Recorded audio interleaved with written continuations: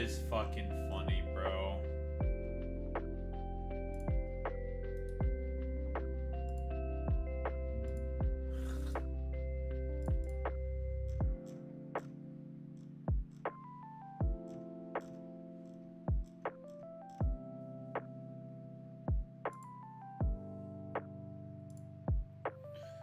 Okay.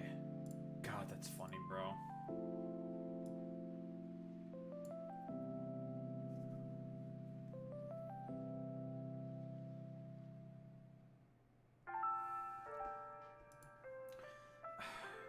Boy Meets Many, you know that people can't be normal in these fucking times, right? We don't live in normal times. Normalcy is an abhorrence. We know this.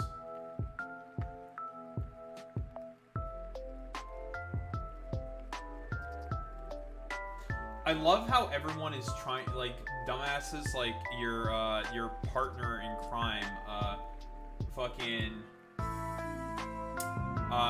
your boy Mudahar is trying to argue the point of Ethan, that basically with Frogan and Casey Tron and Denham's repeating the line of what? Saying like, ah yes, we want to fucking take away views from the content nuke. That is malicious compliance or malicious intent, right? To essentially cause suffering to the monetization of the video. And like the immediate question that I have to ask is a couple tens of thousands of views for a video that has millions of views really going to make a fucking dent in terms of the monetization of the video? Really? That is the argument that we're going to make. That seems like a very fucking weak argument to me. Which is, again, the same argument that Matt Haas made of Ethan. Yeah, like, he wants to spend tons of money in order to get some pennies back in... I like, make it make sense. It doesn't make any sense to me. I'm confused. I'm very lost. Like, why is this the case? Oh, but also, what? We have a new emote. Spam the... Everyone get your keys out. Get your keys out. I'm having trouble uploading some of the other ones because they keep saying it's not square. And I'm just like, what? How's it not? I'll fucking try to fix that later. Fuck you. But yeah, we spam your fucking, get your keys out.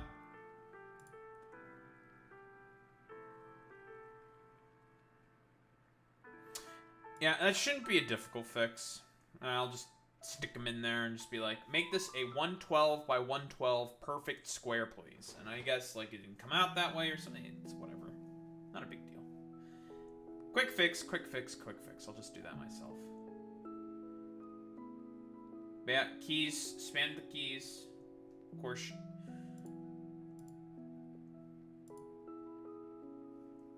I am also down to run around as our BDs.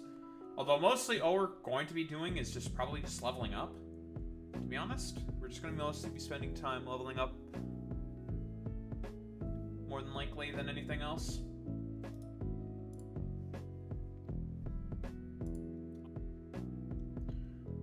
We want the pop-out chat for YouTube chat. That's why I was doing this. Thank you, thank you, thank you. Very cool, very good, lovely. Also, next week, quick reminder, they're technically not they're not technically cops. The enforcers are the cops, but they are very corrupt. The RBDs are like the FBI on crack. Those guys, you're not going to corrupt. More likely than not. The RBDs. Those guys, meh, not so much.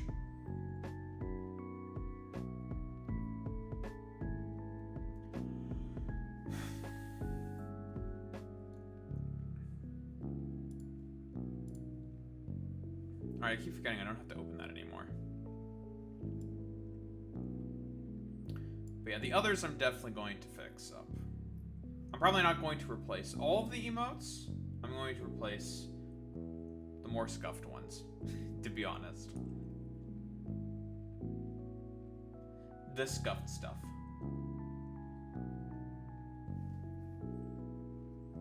I mean, Gash Patel would love to live in the Imperium.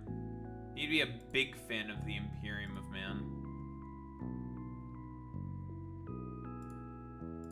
Same with most other fucking dumb fuck Trump supporters, but it's because they're fucking idiots.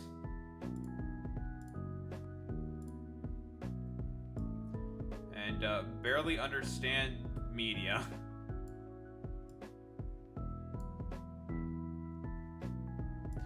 They're morons who barely understand media.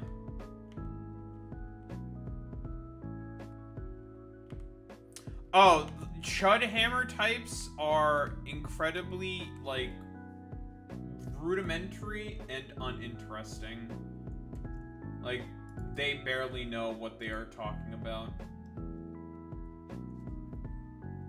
They are very, very stupid. It's just like... boring.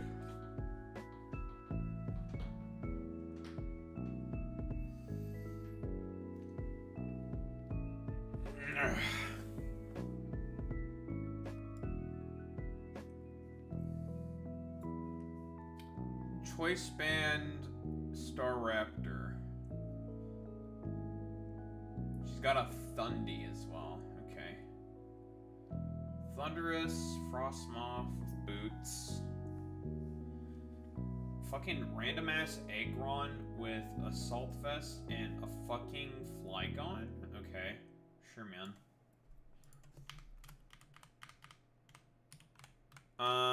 Alright, so Winona. We now have a choice scarf and stuff. I kind of want to just use Darmanitan. Winona only has 3 flying types, and one of them is Mega Altaria, which loses its flying typing. Becomes a part fairy type instead of flying.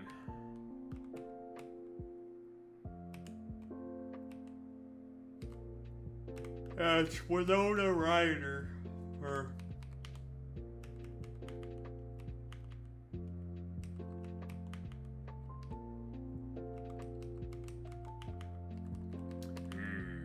Monkey.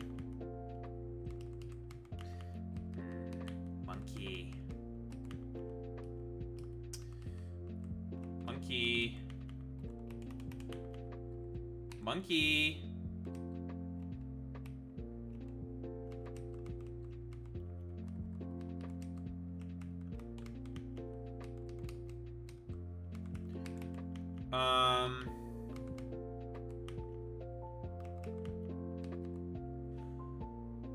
I could just go Mega Manectric, right? Just have, like, fast, strong pivots and stuff. Is Mega Manectric even that good here? Not really. We definitely want strong ice types. Is there any good ice? There's, like, no good ice type Megas, by the way. Like, there's Abomasnow, but Abomasnow's fucking slow. They're not using Abomasnow. I'm not using Megalele either. Also too slow.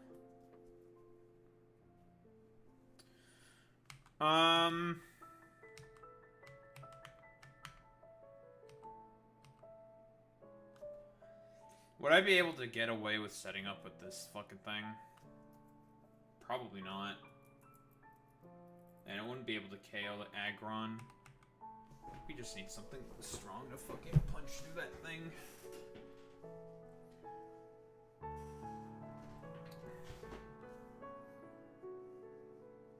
I like Nidoking against her.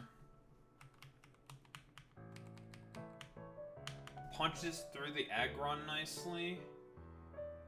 I don't think Nidoking outspeeds Flygon. Flygon is definitely faster. Flygon is definitely faster than fucking Nidoking.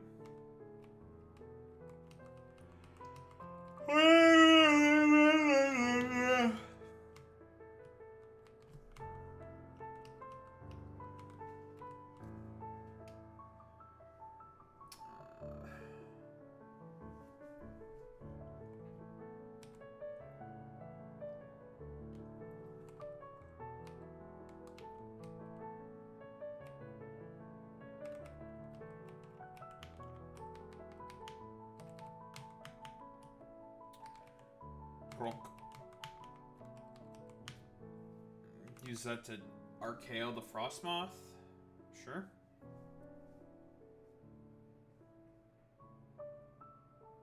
Yeah, that works. Can give it the anti-bug berry to make sure it lives the bug buzz. Even if it's at +1. First time application of using that fucking berry. That's a rare one. I don't even know the name of that berry.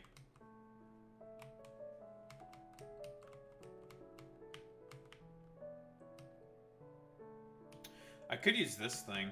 It's strong and it's really fast. Do you have a lot of applications? Not really. Maybe I don't need to use this thing.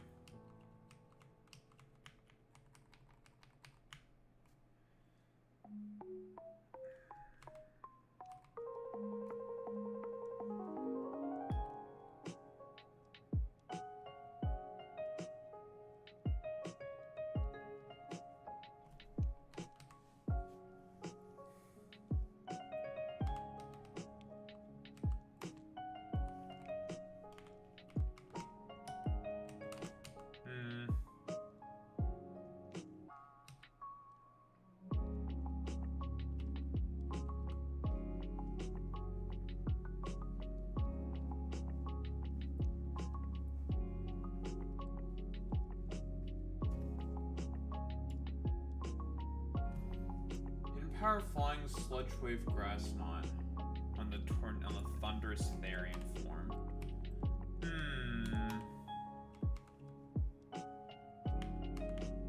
You pretty effectively wall that.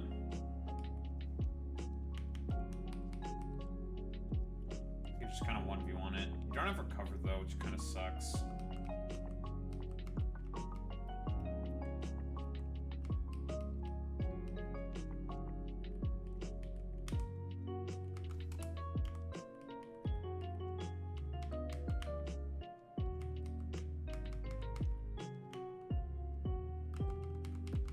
Why do you not have recover?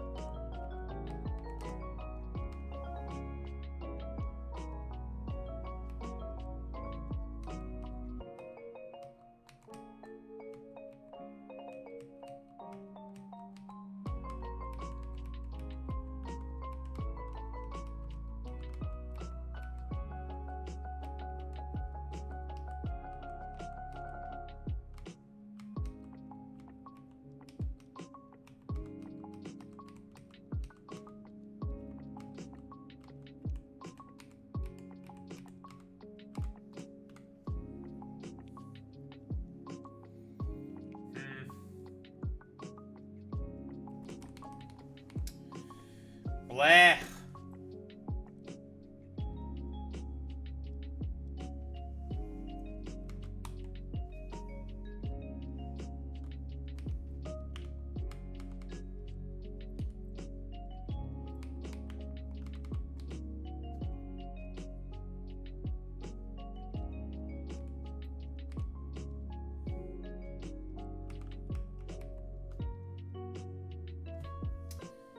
Do I just take you just because you're gonna be a good slow pivot?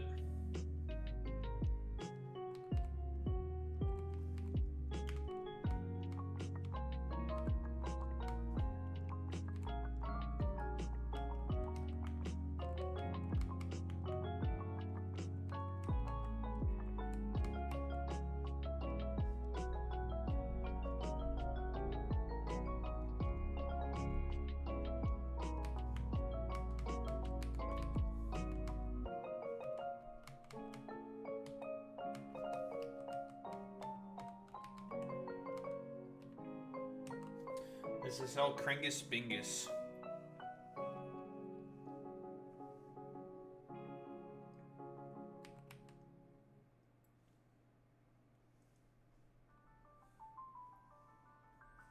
This is all Krungus Bungus McChungus Flungus.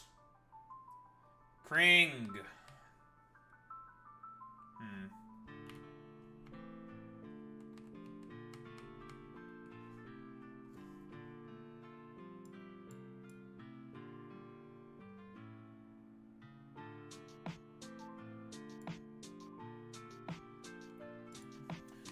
bring Unaware Clefable for the Altaria.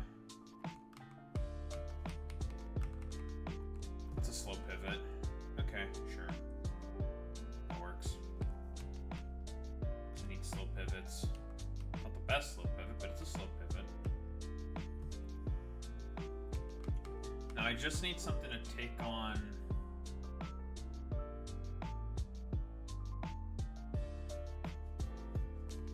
You're for the Frostmoth. You're for the Thunderous. I need something that could take on the Flygon better. I mean, technically, if I get this in safely, it takes on the Flygon. So I just click the Ice move and the Flygon will just evaporate.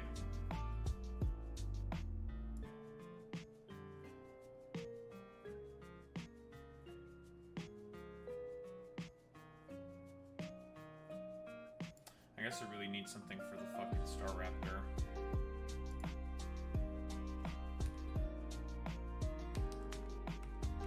Still don't have a Mega here.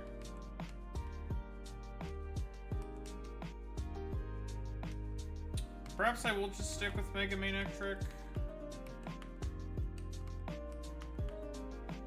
Dragapult's just good because of being able to burn some stuff.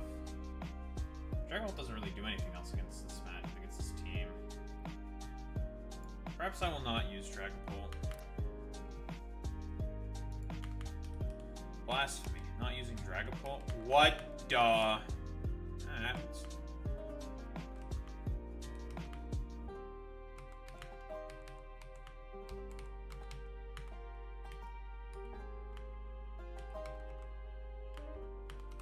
Dragon Pulse.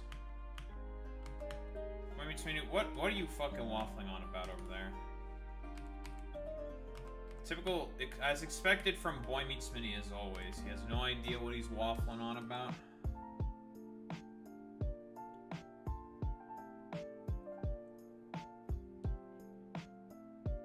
Yeah, you are a pendejo. That's true. You are a pendejo. With a lead fucking goddamn... Okay, here's the problem with fucking lead this thing. It's,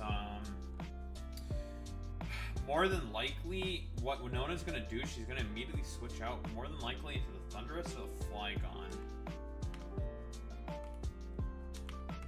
Do I care about that? Probably not.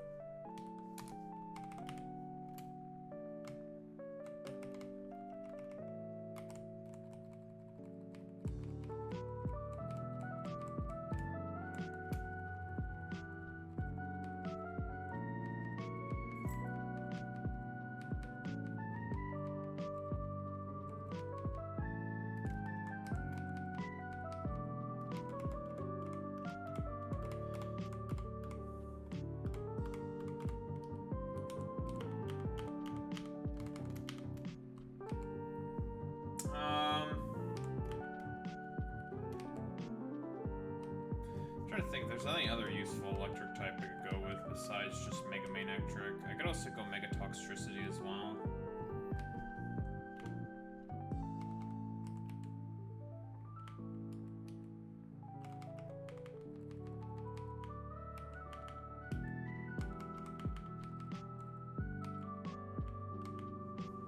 Daho not using Mega Manectric for once? What the? Mega Tox is pretty much the same stuff.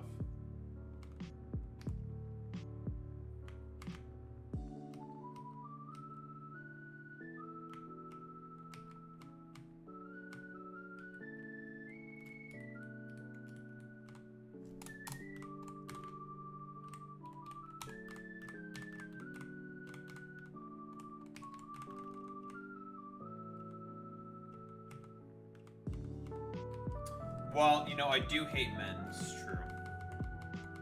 Because men tend to be sniveling, annoying, fucking cowards. So yes, I hate men, actually. Hate them all. Stupid, dumb, and annoying.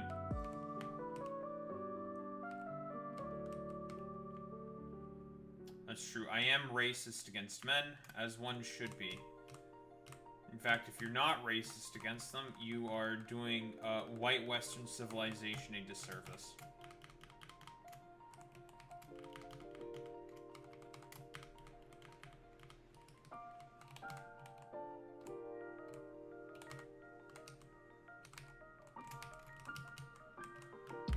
And I personally am a big fan of white Western civilization. I love Whitey.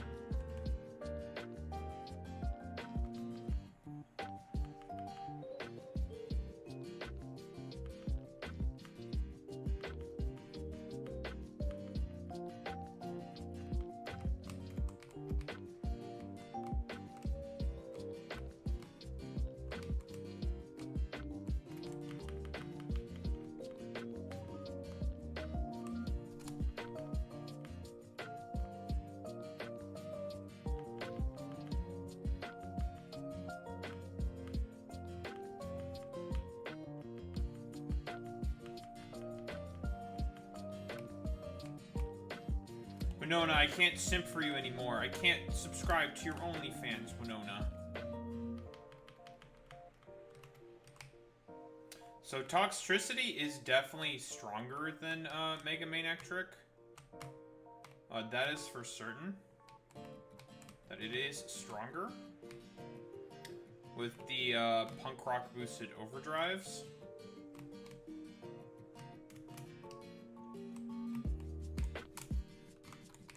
Not to mention the sludge bomb gives us a bit of utility.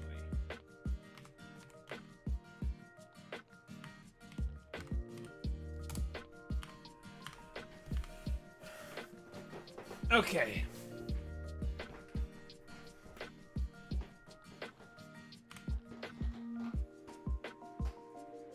I'm curious on if the... I'm gonna run a quick calc.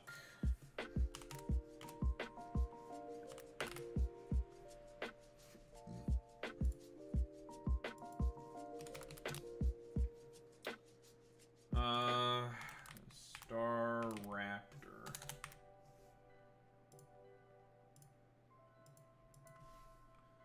$68. It only has 4 in HP. How much does Boom Burst do? 1 hit KO. So I think on turn 1 what I'm going to do is definitely just go for Boom Burst. Because it covers for the potential switch into not only the Thunderous, but also it covers for the switch into the other thing as well. So we're gonna go for turn 1 Boom Burst. More than likely what she's going to do is then go into probably Aggron, but I can just like full switch out, do a fuck ton of damage, and switch into maybe this is where I do not want Dragapult then. I don't think I want Dragapult then.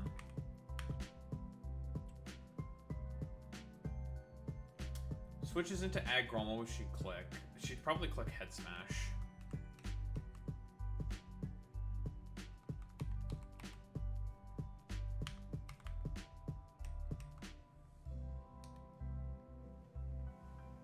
Switch it with some kind of a steel type. I mean, the Aggron does have Fire Punch. But like, how much is Fire Punch really going to do to fucking Aegislash?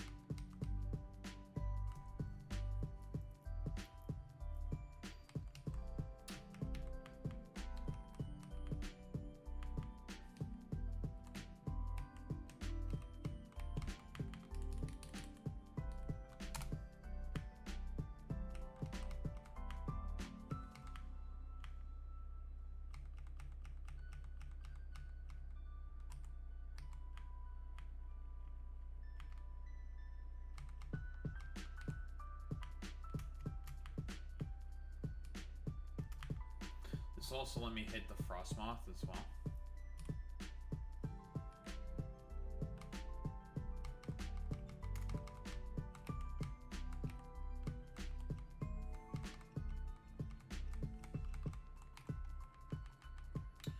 And one thing that I could go with is I can either give it Expert Belt, I can give it the Life Orb, or I can give Aegis Slash the... I mean, I always like giving it leftovers, but I could also give it Weakness Policy. So then it can just kind of go in and be super fucking annoying.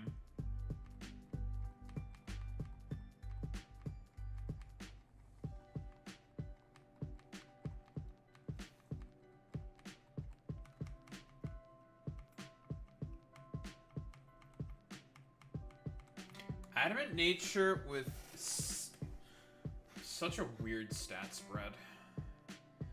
252 in its fucking defense, but not its HP. Is so weird. Actually, let's go with something else. I think I want to go with a water type instead then. Like the Aggron with Assault Vest, but no investment in special defense whatsoever. Aggron does not have very high special defense.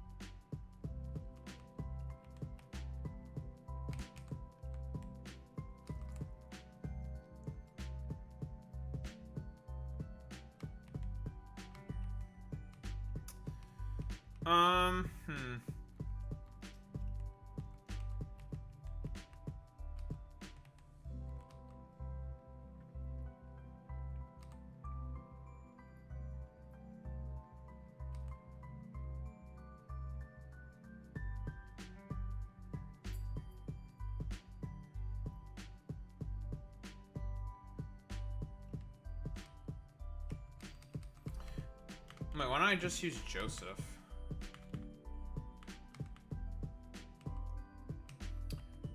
Joseph with Aura Sphere. Let's run another quick calc.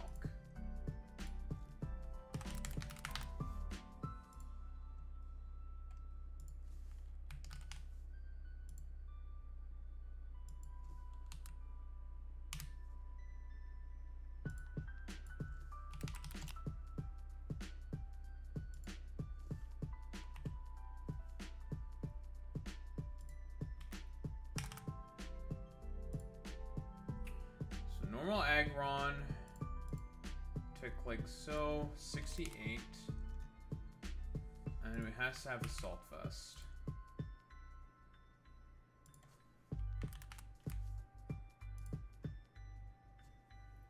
Oh, Aura Sphere RKO's that thing. We're gonna use Joseph then. We're bringing Joseph with us. Joseph it is. What item shall we give to Joseph? Joseph is just very good. He's just good.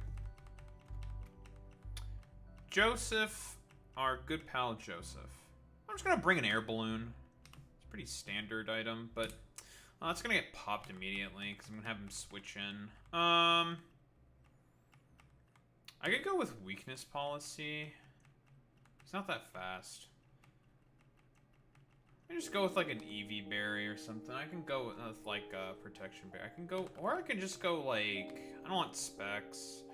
You know, I'll just give Joseph a life orb then. That's overkill. I don't need it to, I don't need life orb. It's not necessary, but like whatever. I definitely outspeed this pendejo. But that'll work for Joseph.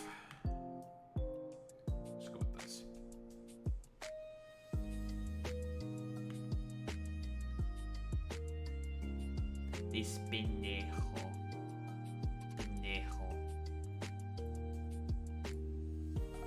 Alright, Winona. We are about as ready as we could be for Winona. We love being ready for Winona. Aren't we, folks? Winona. Very important, folks. Very important. Oh, so important to be ready for Winona.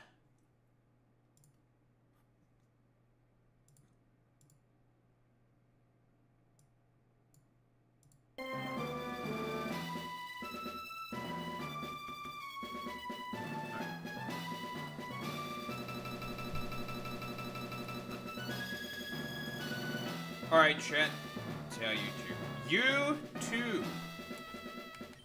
Winona. Here's the team. Pretty self-explanatory. She has flying types, although honestly, she doesn't really have that many flying types. Star of the show. 2 stars of the show. It's going to be these two more than likely, because they have very good matchups against basically everything.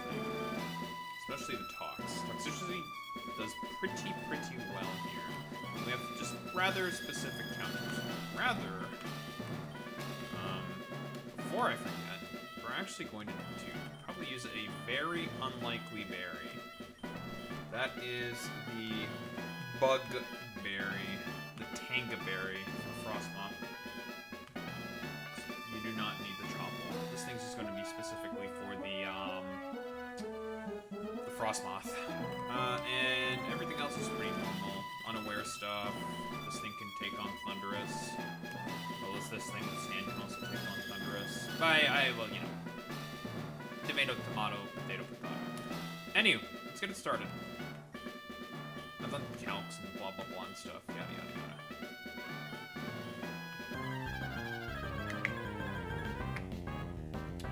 Alright. Staraptor.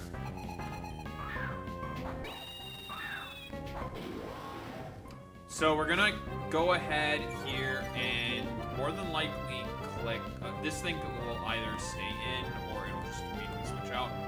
To cover for any potential switch-ins to Thunderous or for Flygon, we're just gonna click Boom Burst.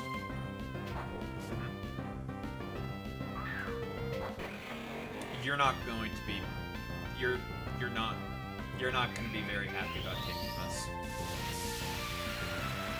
I was initially thinking about going with Mega Man Ectric, but I was just like, I can just click Boom Burst.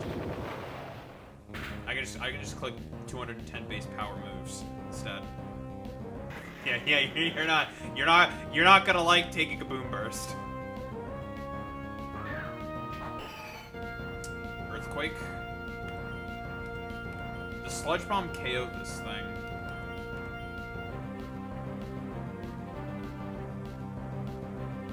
I would like to keep this around, but I don't know if Sludge Bomb KOs.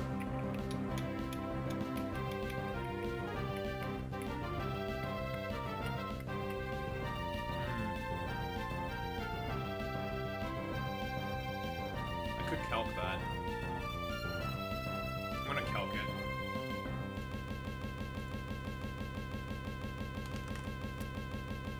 Listen, this is what we have editing for.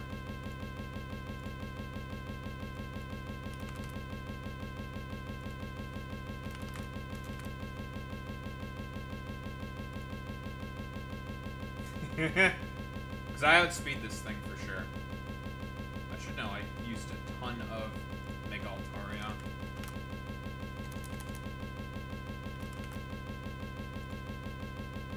This is the annoying part about using this in particular. Yeah, Sludge Bomb does KO. Oh, Sludge Bomb does KO. 6 HP. It's on a roll, pretty sure, right? It's just this emulator in particular that loops audio. Now, I'm assuming...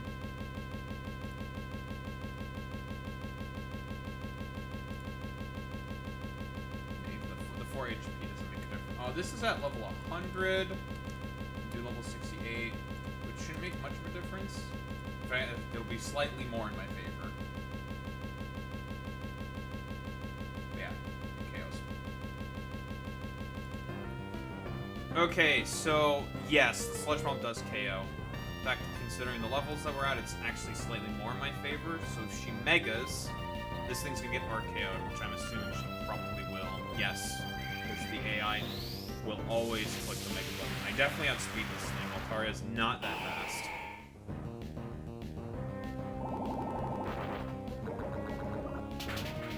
have felt safer with Sludge Wave, but Sludge Bomb also gets the job done. You are dead. Goodbye. Toxicity is pretty good against her. He does not have a lot for it. That is the only thing that can kind of take it on. But even then, not really. We just won't switch out. It's fine. Ooh. If I went for Overdrive, that might have KO'd. Here comes Joseph.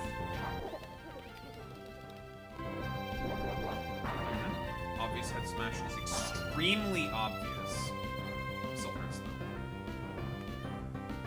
Oh, goodbye. They gave Aura Sphere to fucking Golden Go for some reason. Like, sure, man. Disgusting. Maybe I shouldn't have given this thing Life Orb. Life Orb is overkill. Thundy. Thundy, Thundy, Thundy. It'd be kind of difficult to switch back into Tox here, but Claudius has a really, really good matchup against this thing. I can just go for Toxic here. And that kind of hurts, I guess.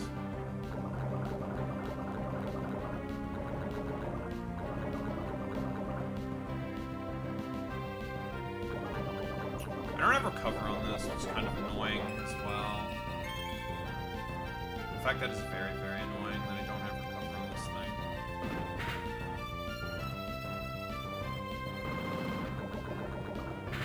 But we can just whittle away at this thing. This is, like, fine for me. I hate this. It's not a terrible situation for me.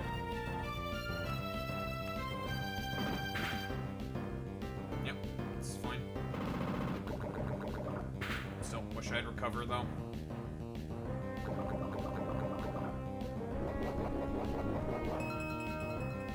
With recover, this matchup would not be close at all. Sure. Okay. By Thunderous. The Frostmoth more than likely comes in here. Nice move. We have fully specially defensive T-Tar for that. Yep. Nice move. Say hello to Spadef T-Tar. You can't touch me?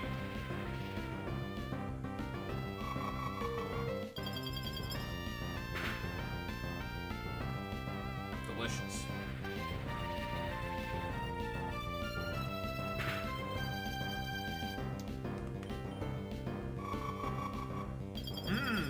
Not going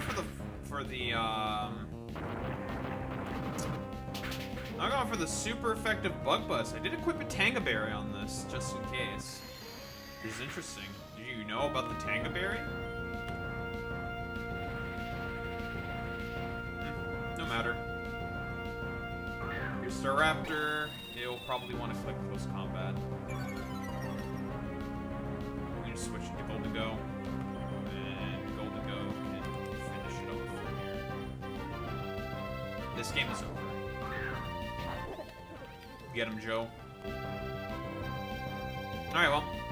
I'm gonna sit here and just stall this thing out if I want to. The world is basically my oyster. I can do whatever I want here. This game is extremely over.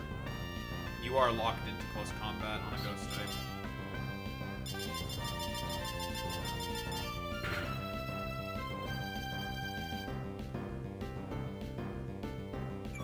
GG, Winona.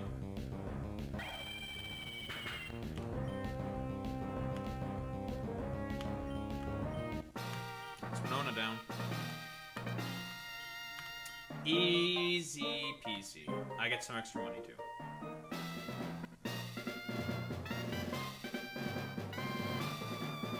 Nice. Brave Bird. Acro. Hurricane.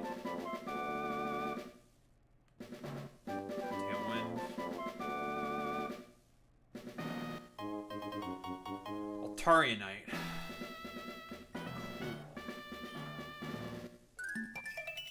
Lovely. Huh?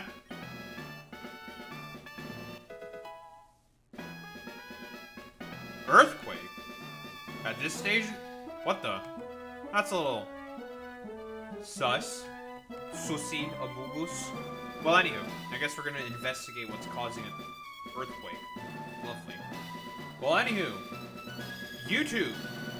You know how to catch us live as always, both on YouTube and on Twitch. Twitch.tv/DocRumba. Also, you know, same place. YouTube.com/DocRumba. In any case, remember to like, comment, subscribe, do all that good YouTube algo shit. You know how it is. Anyway, peace out, YouTube.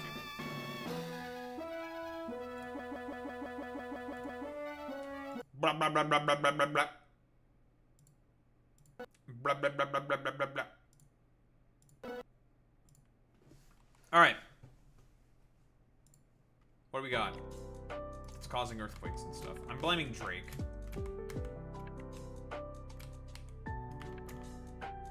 Hi, Scott.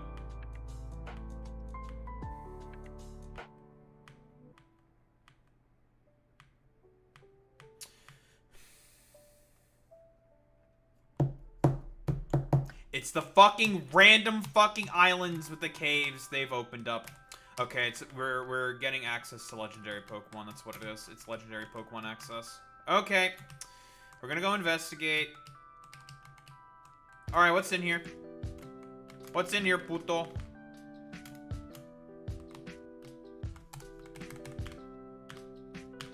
It's legendary Pokemon access, for sure. Guaranteed.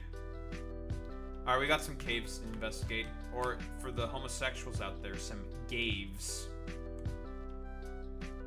I should have figured that you were probably here. Hi, asshole. Hi. Alright, cool. I'll take it. Alright, moving on.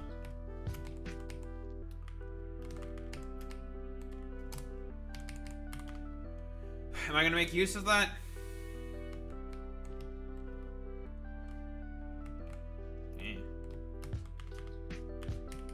Another one over here.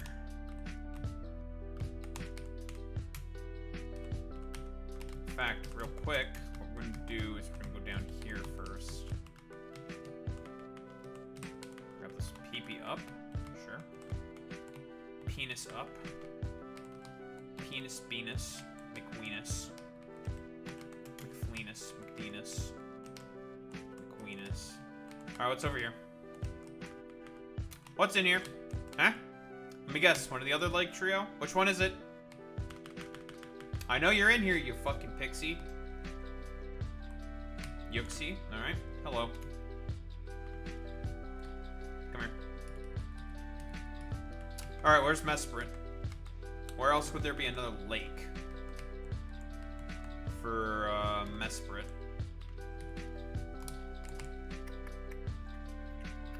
It's not gonna be an ocean. Although, technically speaking, this is the ocean, but whatever.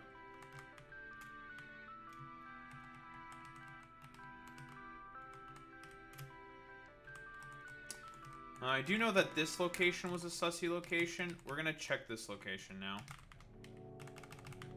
Alright, we're sussy investigating. We're investigating these sussy imposters. We are the sussy bakas.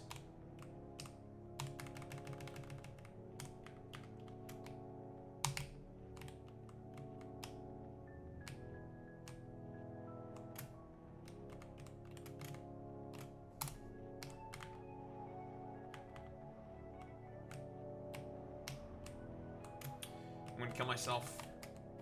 I'm gonna shit my pants. I will. I'll do it! I will shit my pants live on camera.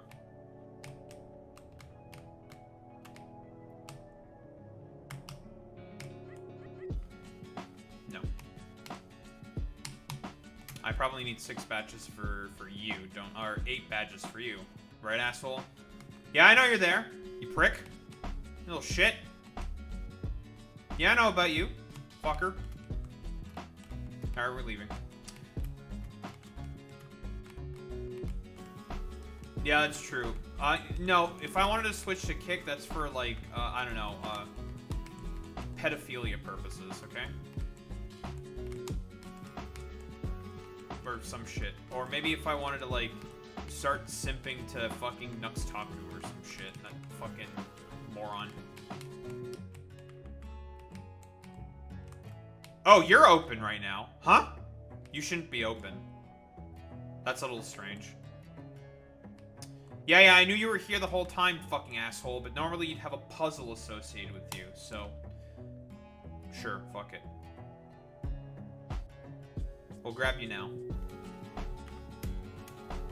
Come here. Alright, we're leaving. The other one's on Route 20, the other one's Route 111.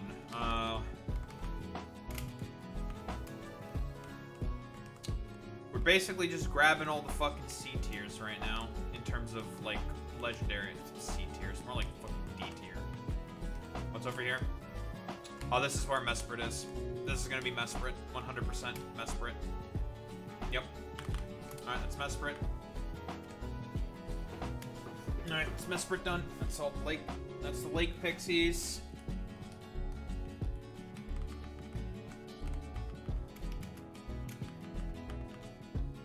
I'm gonna murder you real quick, because fuck you.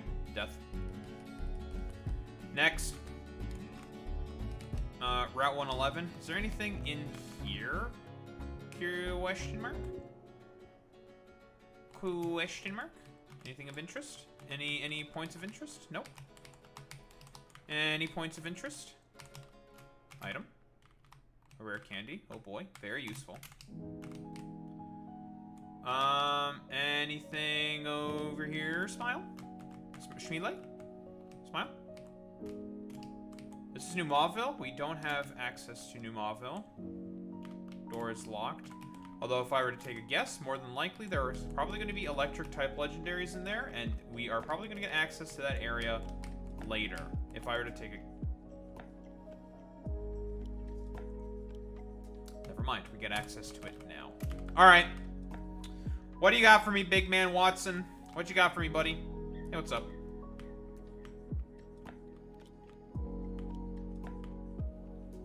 Thank you. Alright. Side quest time.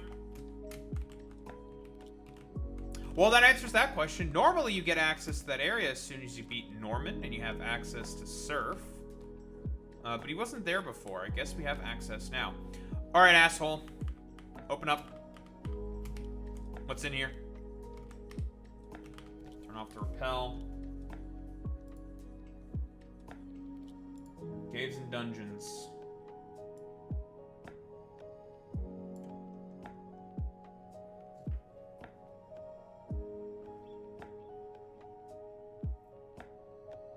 I see useful things in here. Duraludon. Okay. Okay. Okay. Mm-hmm. Yeah. Mm-hmm. Yeah. Mm-hmm. And Rotom. We don't have the Rotom catalog, but we'll get the Rotom catalog, I think, in Lily Cove, so relatively soon we will have the Rotom catalog. Which means we will have Mr. Washington and friends. Okay. Okay. Okay. Yeah. We will soon have Mr. Washington and friends. Lovely. Very good.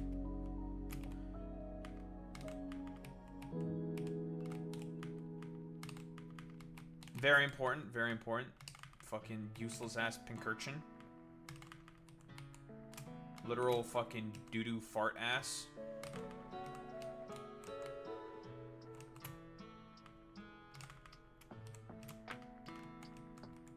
And a Scope rope. Superpower, okay. Minccino. I'll grab it. Cinccino is actually pretty... Cinccino is actually pretty good. With the buffs in Gen 9, loaded dice, Technician, Technician boosted tail slaps with loaded dice, and a bunch of other shit. We can get Mega Garbodor from here. No one cares about you. Hisuian Electrode. Or Hisuian Voltorb, rather.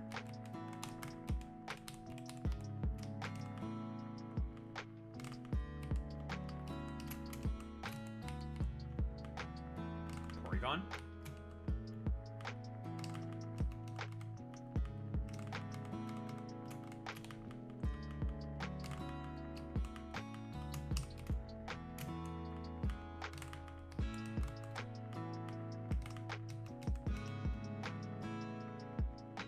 I should have figured you were in here.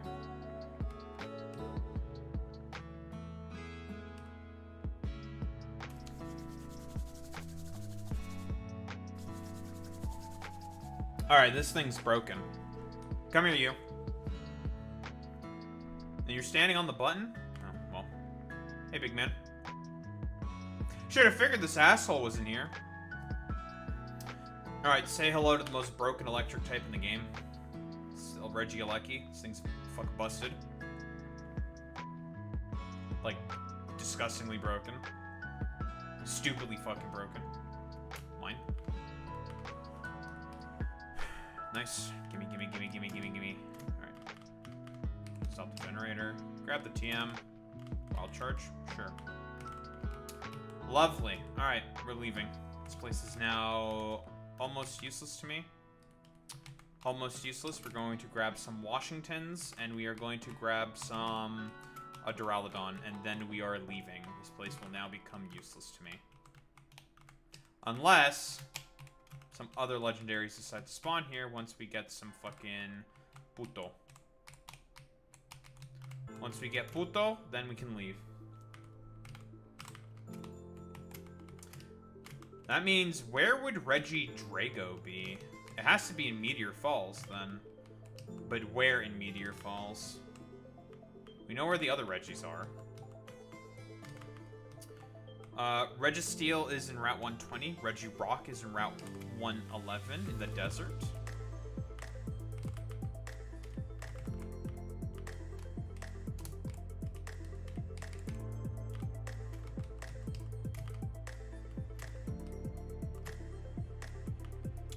Hello.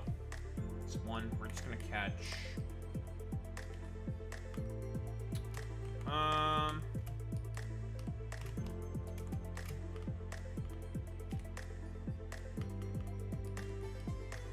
One more.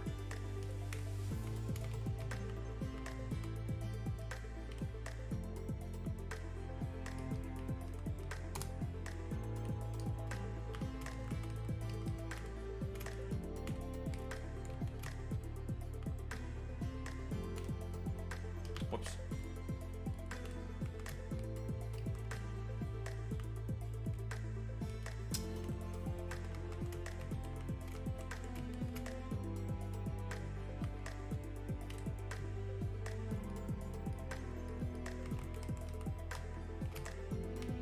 Alright, we're leaving.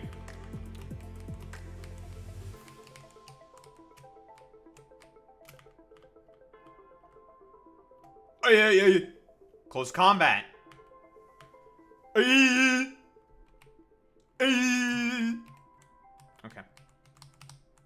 Alright. Well, that was very worthwhile. Alright.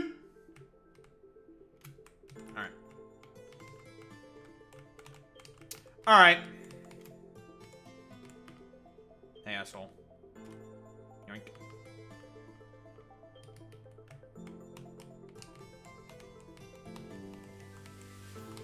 Fuck! The tower went away. Asshole! Come back!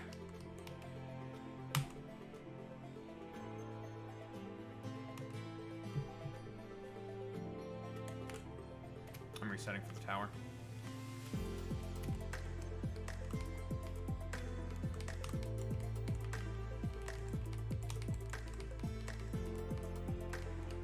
I'm resetting for the tower.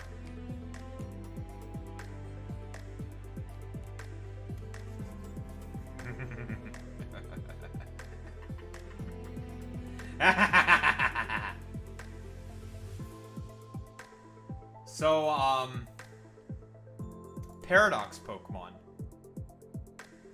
are what's in the tower, which is why I want the tower.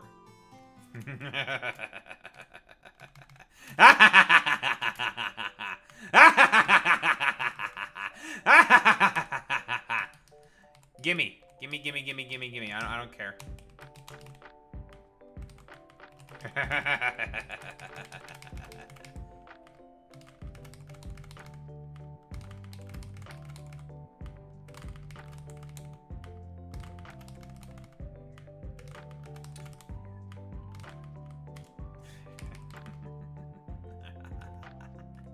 That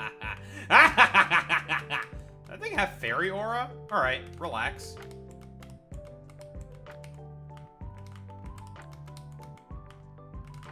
Oh boy, ditto.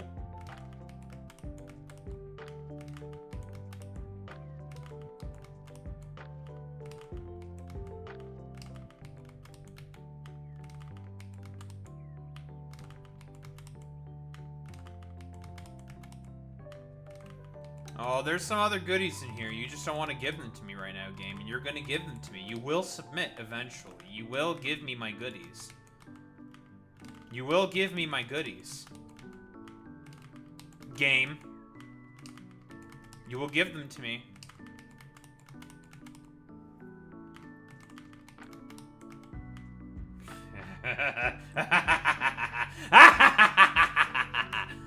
Give me the bird. It's mine. It's my bird. Give me the bundle.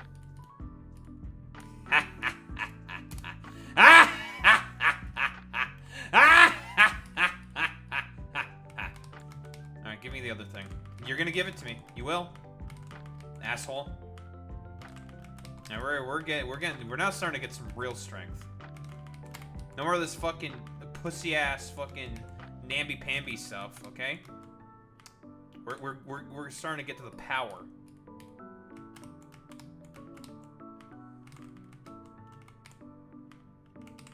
No more of this fucking weak shit. We're getting fucking paradox Pokemon. That's what we're getting. I know you're in here, Mr. Tuskington. You're going to appear to me eventually. But I'm not leaving until I get you.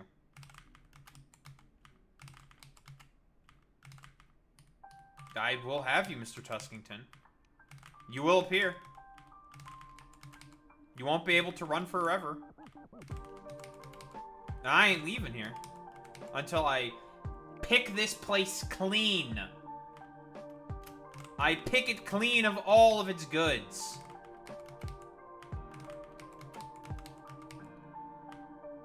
And oh boy, this is only just the beginning.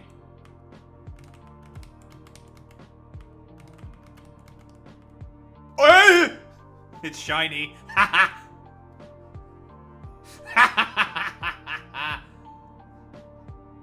Mine. Alright, cool. Alright, alright. We truly have the mandate of heaven, don't we? Shall we go to the next floor? Oh, and if you thought the heat was over, oh, oh, the heat's not over. It's only getting started.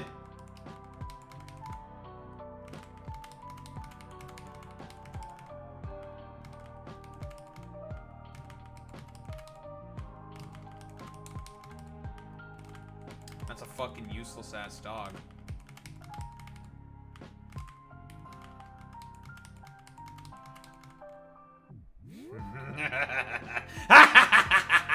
No more fucking scuffed Fluttermane. We have the real deal now, bitch.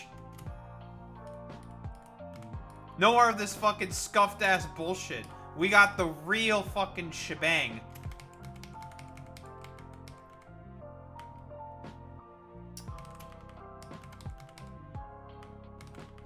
Alright, well, we have acquired one of the most degenerate fucking Pokemon in the game. AKA Fluttermane. One of the most broken piles of fucking dog shit that this game has ever conceived. I'll grab this as well. Fuck it.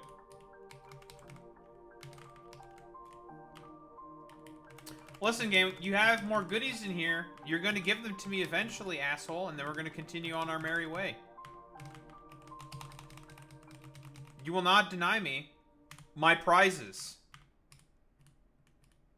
That was one of my prizes.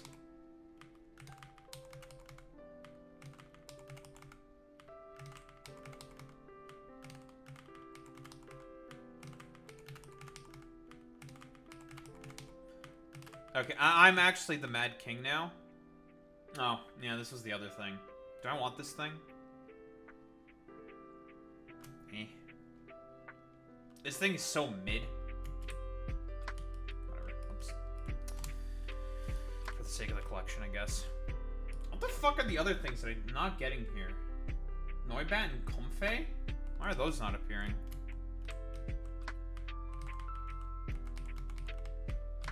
I will not leave this place until you give me everything. You will give it to me. That's a monkey. Monkey. Oh wait, it's fucking Passimian and fucking Bergmite is what I'm missing. A fucking table. Alright, give me the fucking table. Just give me the table. Give me the table. It's not a table. Man, that's not 5%. Why is this being such an asshole right now? We've gotten all the rare stuff already.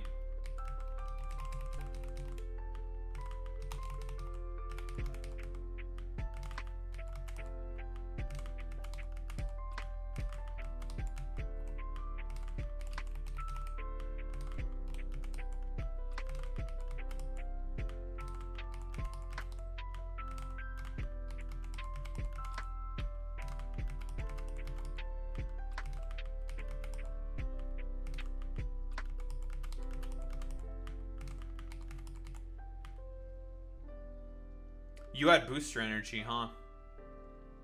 I wanted that. I wanted that booster energy. I should have caught it, actually, so I could take its booster energy and have an extra fucking booster energy. Fuck. It's a mistake. Should have caught that, because consumables don't get consumed. Fuck! Unfortunate. Because that's like a 10% chance of happening. Now, if I have a Pokemon with Super Luck, I believe it becomes 20%. Which is not terrible odds. And we should have access to a Super Luck Pokemon. You are a Super Luck Pokemon.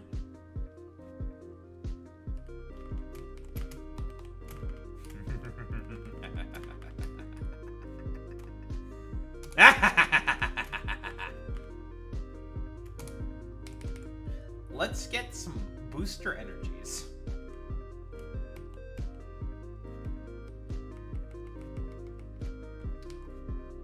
I need people to start spamming the Schizo.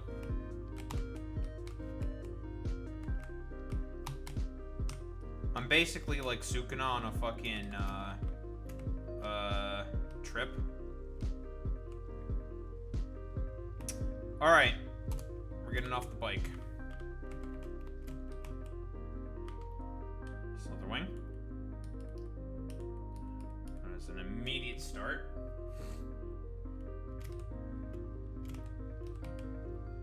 Iron Moth. Now we're starting to get into the real good stuff.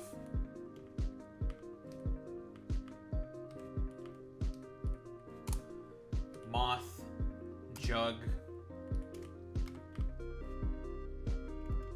which we already have seen before. Litwick. You're in here. Huh. Oh, fucking asshole.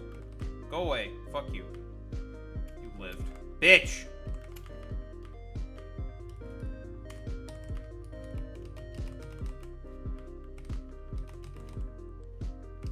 Okay.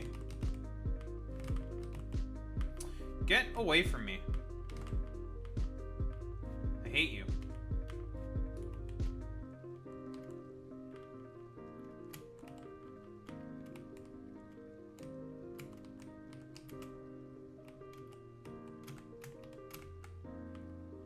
Fucking bat.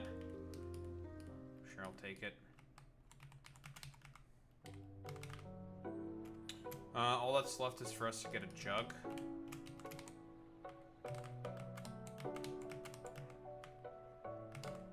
You fucking little bitch. Fuck you.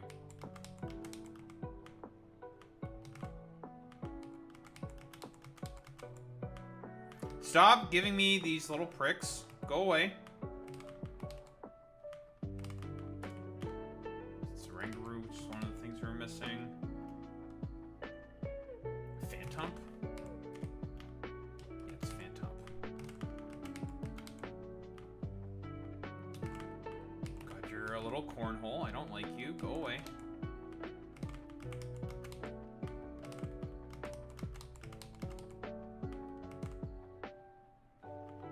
Yoink.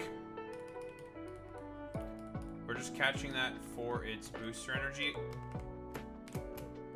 How the fuck do you have Pokerus? So, if I recall correctly, you should have... Yep, the consumable does not get consumed. So we can get a bunch of extra booster energies this way. We can also do the same thing with Munchlaxes and leftovers. We can get some extra leftovers that way. Of course, that we can't check, obviously. We just have to get the Munchlax and then catch it and then check.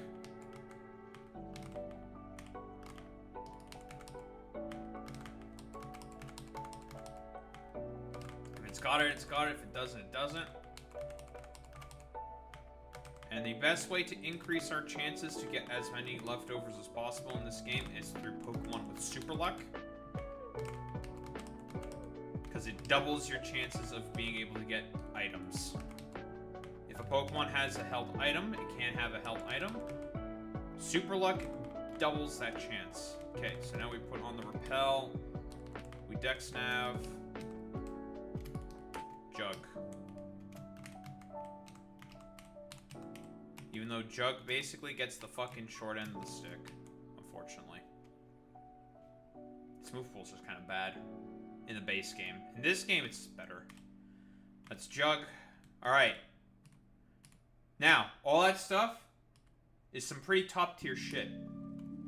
Fucking nothing in comparison to what's left. Yeah, we get some fossils. Who the fuck cares about the fossils? I don't give a fuck about fossils. Fossils? You think I care about any of that shit? Ha! Hilarious. Nah. There's better prizes in here besides these dumbass fossils. Let's start with you. That's not a terrible prize.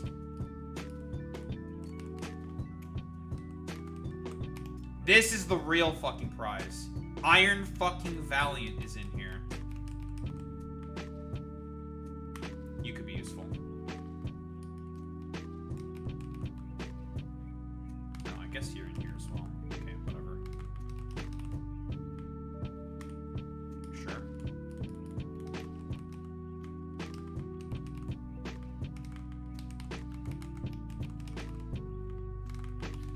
It's unknown K. Unknown D. I didn't want to catch that. Okay. Sure, whatever. I mean, I can't escape from fucking unknown. Get away from me.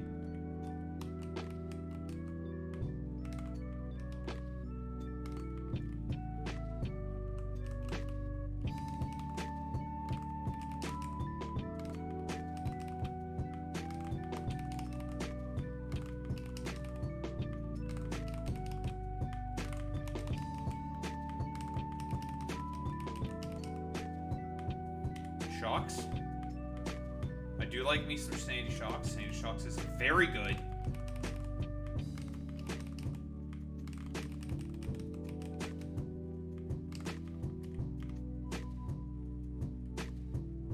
After Crocodile. Esper?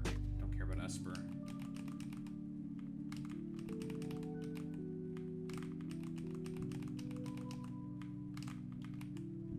Get away from me.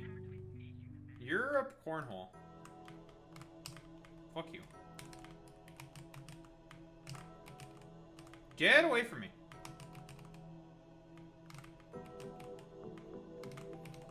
Well, it's in here. Get away from me. Butthole.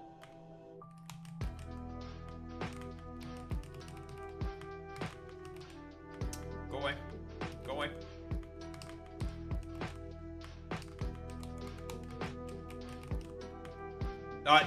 Shiny Klefki. Alright, sure. I'll take it. Yeah, okay, sure, cool. There's Esper. Don't care about this dumbass cat.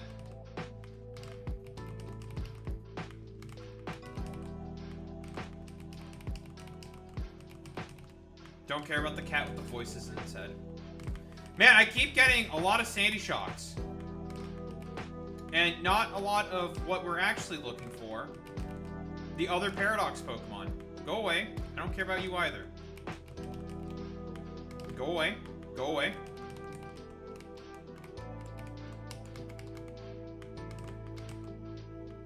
Okay, I just want to get rid of this fucking whatever the fuck. Stupid dumbest rock.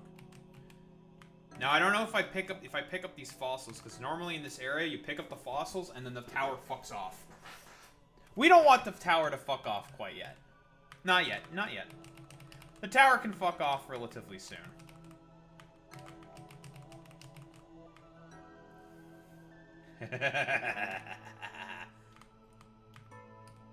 Yes.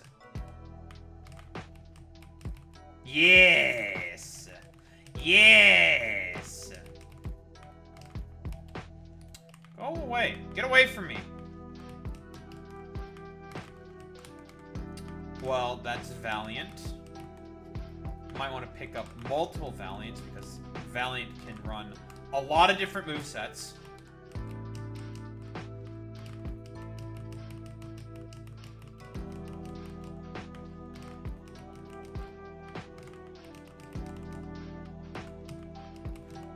Oh god, Sandy Shocks is going to be really nice to have against Byron.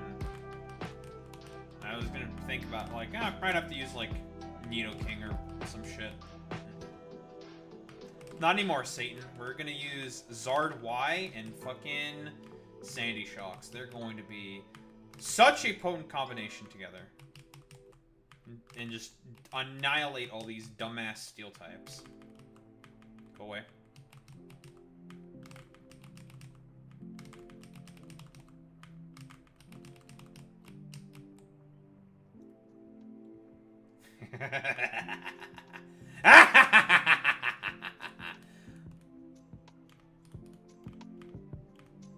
Yes. That's the final prize, is Roaring Moon. It's not as broken. Well, it's still pretty broken. They're all broken. Every Paradox Pokemon is broken. Well, not Iron Thorn. Iron Thorn kind of sucks, but broken, good, not broken. This thing gets water compaction as a hidden ability. It's not a water immunity, but it's not bad. It's decent. Alright. Alright, T-Tar asshole. Where are you?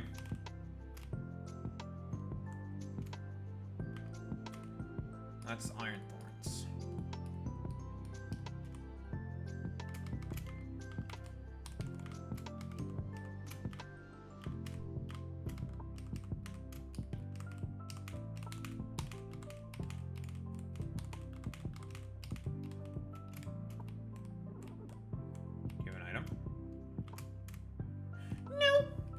But I will catch you. And one more.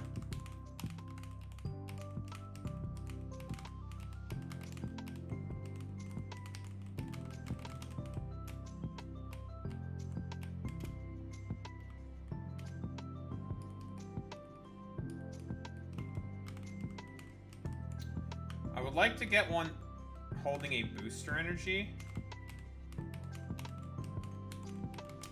Because what, we have 2 booster energy? I would like to get another booster energy.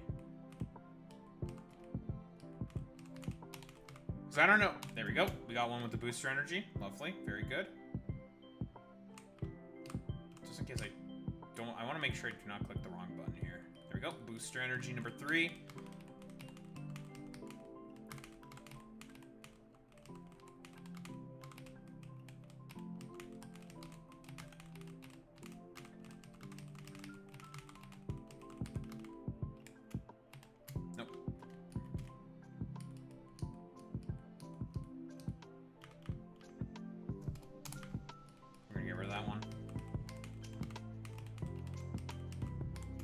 Booster energy?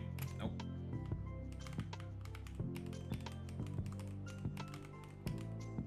Booster energy? Nope. Go! Get away from me! Booster energy? Nope. Again, it's not very good odds. to get booster energy every single time, but you know, you can't get them. Ow. I'm leaving. Fuck you.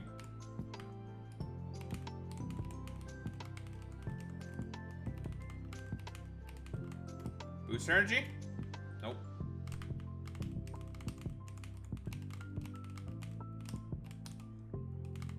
Yo, any lookers of booster energy anywhere? Any lookers? I'm looking. Didn't want to catch that, but whatever. I'm looking. You're like on the other side of the planet.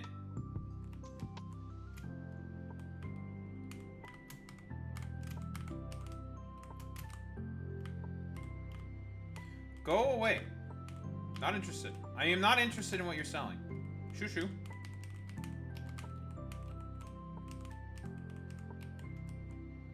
There we go. We got a booster energy. Yoink. That's 4 booster energy.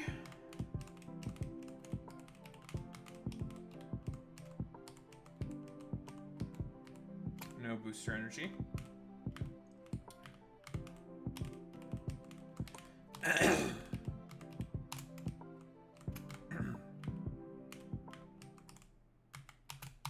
Number 5. Lovely.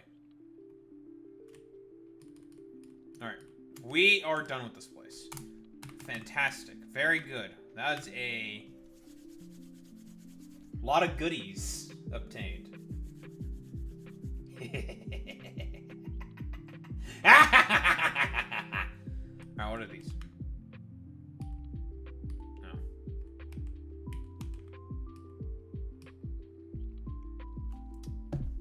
I mean...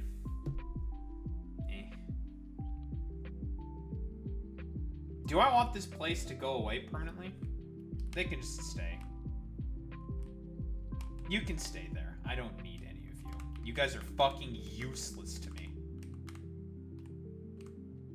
I am leaving this place.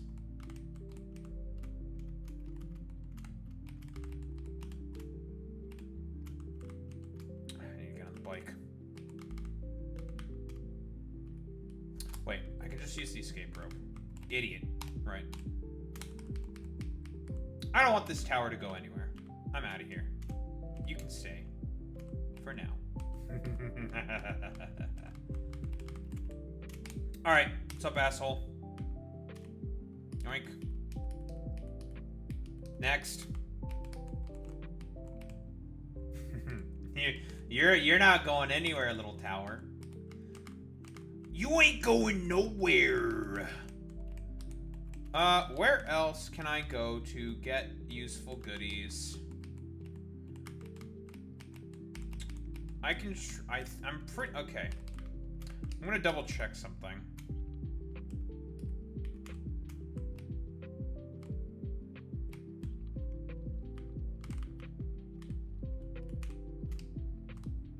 I wonder if these things I believe should hold leftovers, but I'm gonna double check. Fuck is this thing? I didn't even see that. Pick up. No leftovers.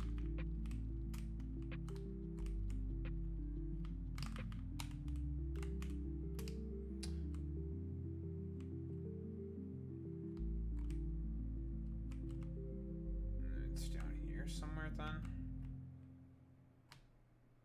Where the fuck is this puto?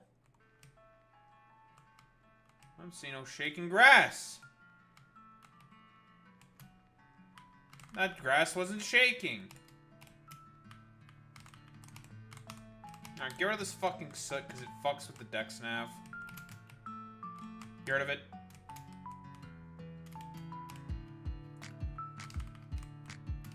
Now this thing should be able to have some leftovers.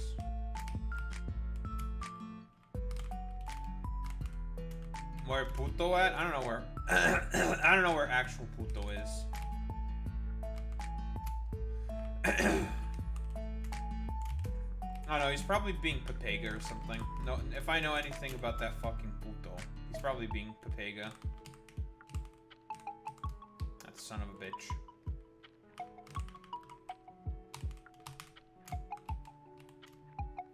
Am I just getting unlucky?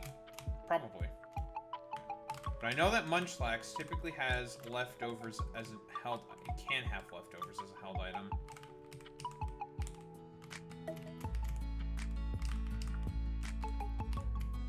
I just want some leftovers. Is that too much to ask for?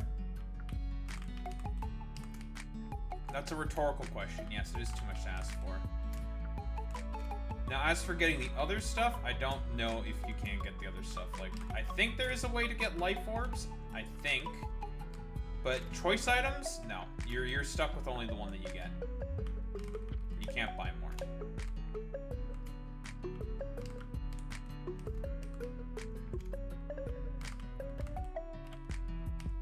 Now, you may be wondering, why aren't you catching them and checking? The reason is because with Dexnav will say if it's holding an item. So we don't have to catch it to check. We are just getting very unlucky right now.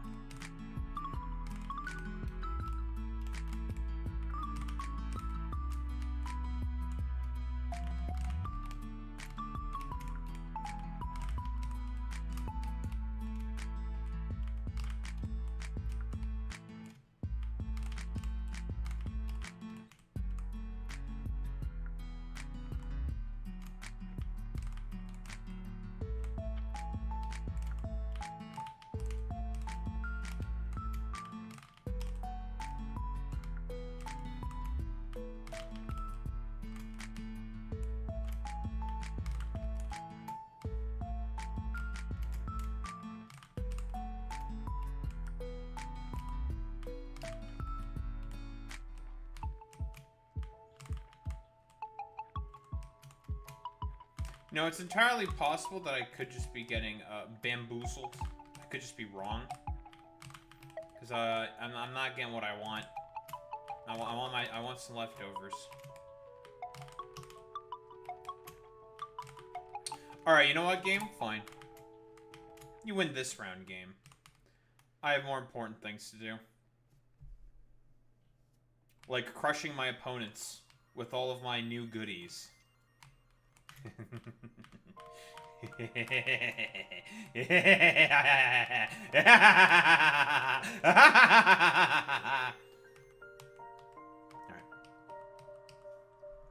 Relax.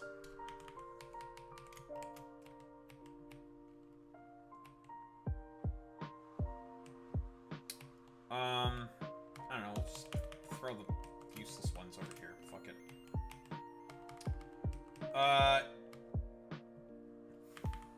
Yes. I'm probably not gonna use this thing.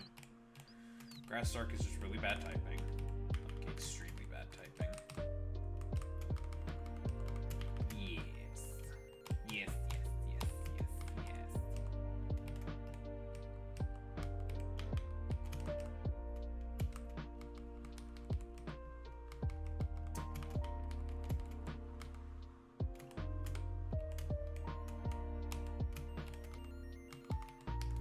This thing is useless. Not gonna use it.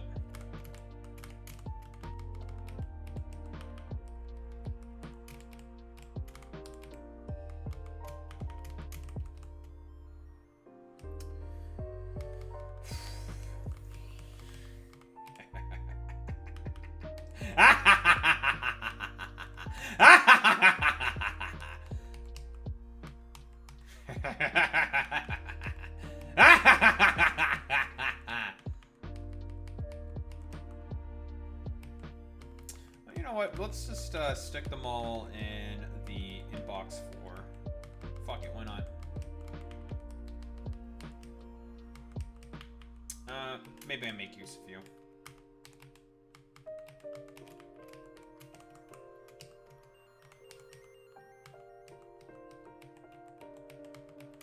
I'm probably not gonna make use of this thing.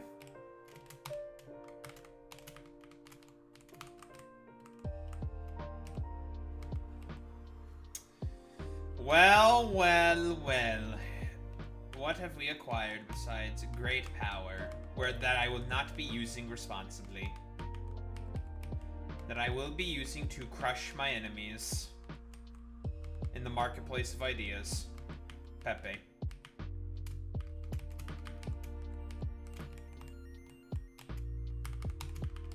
I always thought Mimikyu was overhyped, I'm not gonna lie. Cancel me. Cancel me. I think Mimikyu is overhyped. Super overhyped. The ability is very good. But, with the nerf, it's nowhere near as good. Yeah, clip it and ship it. I think Mimikyu is extremely fucking overhyped. Very overhyped. All the fucking people who simp for it are really fucking annoying.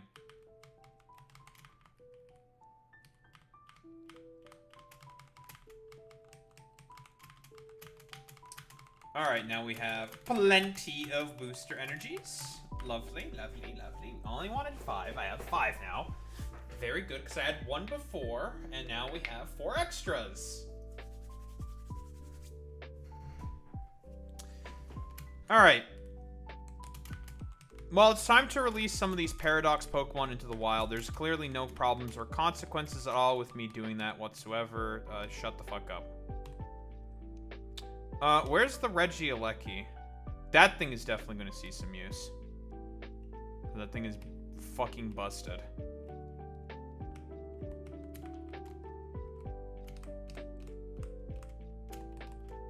Speaking of which, I don't have the Rotoms of the Rowlet. Oh, I know what happened. I need to go back to New Mauville. Where I reset, it more than likely was before I went into New Mauville. Okay, that's fine. No biggie. We'll just go back and take care of all that. Yeah, no consequences. Shut up. Fuck you. Which means we don't have close combat, which means we will we'll go get that. We'll go get that. All right, lovely. We have 3 Iron Valiants.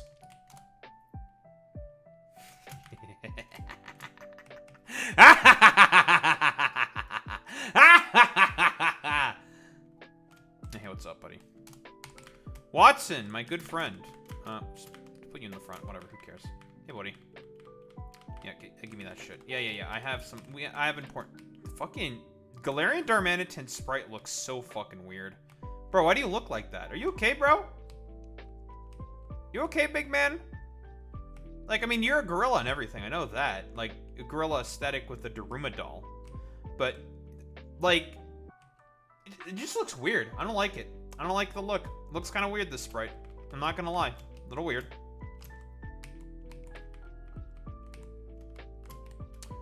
Turn off the repel. Well, I am racist against British people, so, you know.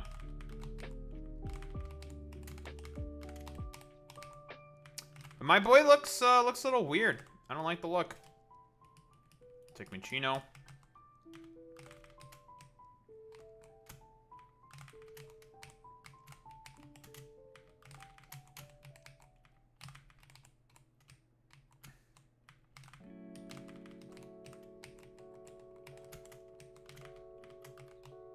Got an escape rope. We'll need that eventually, so clear it out. Togamaru.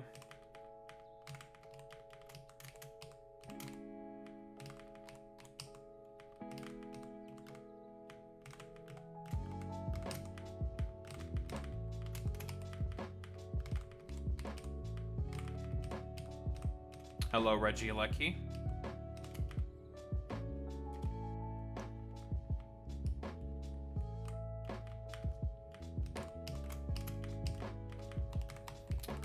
Wild charge.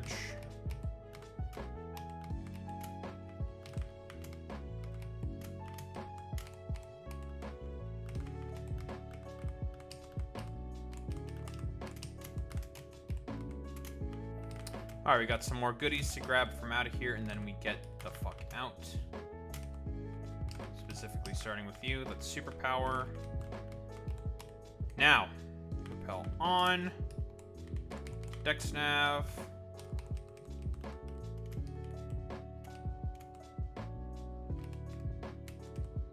I think I just got a shit spawn there. Where the fuck are you? Huh?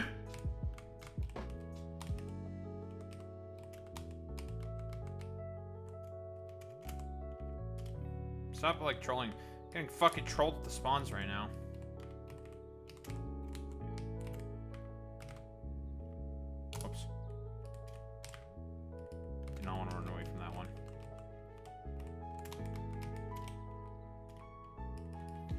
Duraludon.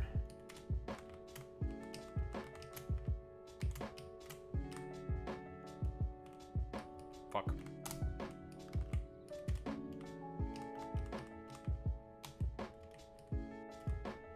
Okay, we're out of here.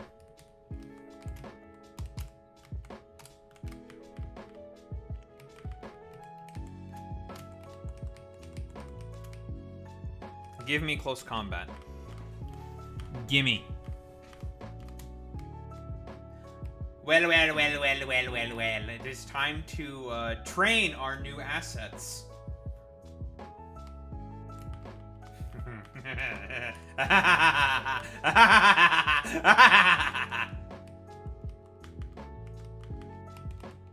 Alright, no more fucking pussy tier shit. It's time for some real fucking power.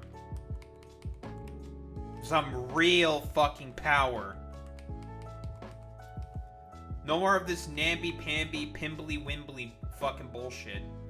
Some real fucking strength is now entering. Well, these things are kind of useless until we get the Ronin catalog, but it's whatever. No more pimbly-wimbly. No more fucking dumbass bullshit. It's time for some real strength. Oh, that man Byron is going to have absolutely no idea what's going to hit him. When we, I don't know, just come at him with, just absolute fucking monsters. Some of the most overtuned fucking Pokemon in this game. The most ridiculously broken fucking nonsense that's ever been conceived in a game.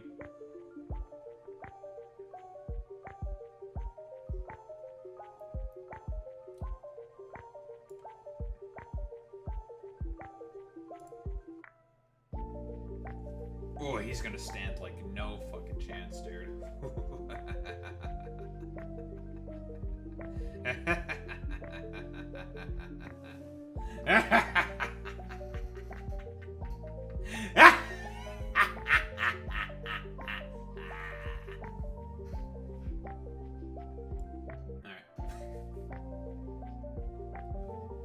Oh god, he's so fucking weak to Zard Y.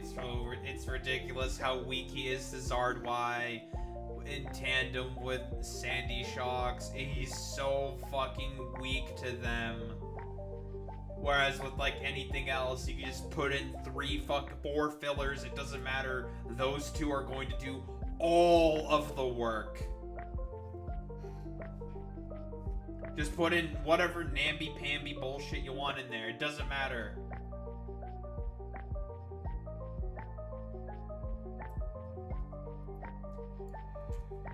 The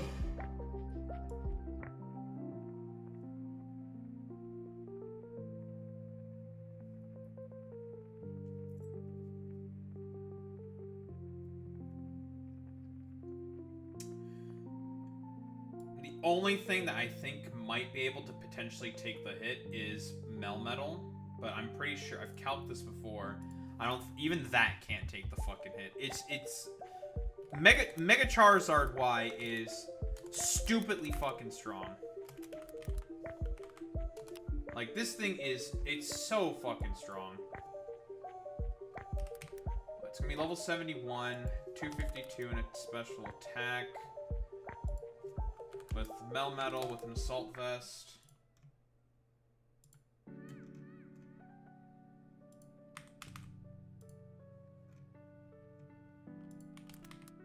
See, Weather Ball. It automatically assumes fire, I'm pretty sure. Let's make Altaria. I said Melmetal. Puto. Guaranteed KO, 100.7%. And that is at level 100. At level 71, yeah, it RKOs it. And that is the bulkiest thing he has on his team that can fucking take it. Everything else does not take it. Oh, boy meets mini. Charizard Y is just that fucking strong. It is stupidly fucking strong.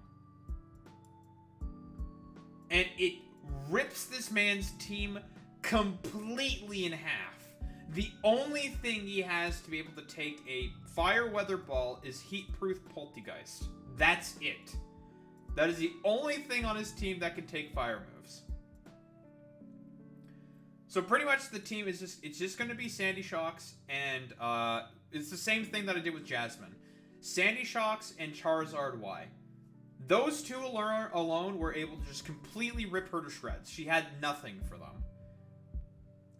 And then to make sure that hazards are off, I'm just going to bring a defogger, something to get rid of hazards, and then something that just takes out the Poltergeist, and that's going to be King Gambit. King Gambit will take out the Poltergeist because it has no moves to hit King Gambit with. Those four alone, and then it doesn't matter what else. The other four are completely filler. They don't matter. Those four alone are going to rip him to shreds.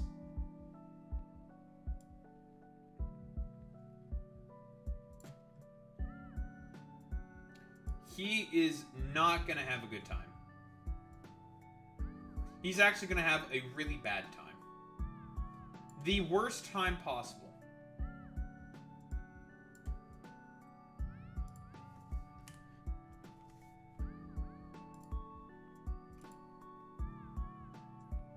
I'm literally going to become Sans Undertale and just be like, you're not in for a good time. You're actually in for a bad time.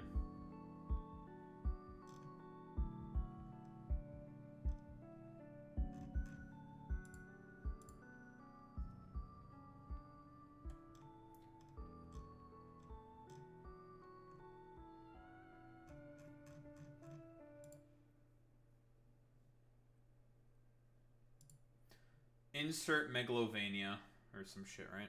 That's the meme.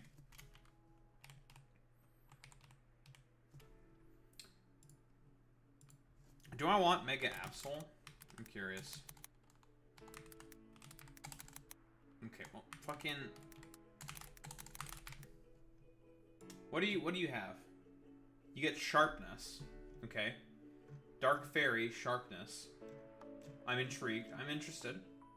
I'm interested.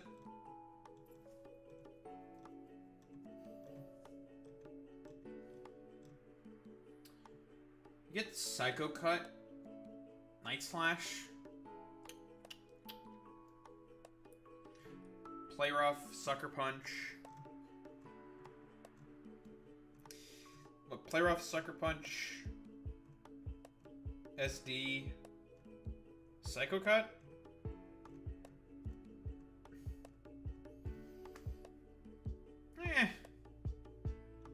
It's awkward. 150 attack, 115 speed. It's Dark Fairy. I'm not too interested in it.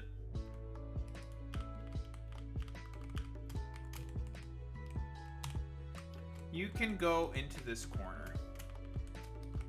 I'll use you for your super luck utility more so than anything.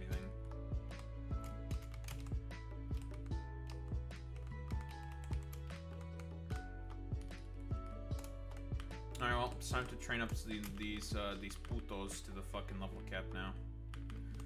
Dink donk, level cap, dink donk. Dink donk.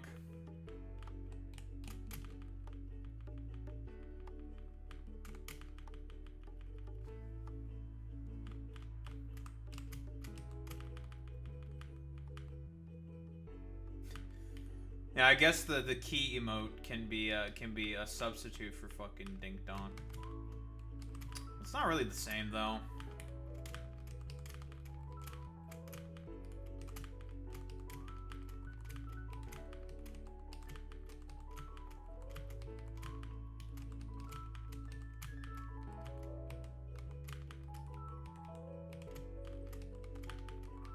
It's not really the same, but it's good enough, I guess.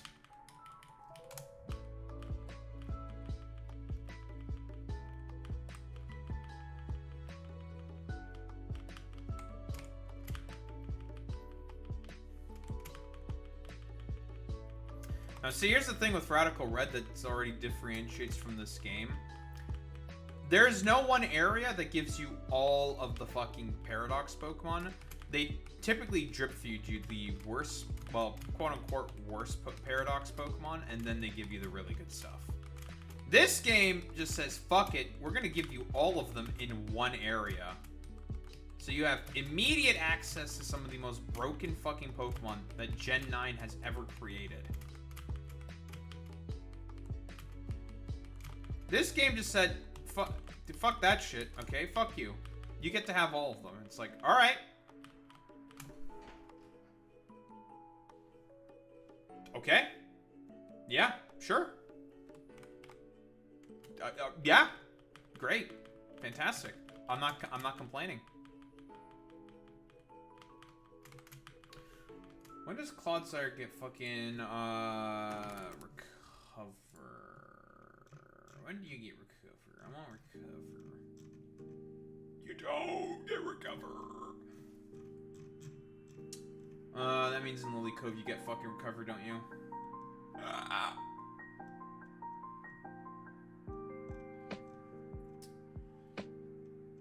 Cringe. Okay. That's okay.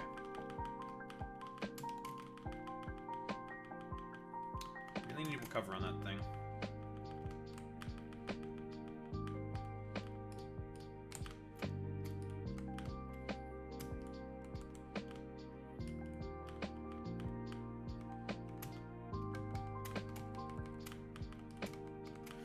You know what I'm gonna run actually on our Zard Y?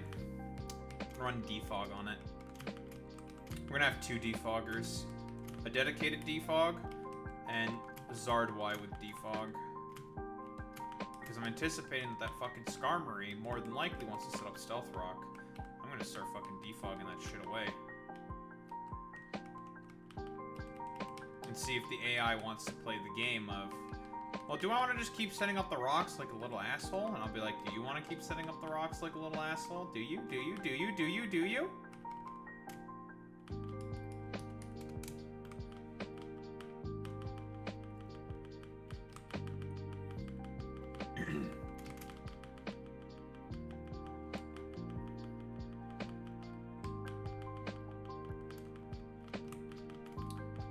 And now with access to Paradox Pokemon, guess what we also have access to?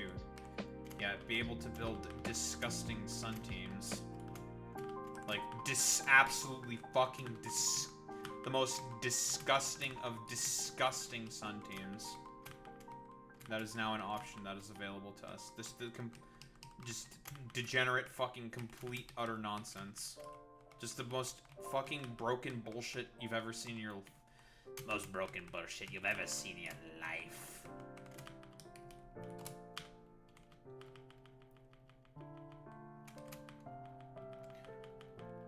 Like I said before, you thought fucking Paradox Pokemon, Photosynthesis Pokemon were already fucking broken enough. Now try it with a full Sun Shell. Jacking up these monsters to the fucking absolute gills. To where they're just going to basically rip anything to shreds. Very, very broken Pokemon. Like I've been saying.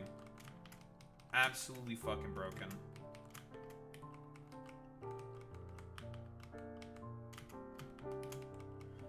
Well, the power will be overwhelming.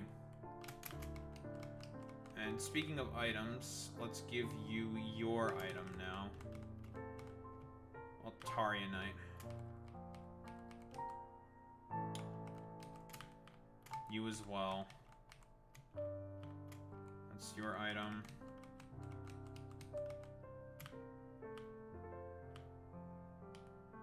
Oops.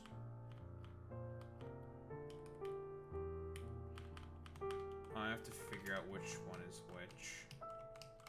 Which one are you? You are the Zard X.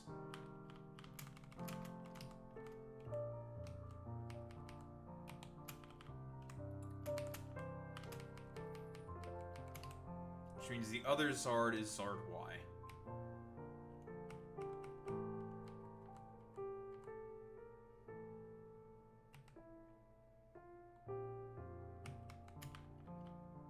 Whoops.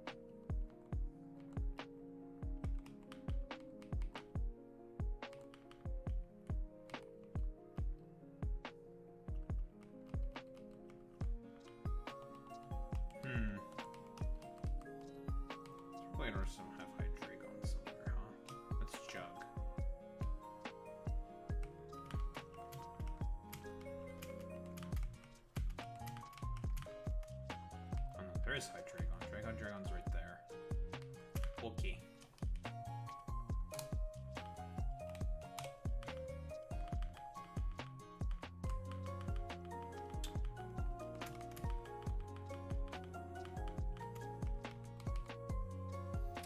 Bug Buzz, huh?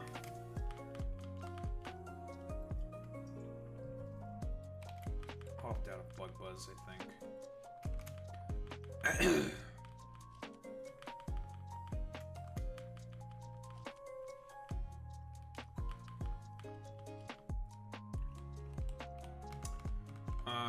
Teach Earthquake to Bax.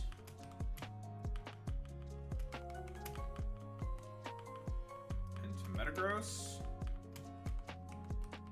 because you need a way to hit steel types.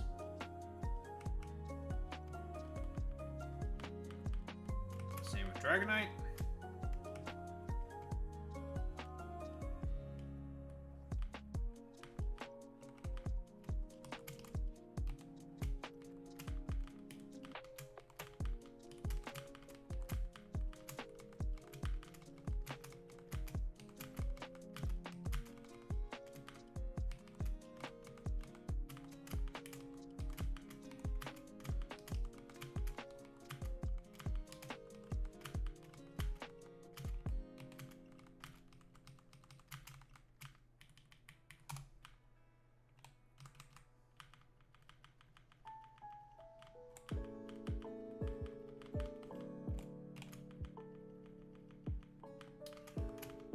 More shares to teach Earthquake too.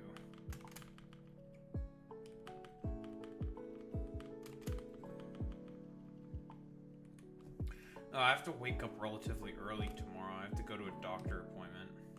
It's annoying.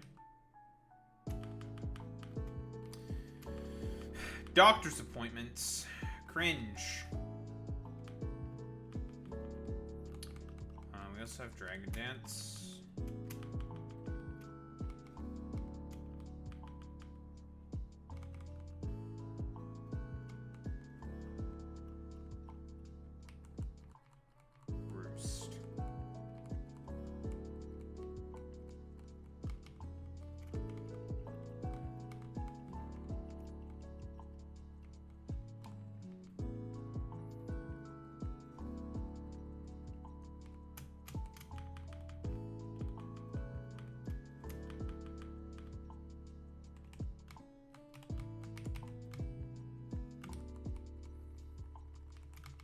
Max.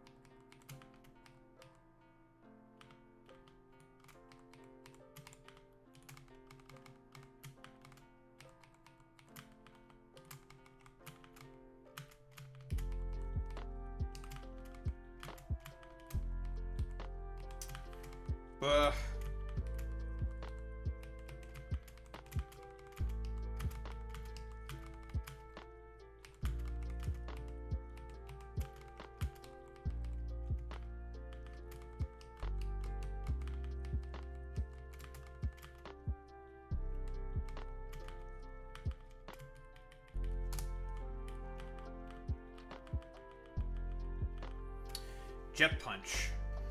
Finally. Jet Punch. Very good. For our big Guy Palafin. Love that. Love that for them.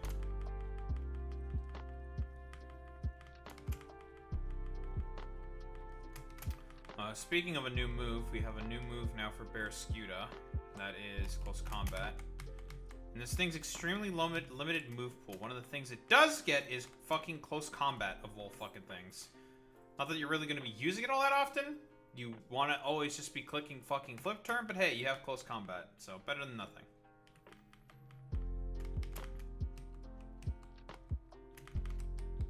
Barrascuda.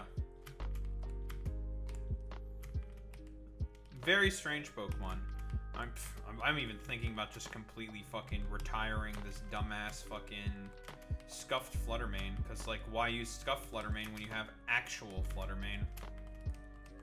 Just that's a vastly inferior product in comparison to the real Shaboing.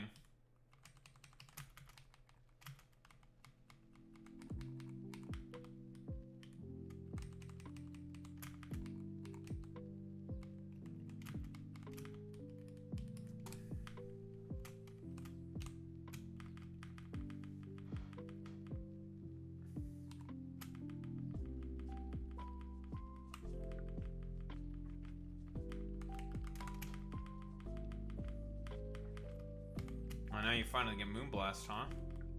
Okay.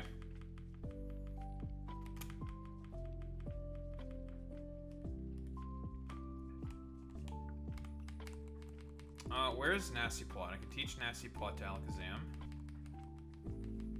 I feel like I have already, but I'm not sure.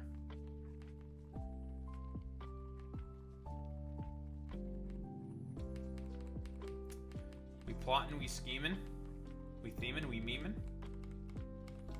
Where's Nasty Plot? I should have it. I got Swords Dance, and I got that from defeating Norman, which means I should have Nasty Plot. Because he also gave Nasty Plot. Unless I can't read, which is true, I can't read.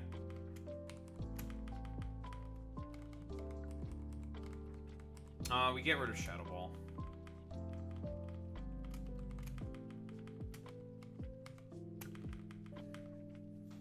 I suppose you can also have it as well.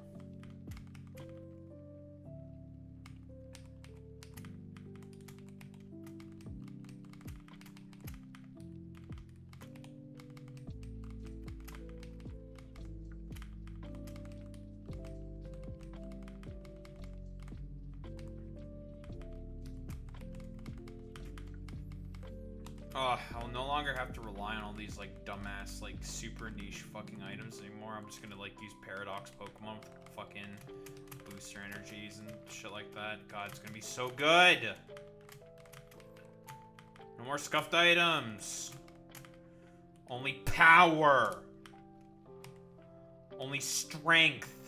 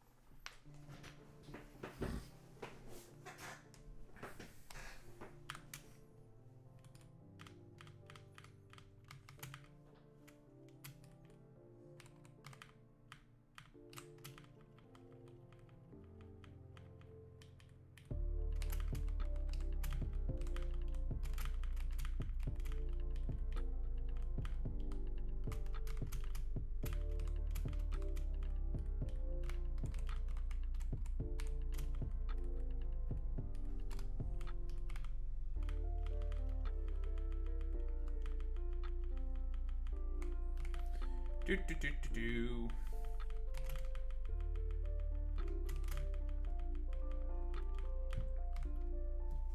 What are you complaining about, stomach? What are you fucking grumbling about there, Buster? Huh?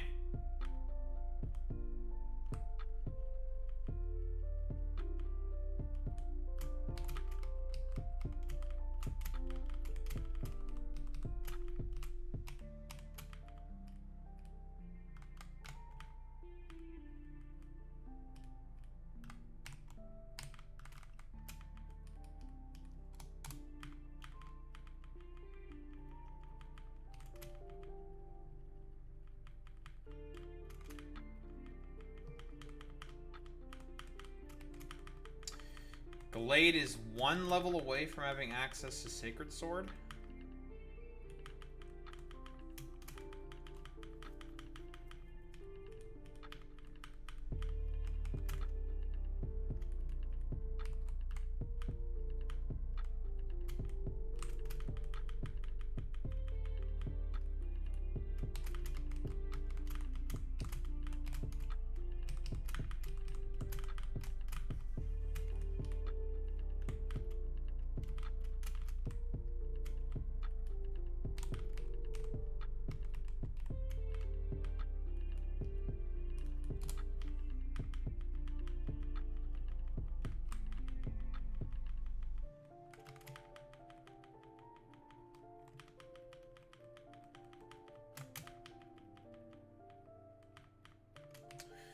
Apple acid. That doesn't really help. Because you're a technician. You're a technician attacker. And that's so way over the threshold for technician boosted attacks. But apple acid is definitely an interesting move for you to have. Doesn't really make any sense because it's a rose and roses don't have apples in them. It's whatever. Pokemon is good at one thing and one thing only. It's hardly making sense with their Pokemon, but you know, whatever. Tomato, tomato, potato, potato.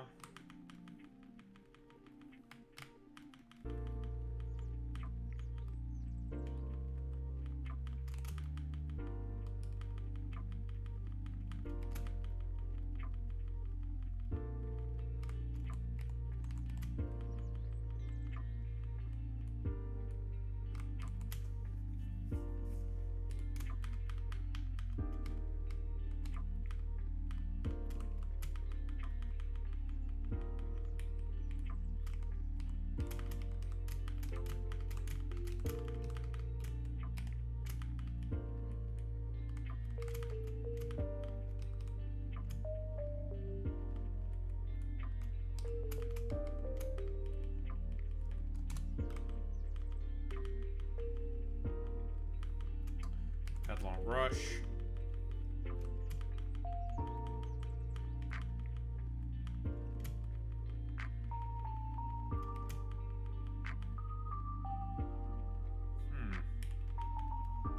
Double Edge. Aerialate boosted double edges on Mega Pincers. Definitely an interesting proposition, but I don't think we need it.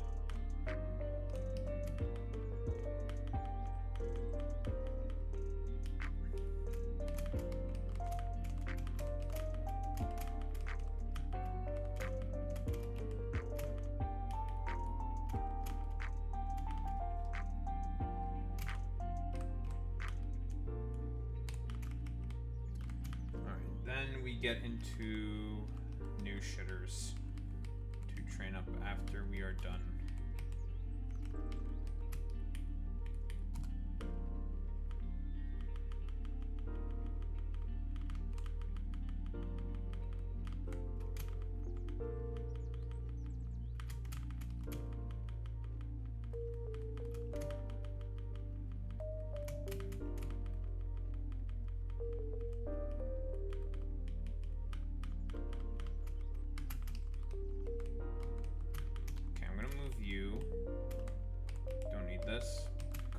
Use it. Get rid of for now. Not used for now.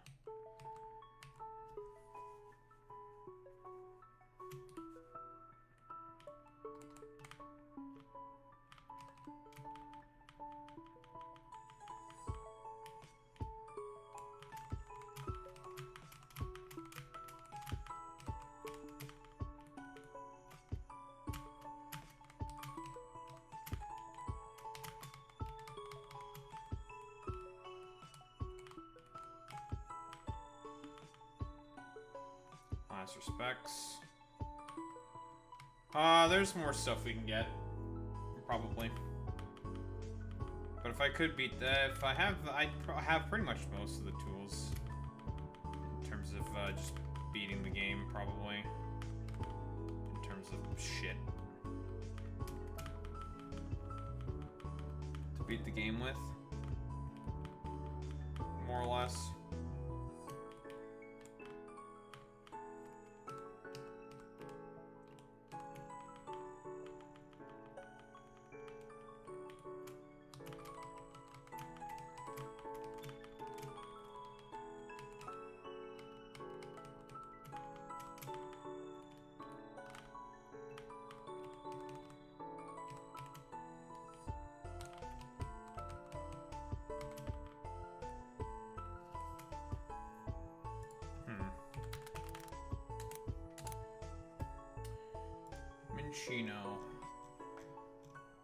Chinchino doesn't really learn any moves. Level 60 for Tidy Up. So you don't get any moves. Besides Tidy Up that you learn yourself. And Tail Slap. You just want Tail Slap in a way to hit Steel types, pretty much.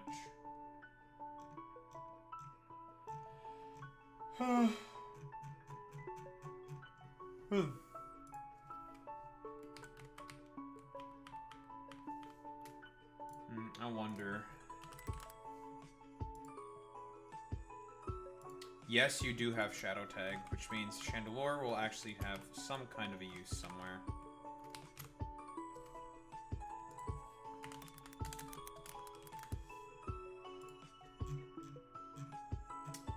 Because fucking Shadow Tag is really fucking good. It's fucking real good there, bud.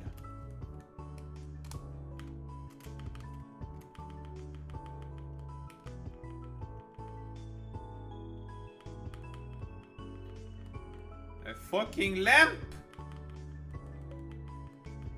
A fucking lamp!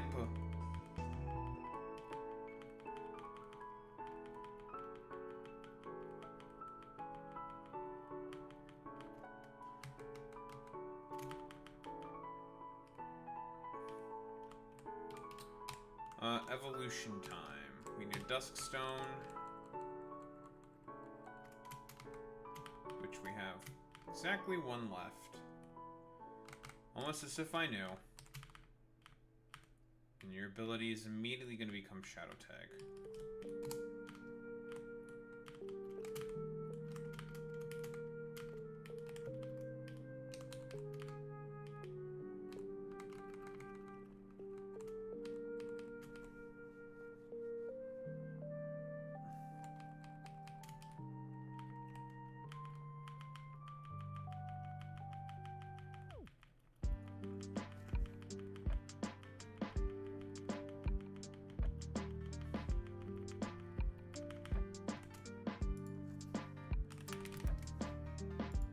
You. When do you become Archaladon?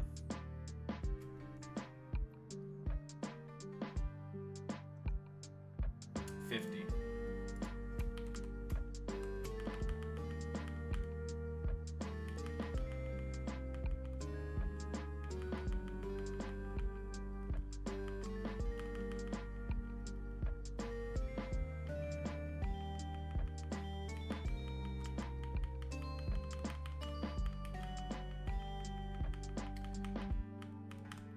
Punch, yes.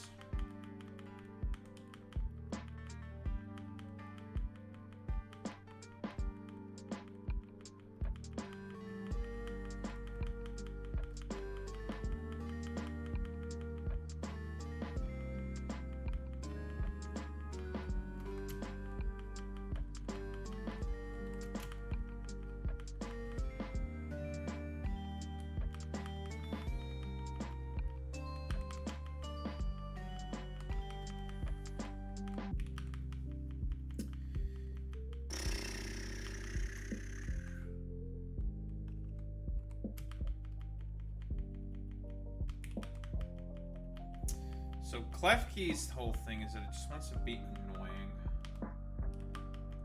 with Prankster. That's pretty much what it's good at. And being Steel Fairy type. It's also good at that.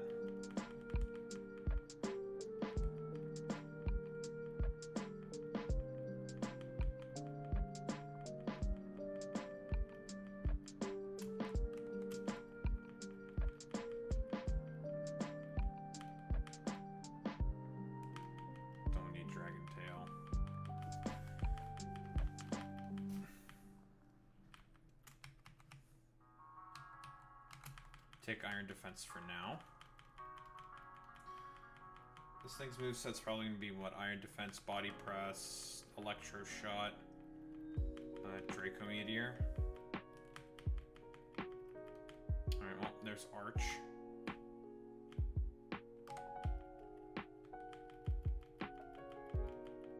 Another fucking banned broken ass Pokemon.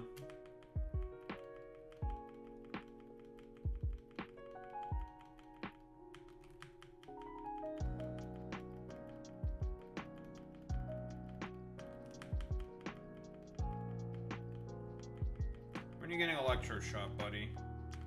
Alright now.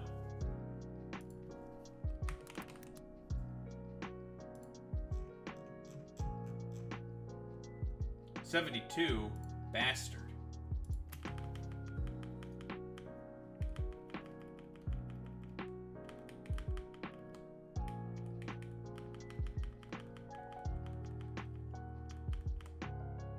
Alright, you already have Tail Slap.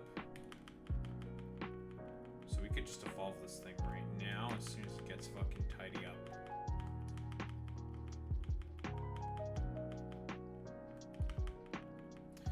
These motherfuckers at Game Freak really thought it was a good idea to be like, what if we combine Dragon Dance and a hazard removal tool? It's just like, by golly, you're a genius, Ted. It's like, I know I'm a genius. It's just like, holy shit, dude. This move is fucking broken. Who the hell thought this move was a good idea? Fuck you, Ted.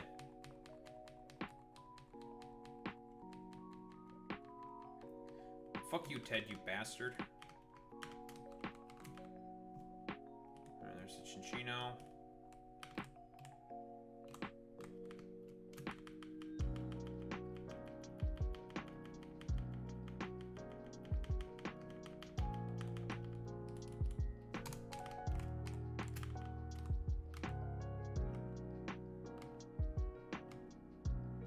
Stamina.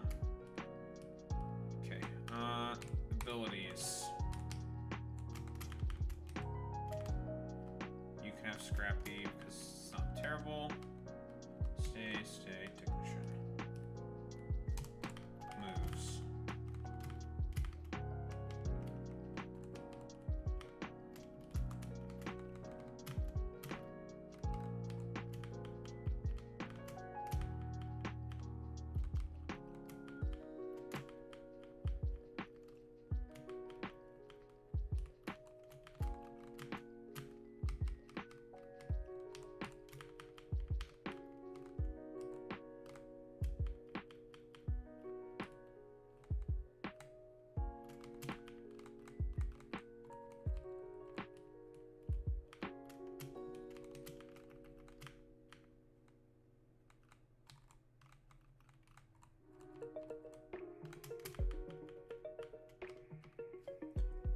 Definitely want Fake Out over Crunch. And we also give, what, probably Power Up Punch.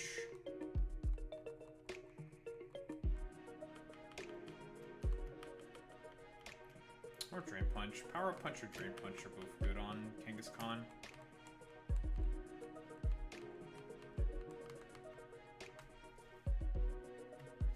Why am I having tinnitus?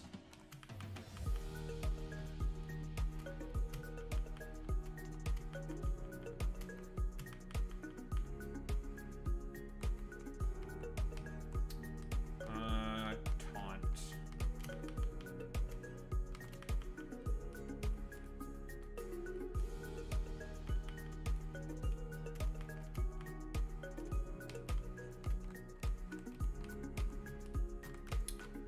Arch definitely gets body press.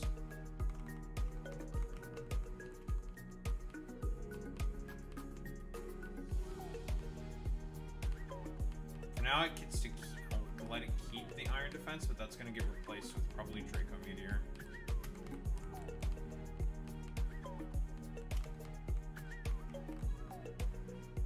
Where are you?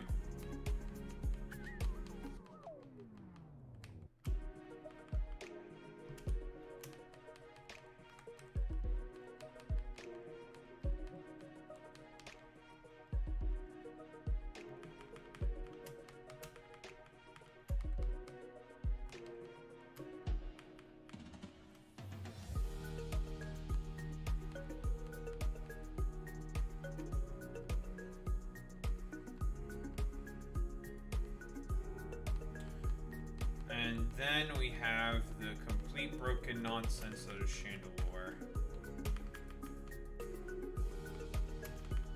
The Trapper in Chief. Does it get Orsphere in this game? I wonder. No, it doesn't. Unfortunate.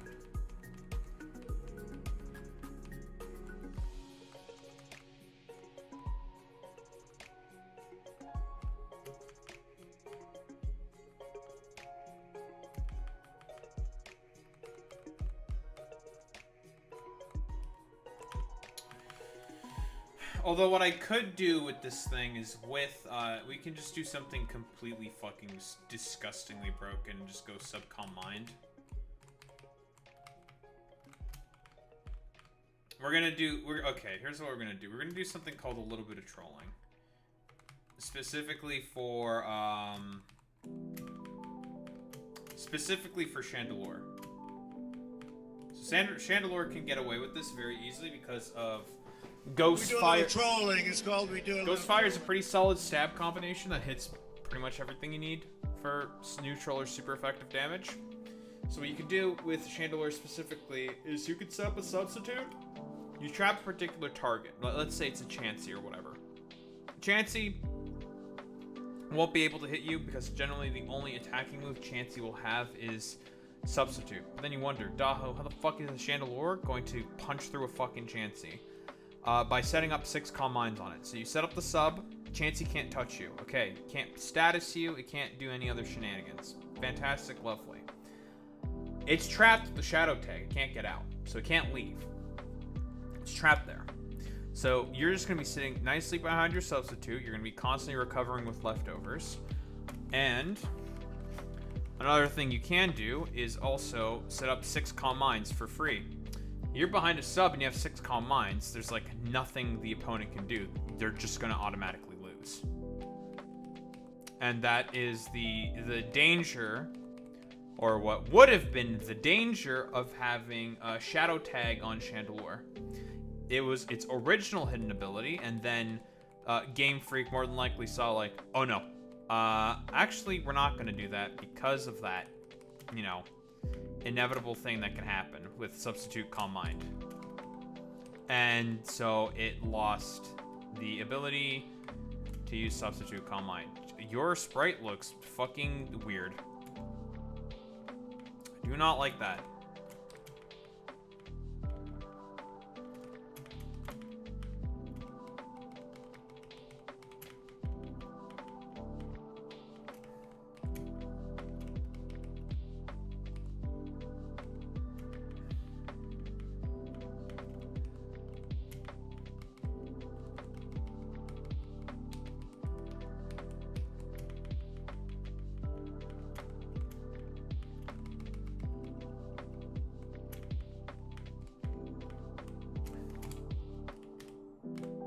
Stats time.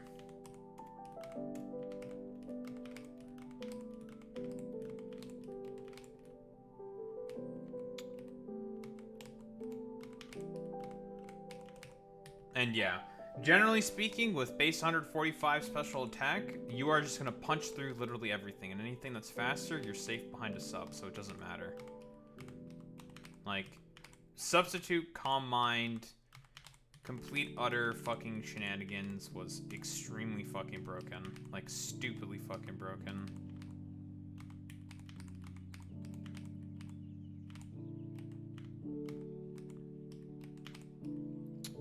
I should teach this thing T-Wave. Because with Clef Key, basically all you want to do is just be as fucking annoying as possible.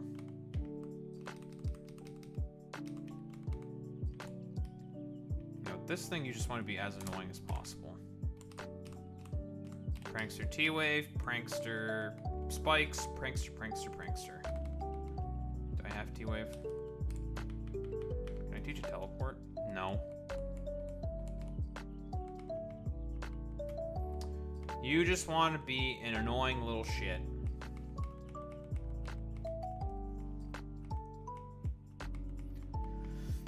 Could also use it as a screen setter. With Prankster.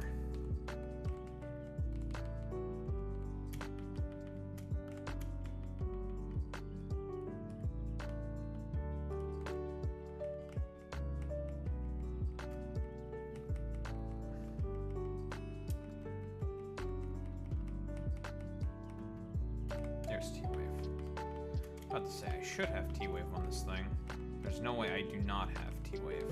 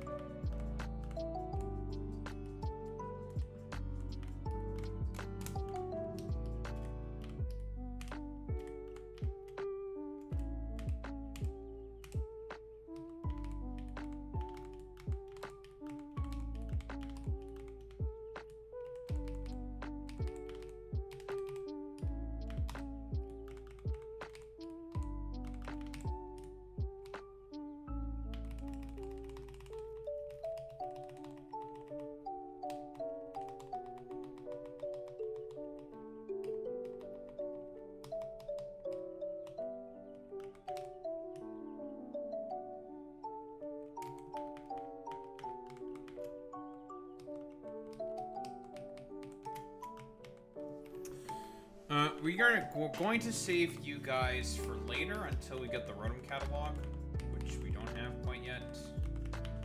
It's time for the actual monsters and demons.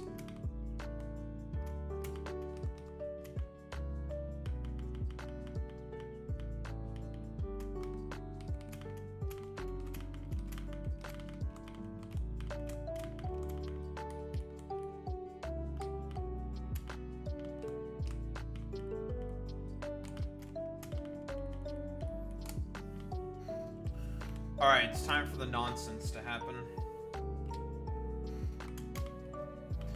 It's time for the real demons to come out and play.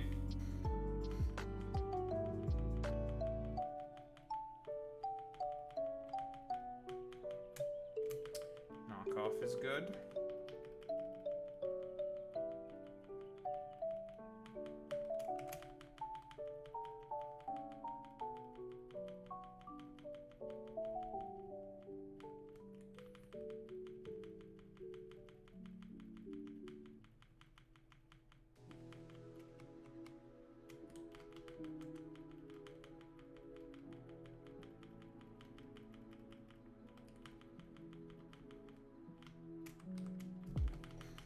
Bundle.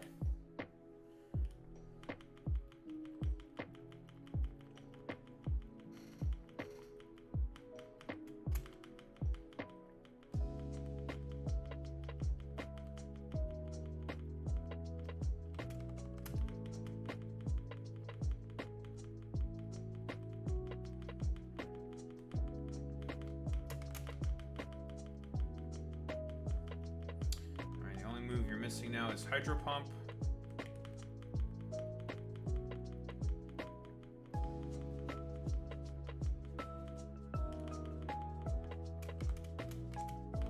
Just need Hydro Pump. Do I have Hydro Pump as a TM?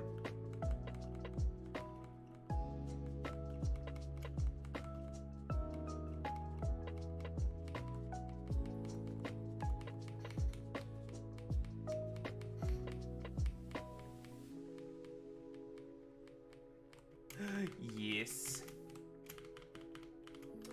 That's Iron Bundle's moveset complete now.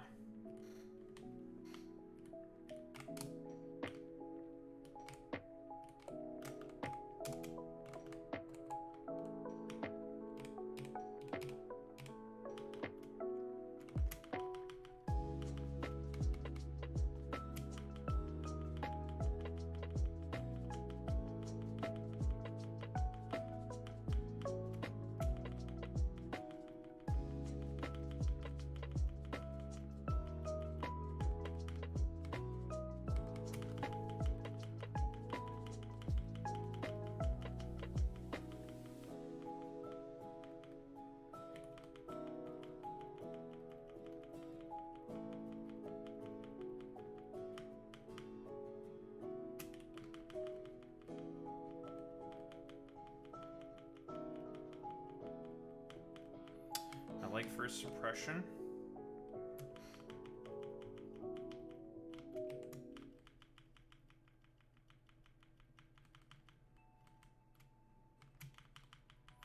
Oh, don't worry, Fluttermane. You're going to get much better moves than that garbage that you're starting off with. Starting with Shadow Ball. No, worry not. You're going to get way better moves than this dog shit. Just need Moonblast and you are pretty much ready to go.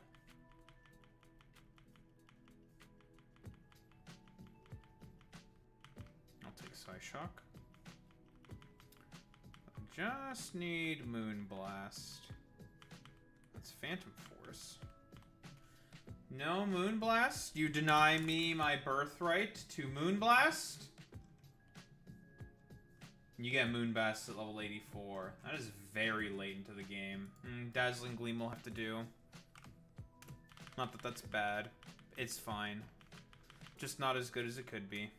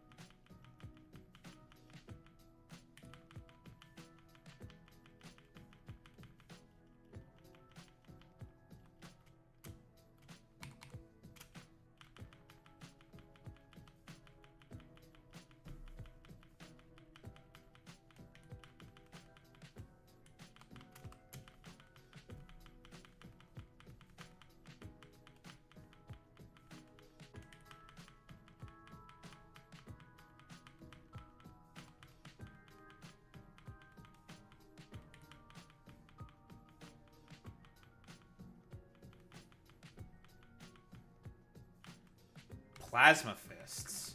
Ooh. That's a very strong move for you to get.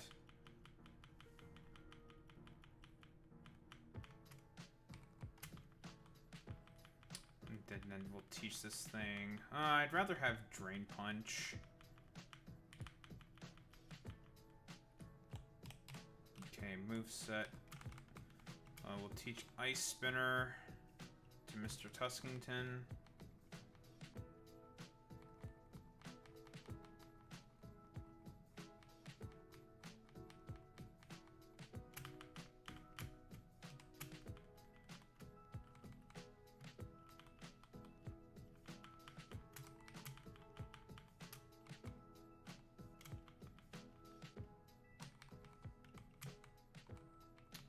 Drain Punch, Volt Switch.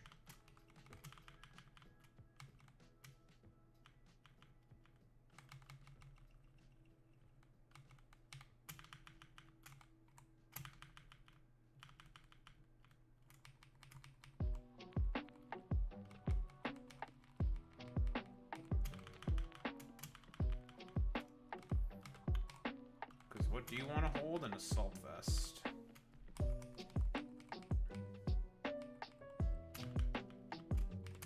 Life for you. Let's combat.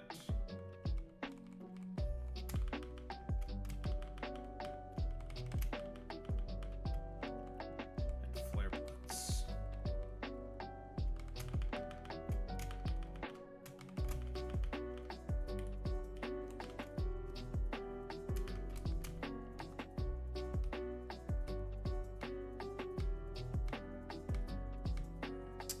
Move pools are all perfect.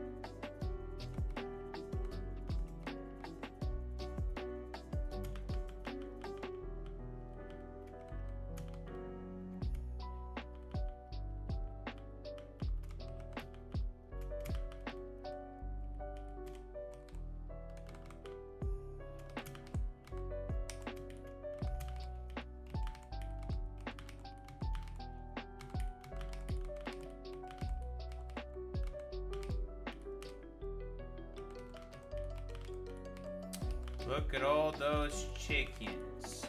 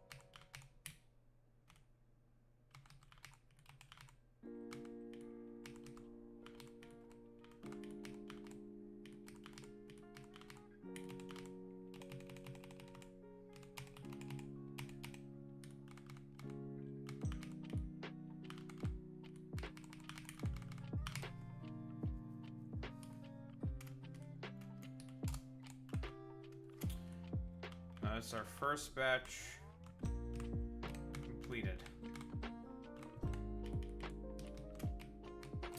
Batch 1 done.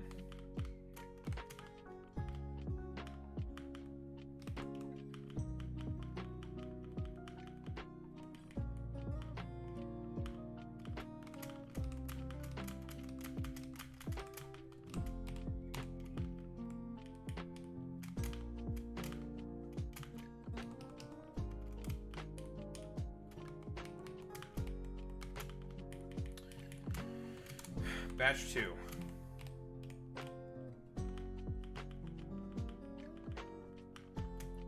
Parabolic charge.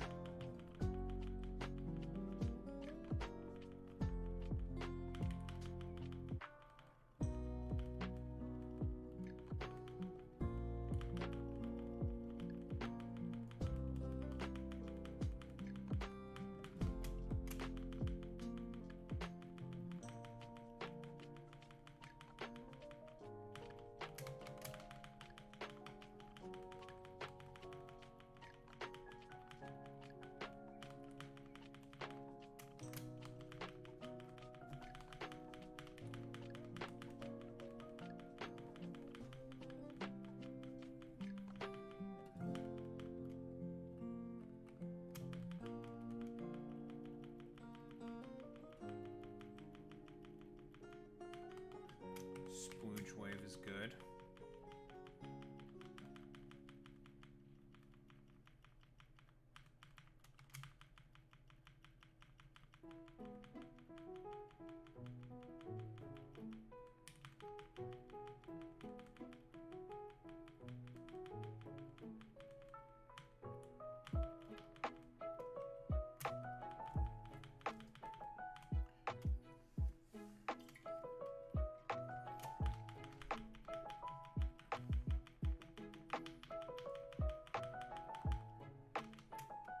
A cellar rock is interesting for this thing, I'm not gonna lie. Priority on such a slow Pokemon, it's good priority as well.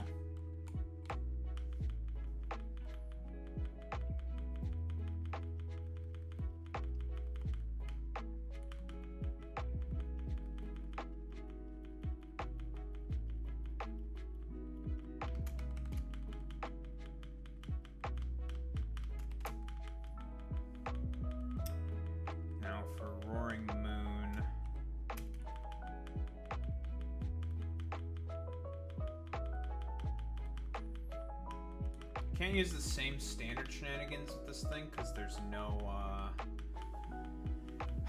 Terra, so we have to come up with a different moveset.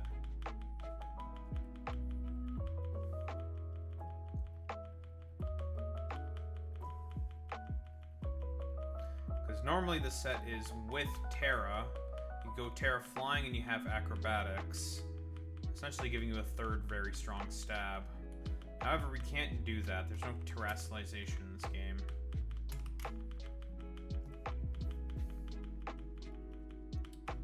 So you have to come up with a different strategy.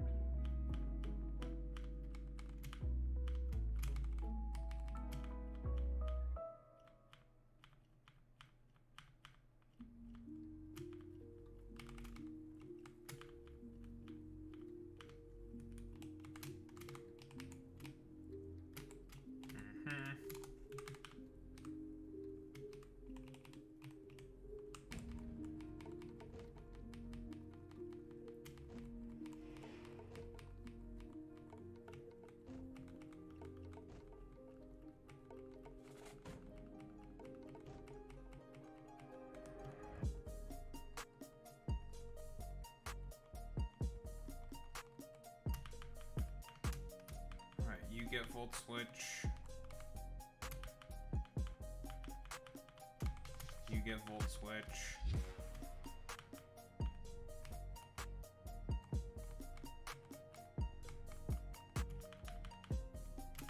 You get Hidden Power Ice, which is broken for you. You get Hidden Power Ice, which is also very good for you. Now for the other shitters. Dragon Dance for Roaring Moon.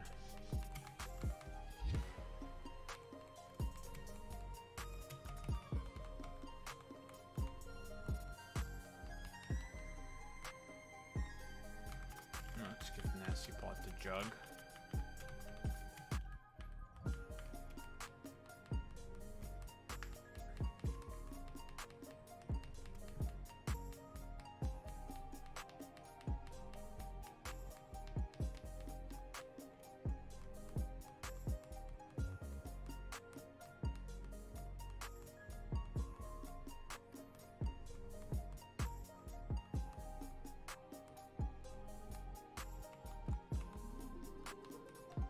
What the hell is what I'm looking for? There's Dragon Dance.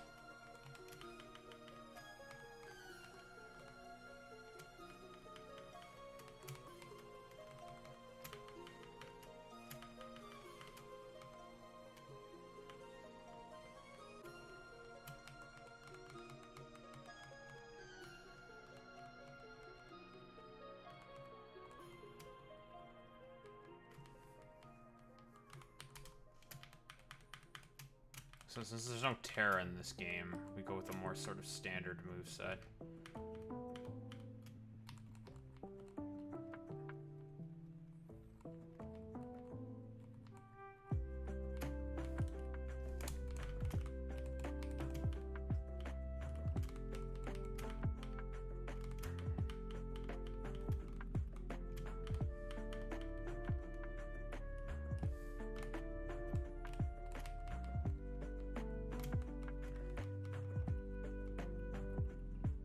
Where the hell is Hurricane?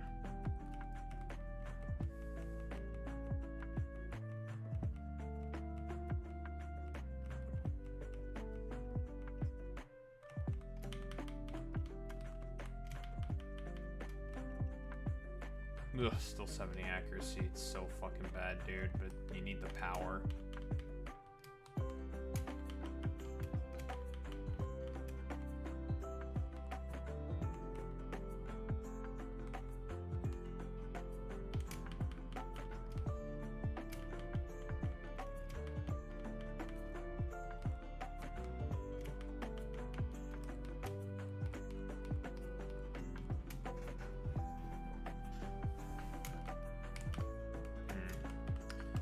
Iron Moth's moveset.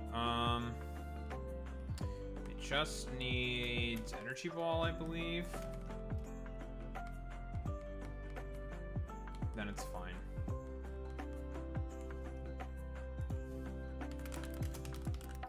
Iron Moth. More like Iron something.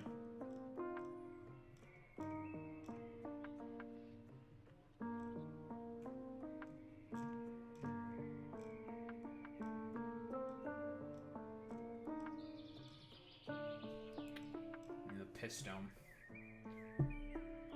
That's true. More like fucking the pee-pee dome.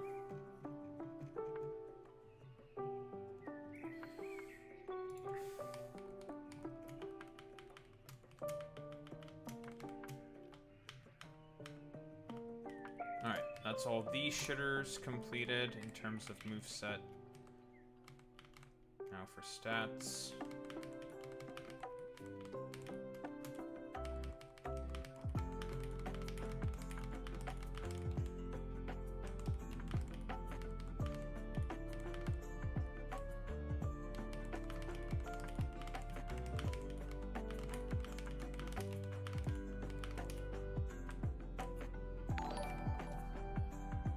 What? Well, thanks for the raid, Alec Gunter. Appreciate that, bud. What's up, Raiders? How are we all doing today?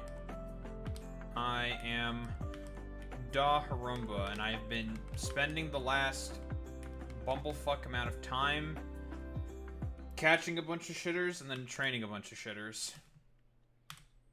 Because I found the super secret special tower that has all of the, well, degen nonsense. And I was just like, well, you're telling me there's a special hole with all the degenerate Pokemon in it? Well, don't mind if I do.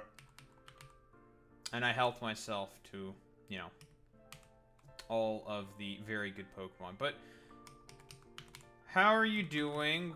How was stream? Blah, blah, blah. All the good stuff. Let me know. Yada, yada, yada. Thank you for the shout out, Boy Meets Mini. Appreciate that. Very cool.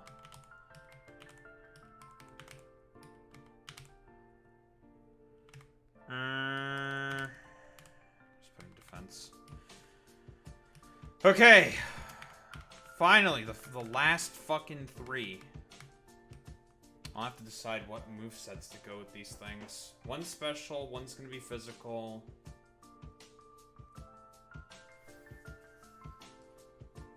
Fast Encore?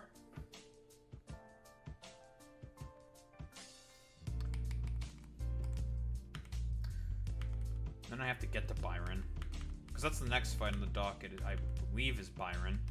Unless the game is tricking me. Unless the game is giving me an elaborate ruse.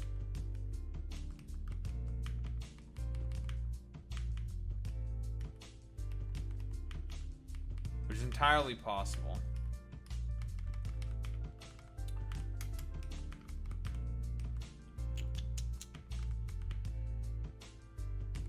Okay, Iron Valiant. What the hell am I gonna... What the hell am I gonna use this for?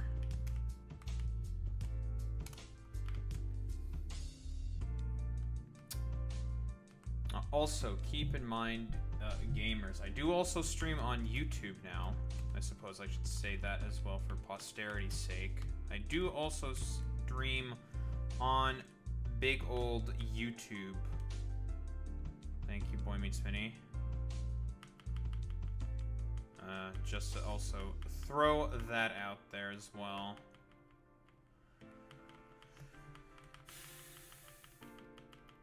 Okay, well, this is one of the ones that I'm going to be the most indecisive on in terms of what moveset I want to go with, because the thing with Iron Valiant is that it can do 17 trillion different things, because it has the stats and the move pool to do it. One's going to be special, one's probably going to be mixed, one's probably going to be physical.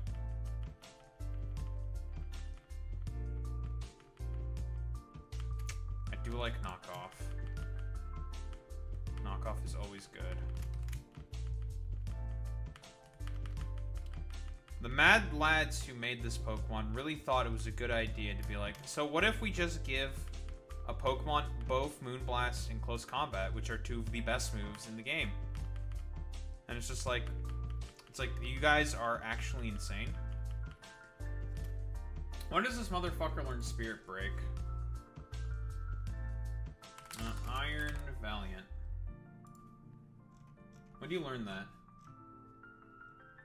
84? That's like at the end of the game. Cringe. Well, I guess you're gonna be stuck without Fairy Stab. That kind of sucks. By that kind of sucks, I mean that really sucks.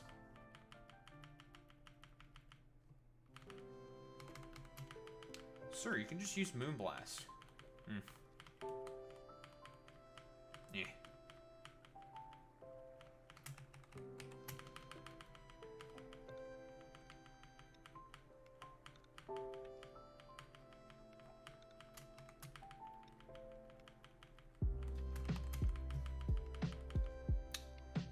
So that's the fully physical one. We've done the mixed. This one's going to be special. So Moonblast, Aura Sphere. Go T-Bolt, Shadow Ball. But again, this doesn't work as well because don't have access to Terra in this game, which makes these movesets a little more awkward. Because typically you want to use Terra to give yourself a third stab. This game doesn't have Terra. So it's just like, eh. Which means you get Calm Mind. You don't want close combat. No knockoff. Alright, time for all the femboys to get their new moves. Starting with Calm Mind.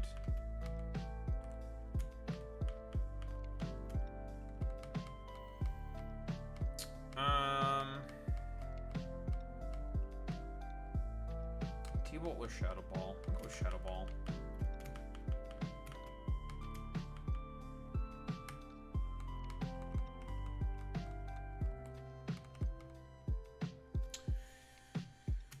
This thing also learns Vacuum Wave, which is a priority move, which is really good. It's a priority move. That's like the only reason why it's good. So priority, main stab, coverage. Pretty good. The other one gets Swords Dance.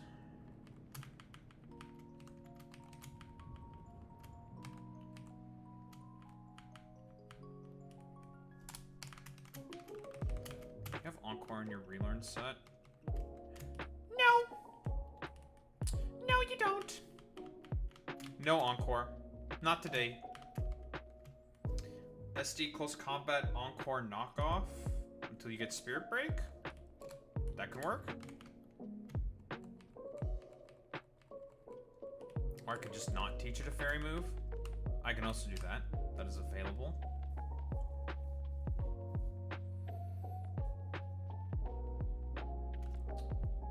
Knock, Moonblast, Close Combat, Vacuum Wave?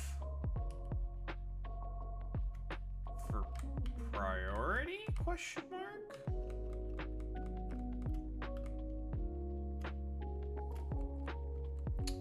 Do Sneak?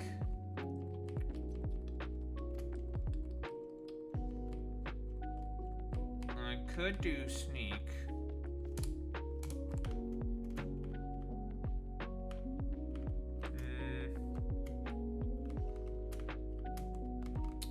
Sure, we'll do Sneak.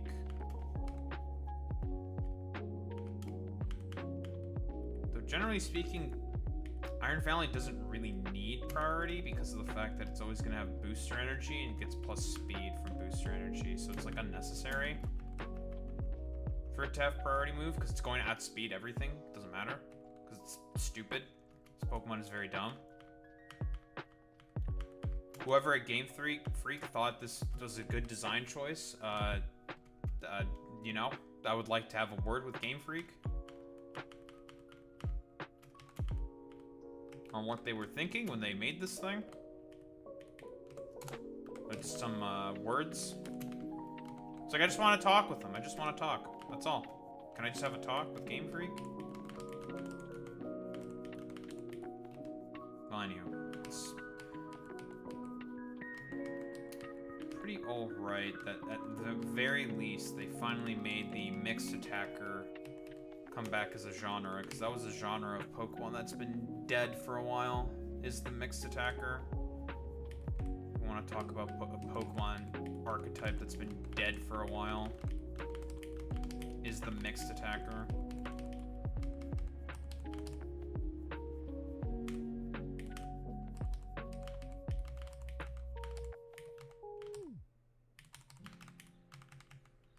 Doesn't matter if I set this thing's attack IV to 0. It's not going to take any damage from foul play anyways. Because Trick Quad Resist to Dark.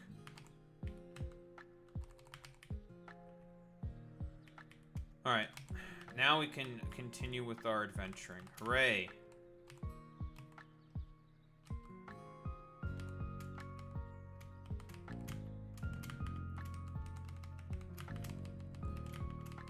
I don't know, just like take a bunch of Paradox Pokemon and just win the game probably. I don't know, whatever. Don't think Paradox.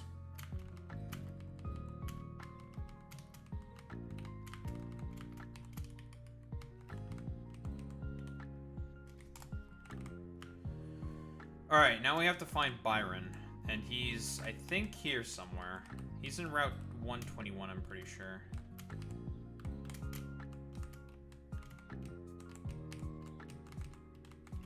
Alright, let's...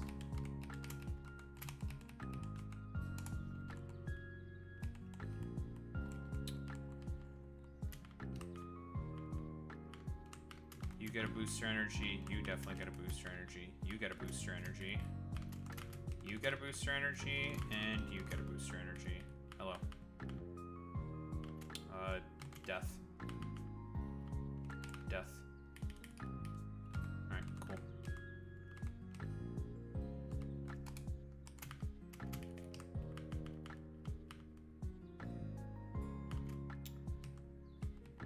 Death.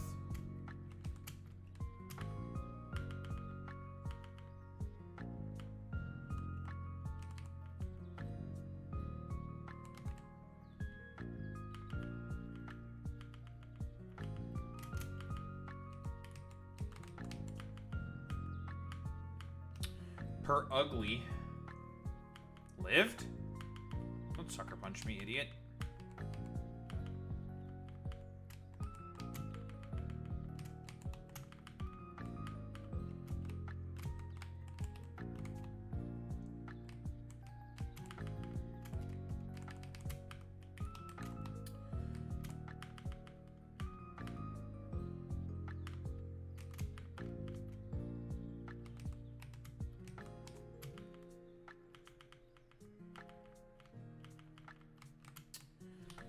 What's in this area?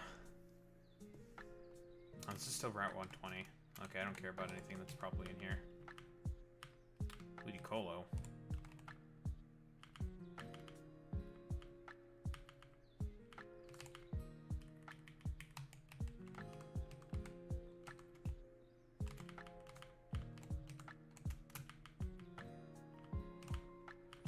Death. Death. You lived. Death.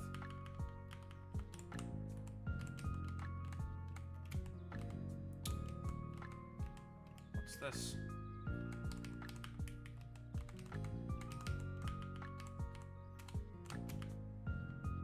Is that pain split?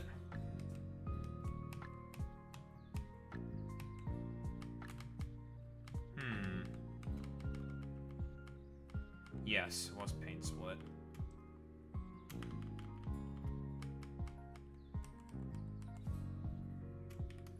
I don't need to change my moveset, I think, at the moment. It's unnecessary.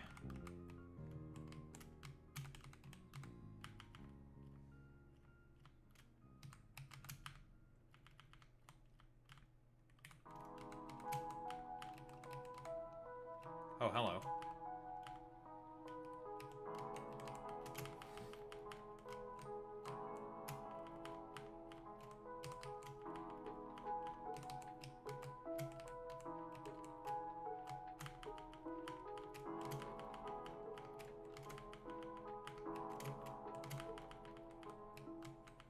Don't mind me, I'm just exploiting the land for its resources.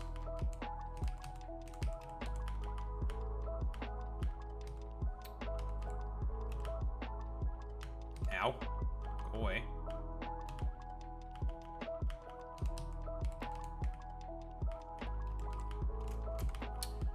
Alright, so this is Registeel. Hey, big man. Yoink. Okay, goodbye.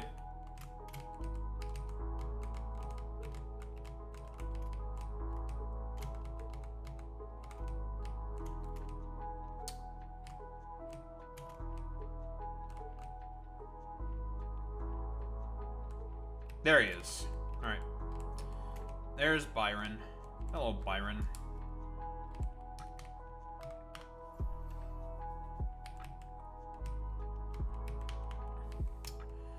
Alright, I've already predetermined what 4 of the 6 we're bringing already are going to be. You can go in the useless legendary corner. So, Byron. And also, speaking of another broken fucking Pokemon that we're gonna get our hands on, it's Meltan. Melmetal is very, very disgustingly broken. when we will inevitably beat Byron. Let's see. You. Sandy Shocks, of course, stays.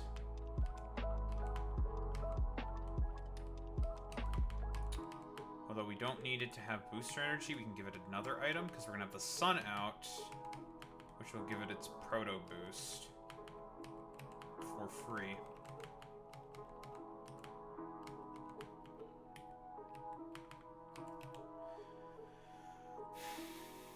Okay. We grab King Gambit. Dedicated Defogger.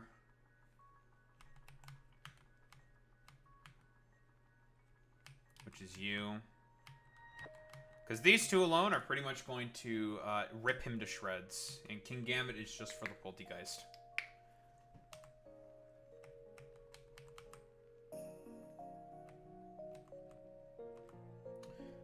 And then in the back, we just can kind of bring whatever. Probably more slow pivots. I like Gliscor. Slow pivots to make sure that the Zard can come in safely and to make sure that there is no rocks on the field. So I could even teach Gliscor Defog if I want to. Have double Defog.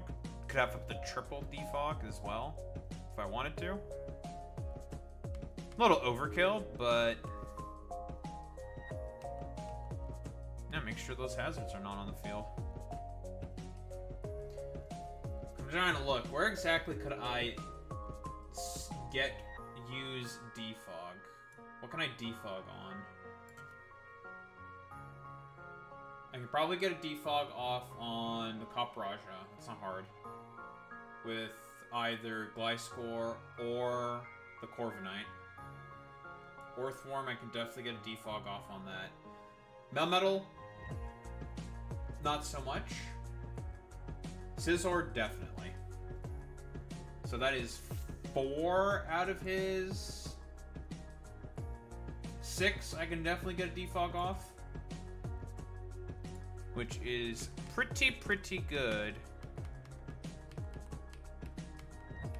So all I need is just these two for attackers. I don't need anything else. I can just bring in a bunch of other defensive Pokemon. Bring in Toxapex. Alright, easy. Have a good defensive core. Because I don't need much offensive prowess. Or I could just bring another offensive Pokemon. I could also bring... I could bring the Slitherwing if I wanted to, and Slitherwing would be pretty good as well.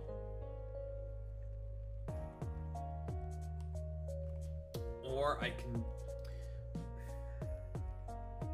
Toxapex would have been good if it had Haze, but I don't have Haze.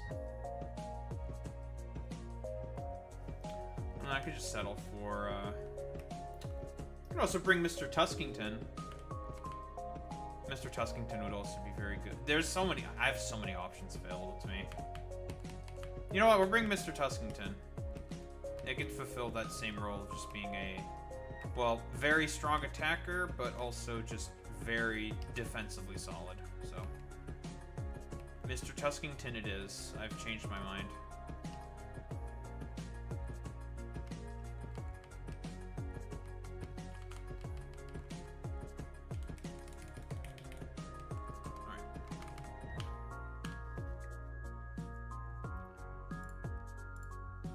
Yes, noted, Mr. Tuskington.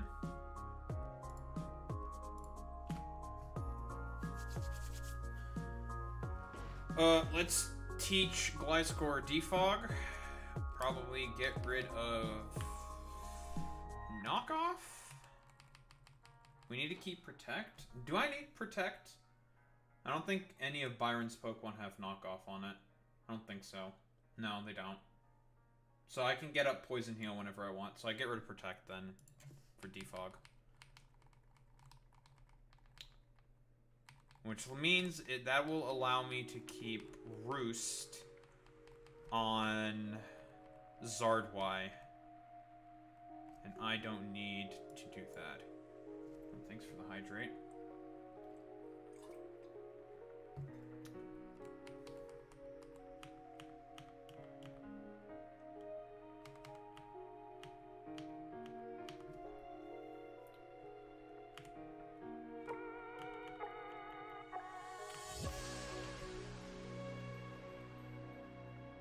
Alright. Shut up for now.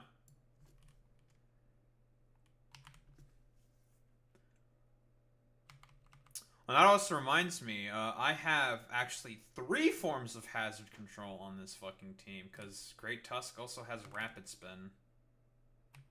So, yeah, those stealth rocks that the Skarmory can put up, those are not staying on the field. And Great Tusk can easily get quite, can easily come in and just spin those away at any point in time. I could put Specs on the fucking... Specs might be a little overkill. I don't think that's necessary. Who currently has the Life Orb? I think it's Joseph has the fucking Life Orb. Where is he? Alright, I want the Life Orb. I'll give the Life Orb to the,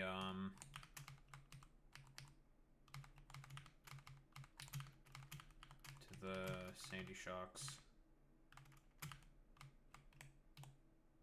I don't, because I'm definitely, there's nothing else that can get rid of my weather, so I'm just going to, I automatically win the weather war.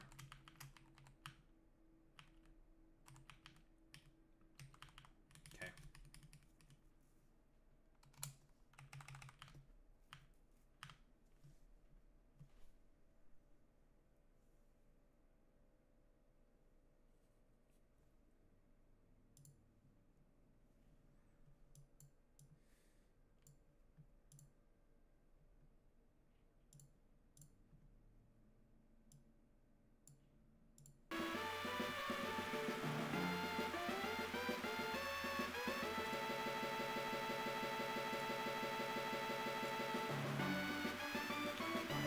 Alright, chat, say YouTube. YouTube! Byron. Byron. Well, since this is the exact same thing as Radical Red, obviously the Steel-type gym leader gets completely torn to pieces by Zard Y and Sandy Shocks. Both crazy, would have thought. But unlike Radical Red, you have access to every Paradox Pokemon. For some reason, because they're all just in a tower somewhere. I'm not complaining. This man literally has no switch-ins for fire types besides, well, Poltegeist, which I guess is better than Jasmine because she had literally no switch-ins for Weather Ball on Charizard, so We also have 3 different forms of hazard control, so the rocks that Skarmory are going to put up are not, well, they're not going to be here for long, and Kingambit is to just, well, specifically for the well, Poltegeist. These 2 are pretty much going to tear him to shreds, so let's get started. Hey, big man. Oh yeah, I beat his ass already. It's your son? I beat his ass. Yes.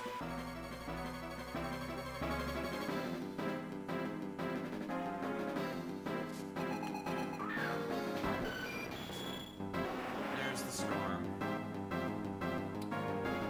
Skarmory will get to live any hit because that's sturdy. Otherwise, he would not live. He would die.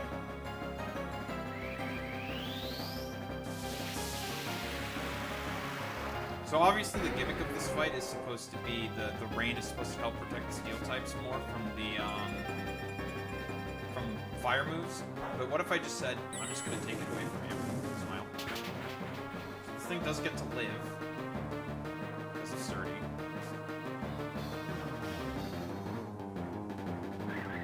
There's the rocks.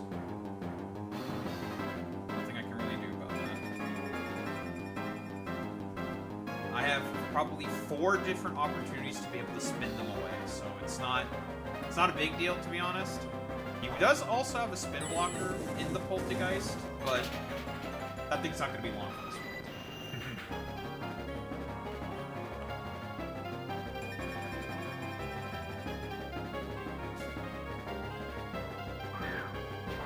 Speaking of which, So this thing has Shell Smash, which is obviously threatening. However, its moveset can't hit King Gambit. King Gambit pretty much walls this thing. Delicious. I think I forgot to teach King Gambit Sword Stance. Doesn't need it.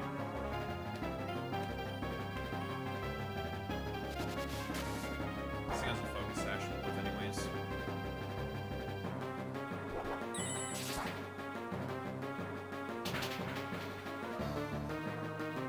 Let's click count leave again. I'm not gonna bother like pussyfooting around with like sucker punches, shell smashes, shenanigans. I'm just gonna click the button. No reason not to just click button. Click button, take KO. Don't do anything. I'm thinking the thing he's gonna come in with next is more than likely going to be the Melmetal. At least that's what I think. The sun being gone from me is also nice for me as well. Well, there's the second threat. It's probably gonna go for Earthquake here.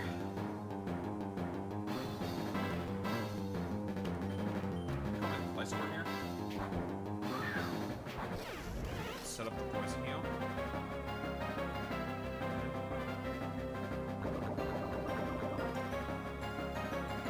I don't want to defog on this thing because this thing does have Ice Punch. I'm just going to U-turn it now.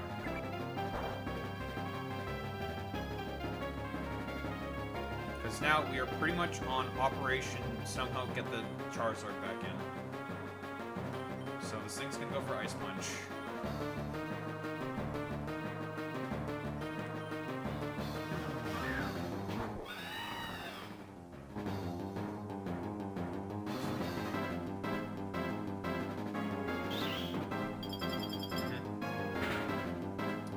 Outspeed I assume it probably does. I could probably get a boost off here. Just heal.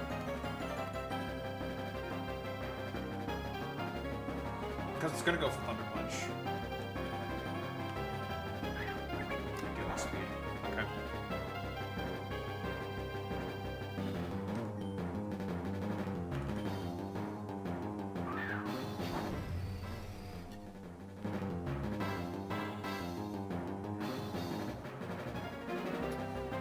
It's probably going to go for Earthquake, because Earthquake is higher base power. I don't know if Earth Power KOs this thing at the range that it's at. I could calculate. It would be close.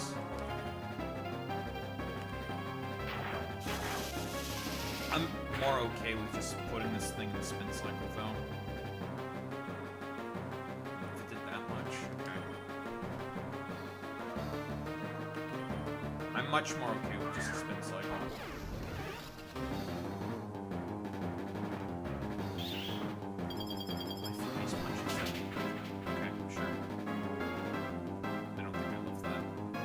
Okay. You didn't go for Earthquake. Alright, mister.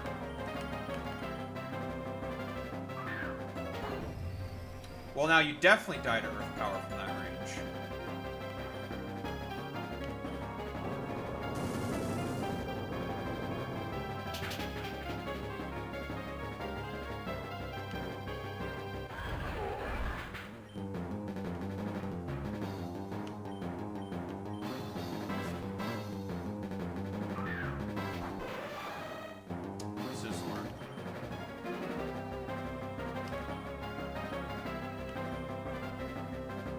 I just go straight into the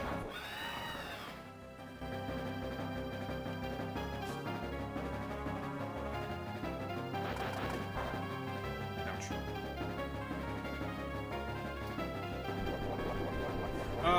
Do you go for Sword Stance? Yes. I still shouldn't die to anything. This thing is so far.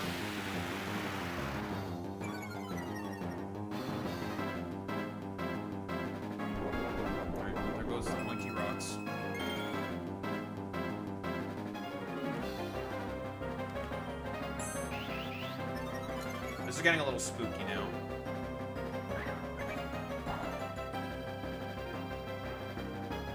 little spooky. Being at +4.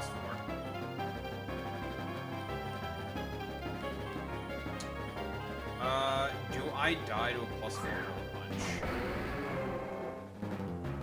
I don't know. I do not know.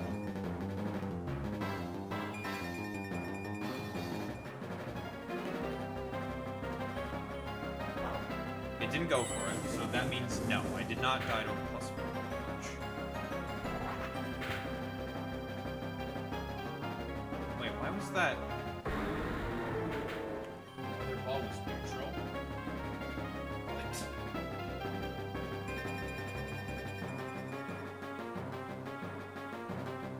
Huh? Okay, what? Okay, now there's a problem. Why was the weather ball neutral? That should not have been neutral.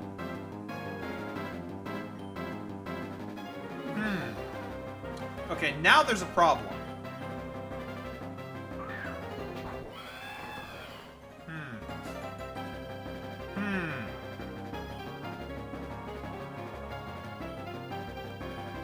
The weather ball was neutral.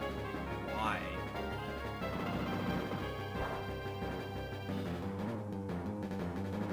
Ouch.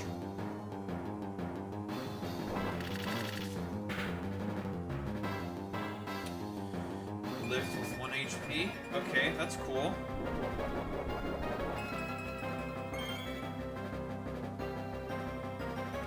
Well, you died to your own life orb.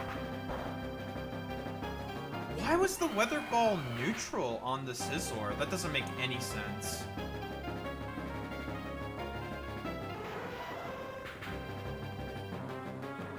Okay, that's a little weird. Should have Technician as its ability. It shouldn't matter.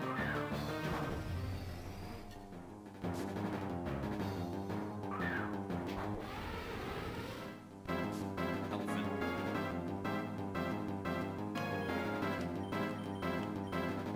Why?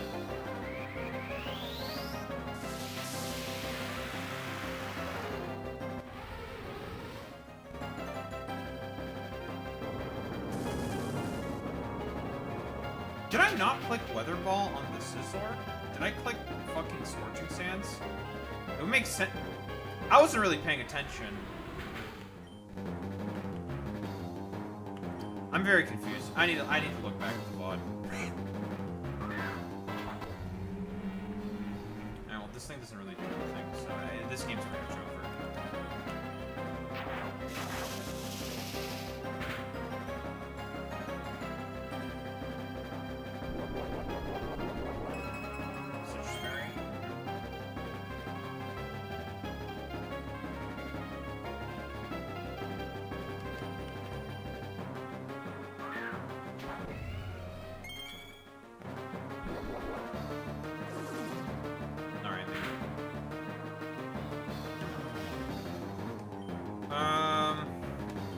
I don't have close combat on this thing. I thought I had close combat on this thing.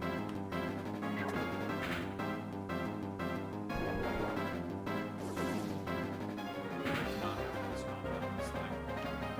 Alright, well, I'm just gonna will away at it with knockoffs until it dies.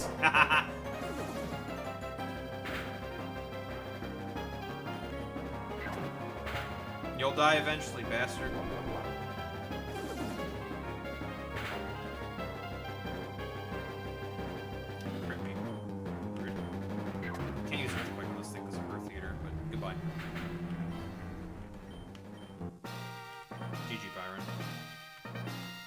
I'm still wondering why the weather ball didn't KO the Scizor. That should have annihilated the Scizor. Like, gone. Killed 50 Scizors, but it didn't?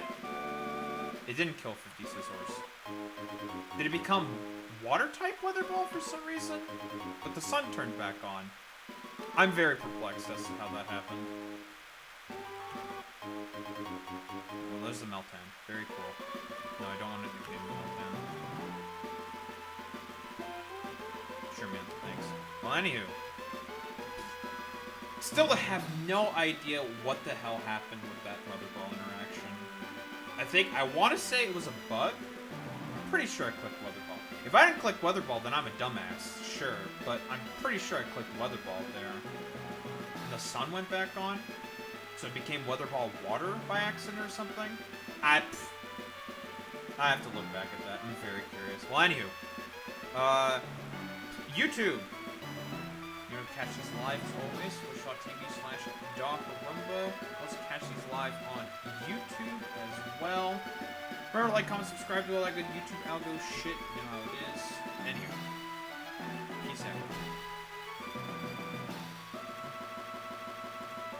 Alright, no more sound. I'm looking back at that VOD. I have no idea what the fuck just happened there. Because that should not have happened.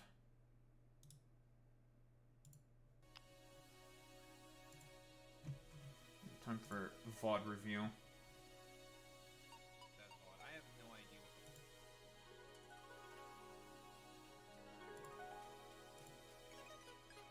Okay, there's the Meltan.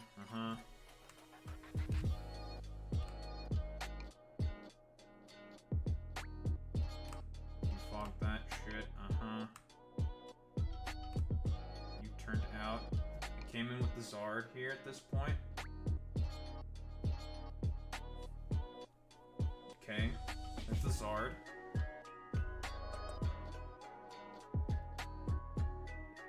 The sun goes up. Okay.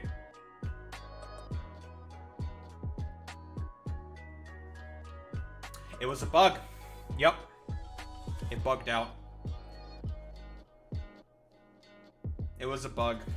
I got fucked over by a bug.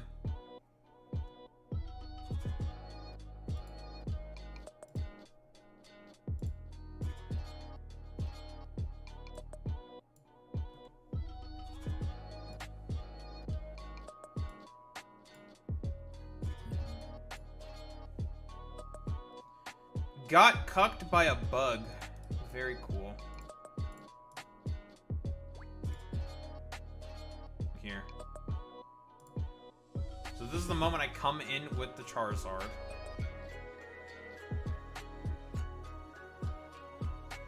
Sun goes up.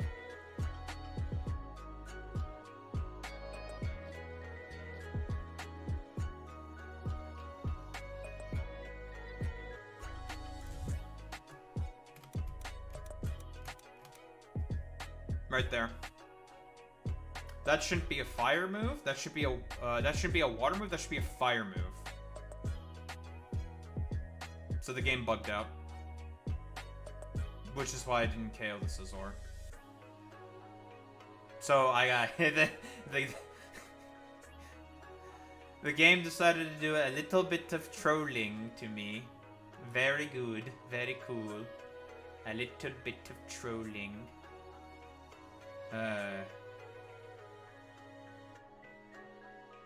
So that fight ended up being a lot closer than it had to be because of a bug. Very, very funny. Very cool. It's not the end of the world, I guess. Whatever. We ended up winning anyways.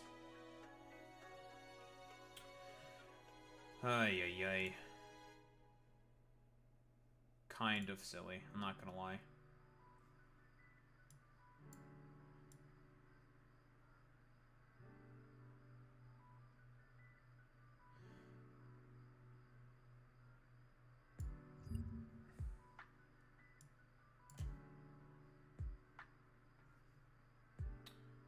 But yeah, XDDD, weather ball bug, XDDDDD, game bug, XDDDDDD.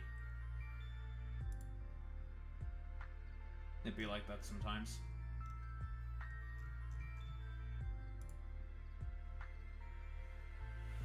Ay, ay, ay.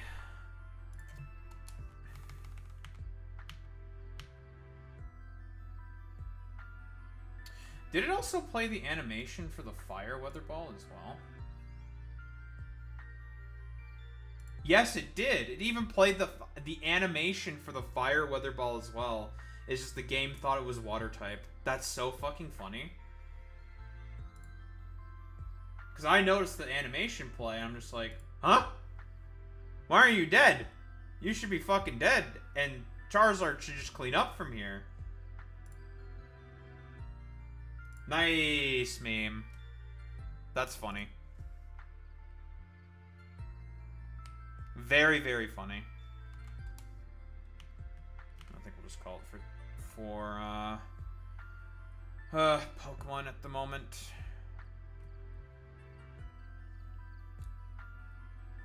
That's kind of annoying, I'll be honest. That fight should have been extremely easy, but it ended up being more difficult than it had to be. Whatever. It's not the end of the world, to be honest. I'm gonna go grab some water real quick.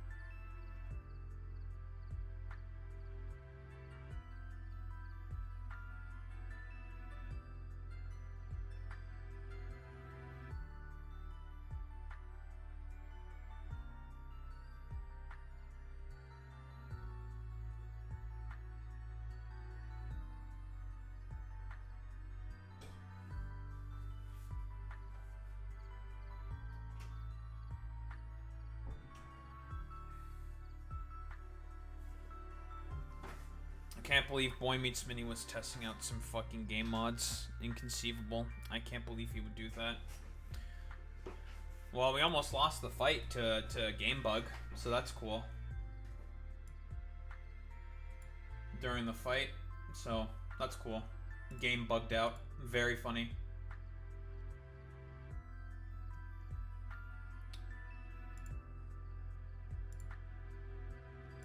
Silly game, silly bug. Let's fucking grab all the random bullshit that we got on the docket for today. And then we get started. Very cool, very good. Let me tell you folks, very cool, very good.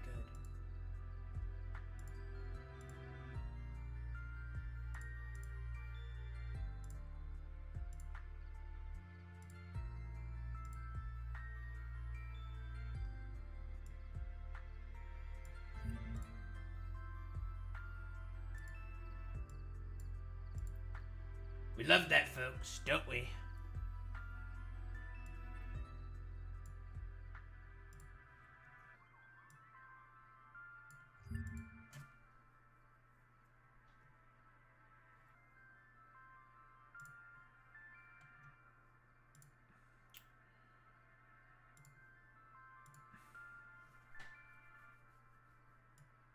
Alright, this is funny.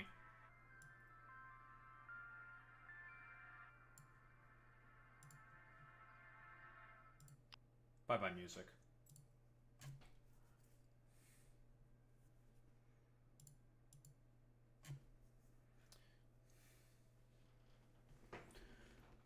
Alright. This is probably going to be quick. Tulsi Gabbard. Current, Director of National Intelligence, right? What do we have here? So, I believe there was a recent testimony that seemingly was... I guess, clipped out of context here in terms of what Tulsi Gabbard is saying here. So, no, what do we got here? The dishonest media is intentionally taking my testimony out of context and spreading fake news as a way to manufacture division. Wait, hold on. Manufacture division, you say? Okay. No, we have to have unity in terms of declaring war on Iran on behalf of Israel. Fuck! America has intelligence that Iran is at the point that it can produce a nuclear weapon within weeks to months. Wait. I thought in the clip you said itself that Iran was weeks off of being able to produce a nuclear weapon. And didn't, the IAEA head, Rafael Grossi, also say that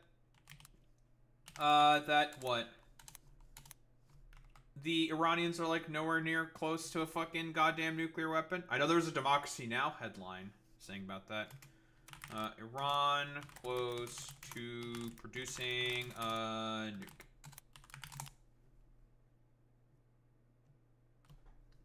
Well, there's an Al Jazeera headline. Updates on developments in Iran from the IAEA itself. Let's see. Military attacks. He also stated the IAEA has consistently underlined that armed attacks on nuclear facilities are bad. True, I agree. Ready to respond to any nuclear radiological emergency. What about nuclear weapon? Military escalation threatens lives, increases the chance of radiological release with serious consequences for people and the environment, and delays indispensable work towards diplomatic solution for a long-term assurance that Iran doesn't acquire a nuclear weapon. We got nothing in terms of how close Iran is to a fucking goddamn nuclear weapon. The Natanz fuel enrichment plant site was targeted in attacks on June 13th that destroyed the above-ground part of the pilot fuel enrichment plant, one of the facilities at which Iran was producing uranium enriched up to 60% U-235. Limited to the facility, no impact. Man, all these damn fucking media outlets with they pop-ups. Their construction was hit on June 19th. No radiological consequence from Grossi himself. No damage. A lot of nuclear material in Iran. Darn, was Democracy Now! Lying to me? I'm curious. I've been lied to. Curses.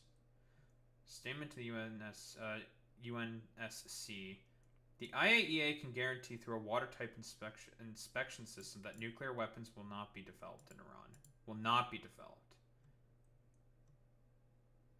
What about this? Was Iran months away from producing a nuclear bomb? Iran has struck, or Israel struck several nuclear facilities. He warned, what, could be a year, could be within a few months. Of course, the same claim that Netanyahu has been saying for the past, what, fucking 30 years at this point. Silly. Iran's foreign minister, Abbas Araghchi. Yeah, he's been saying the same fucking shit for 30 years. Oh, they're weeks away. Oh, they're months away. Oh, they're years away. Oh, they're years away. Oh, they're months away. Oh, they're weeks away. Oh, they're days away. It's nonsense. Like, he's full of shit. He wants to manufacture consent for a war against Iran because, again, what's Netanyahu's sort of, like, modus operandi here?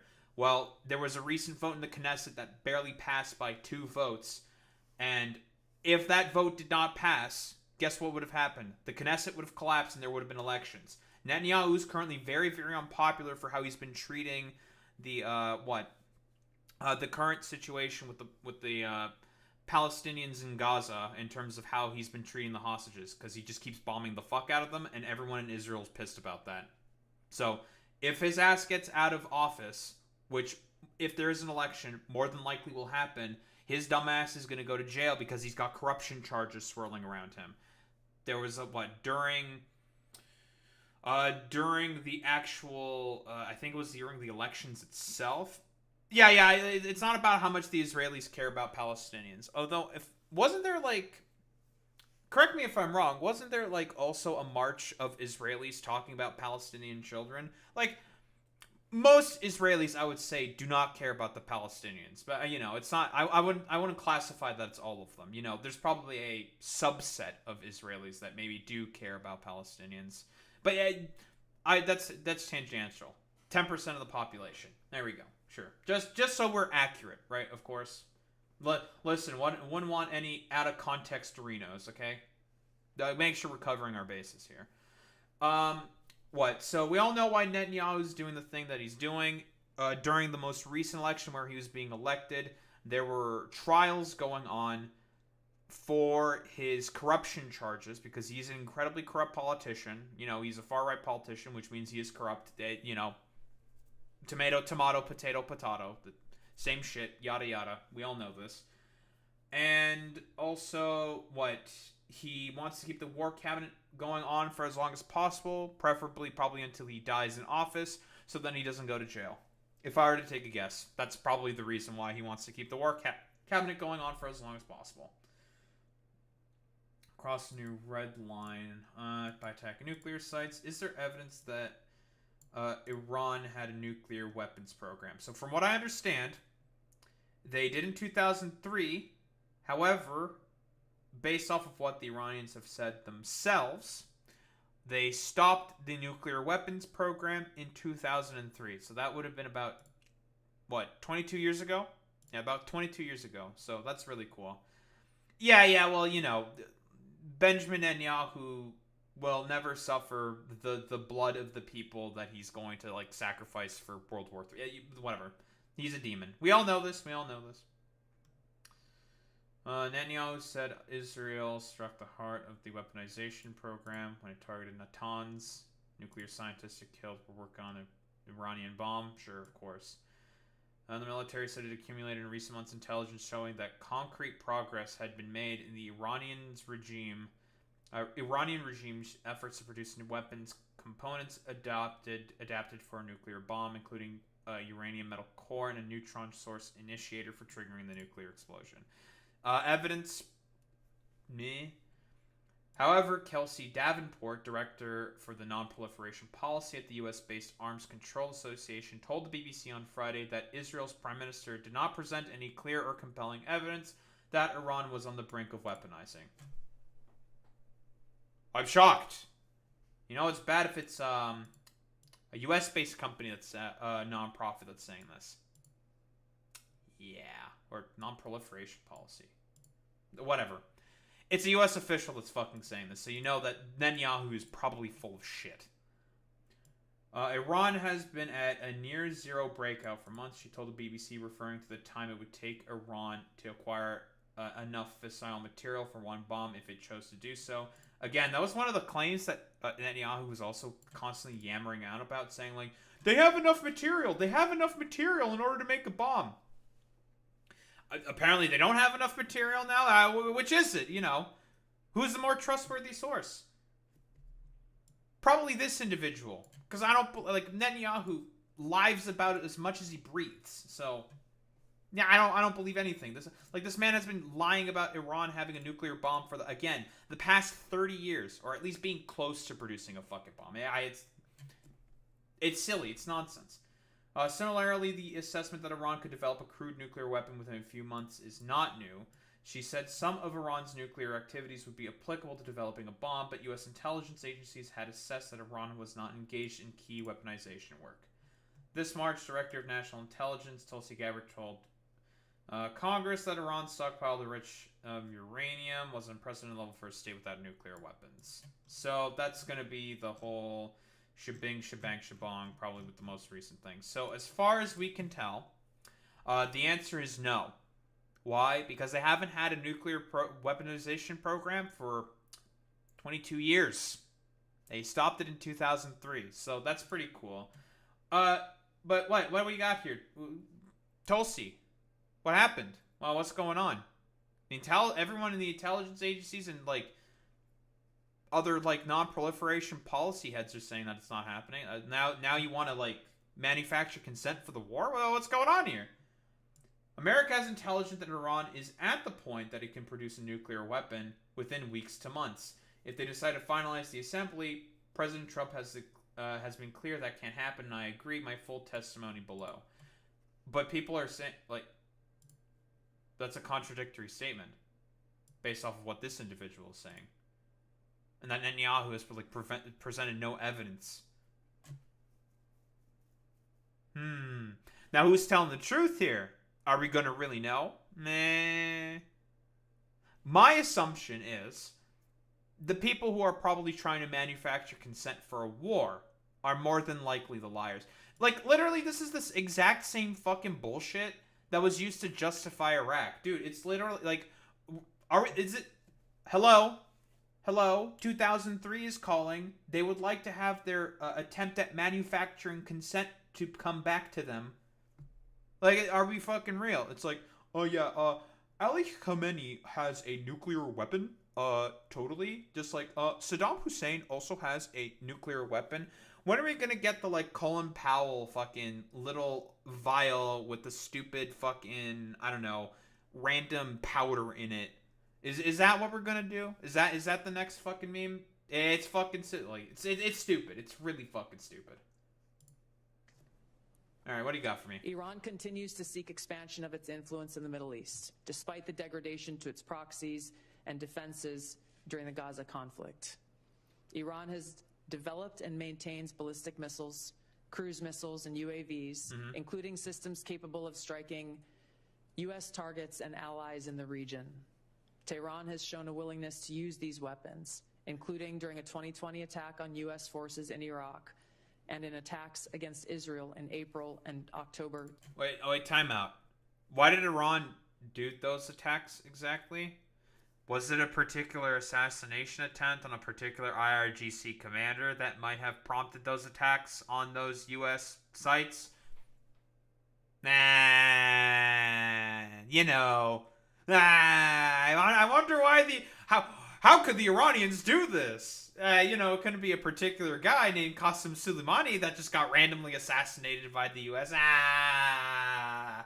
Or like the Israelis decided to attack IRGC commanders in an embassy in Damascus. Couldn't be anything in particular, obviously. 2024. Iran's cyber operations and capabilities also present a serious threat to U.S. networks and data. Sure, man. The IC continues to assess that Iran is not building a nuclear weapon, and Supreme Leader Khamenei has not authorized the nuclear weapons program that he suspended in 2003.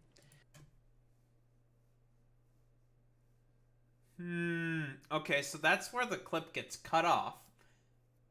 We got 58 more seconds. All right. What do you have to say, Tulsi? The IC continues to monitor closely if Tehran decides to reauthorize its nuclear weapons program.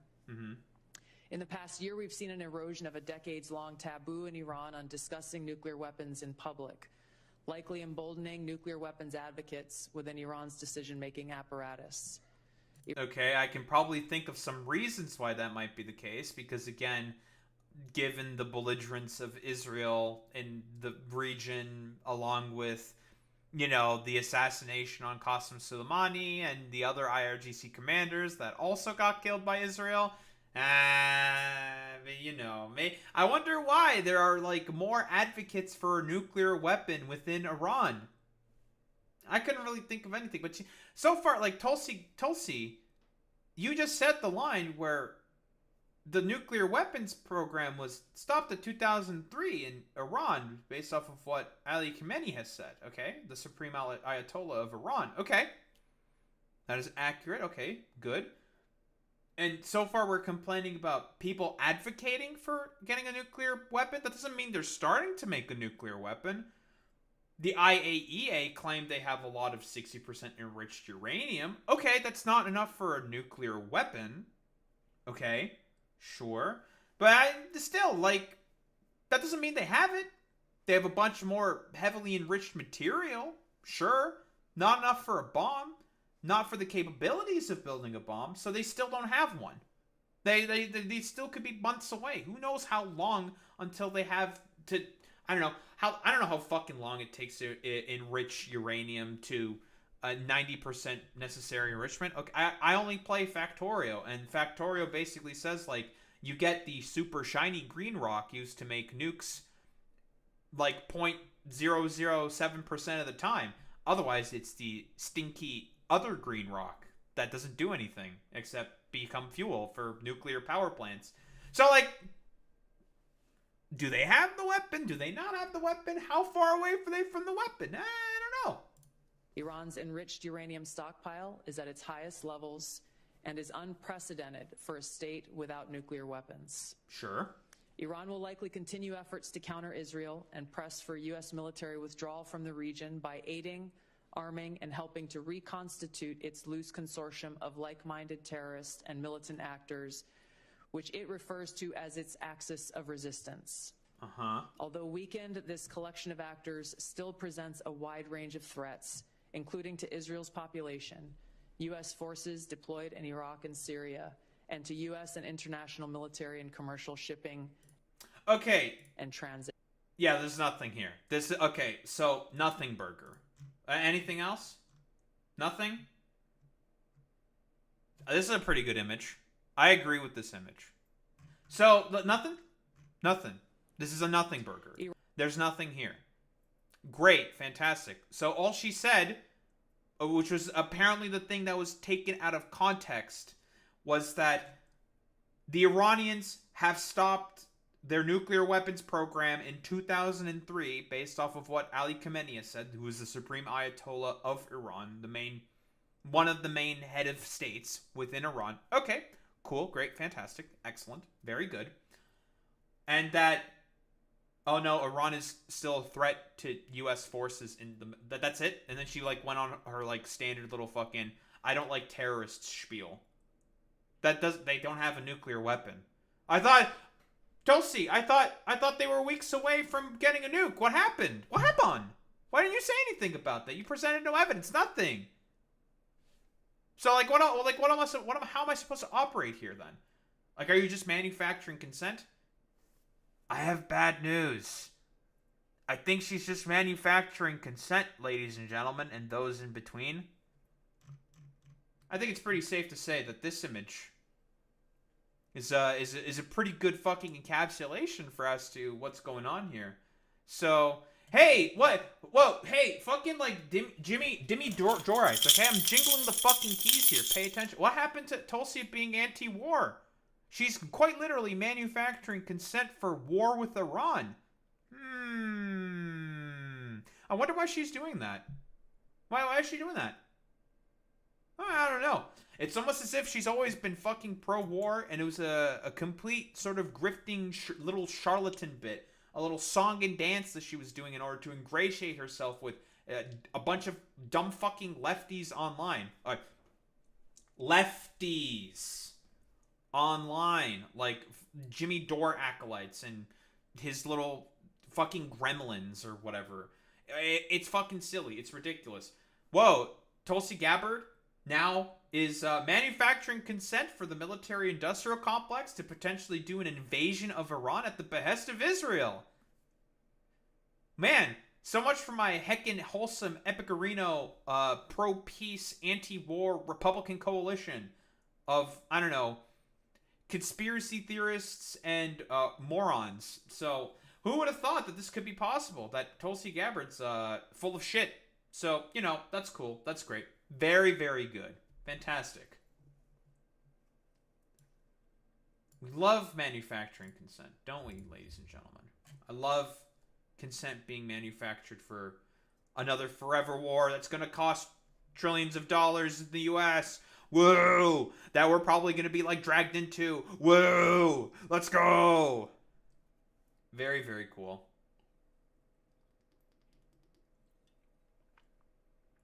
I spent a little longer playing Pokemon than I wanted to. Nah. Whatever. Ay.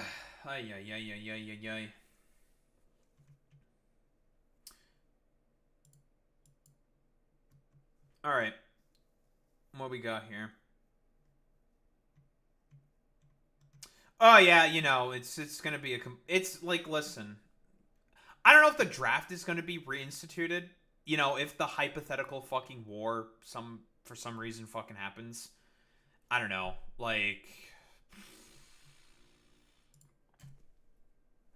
I don't know. I'll be honest. I don't really fucking know if it's going to fucking happen.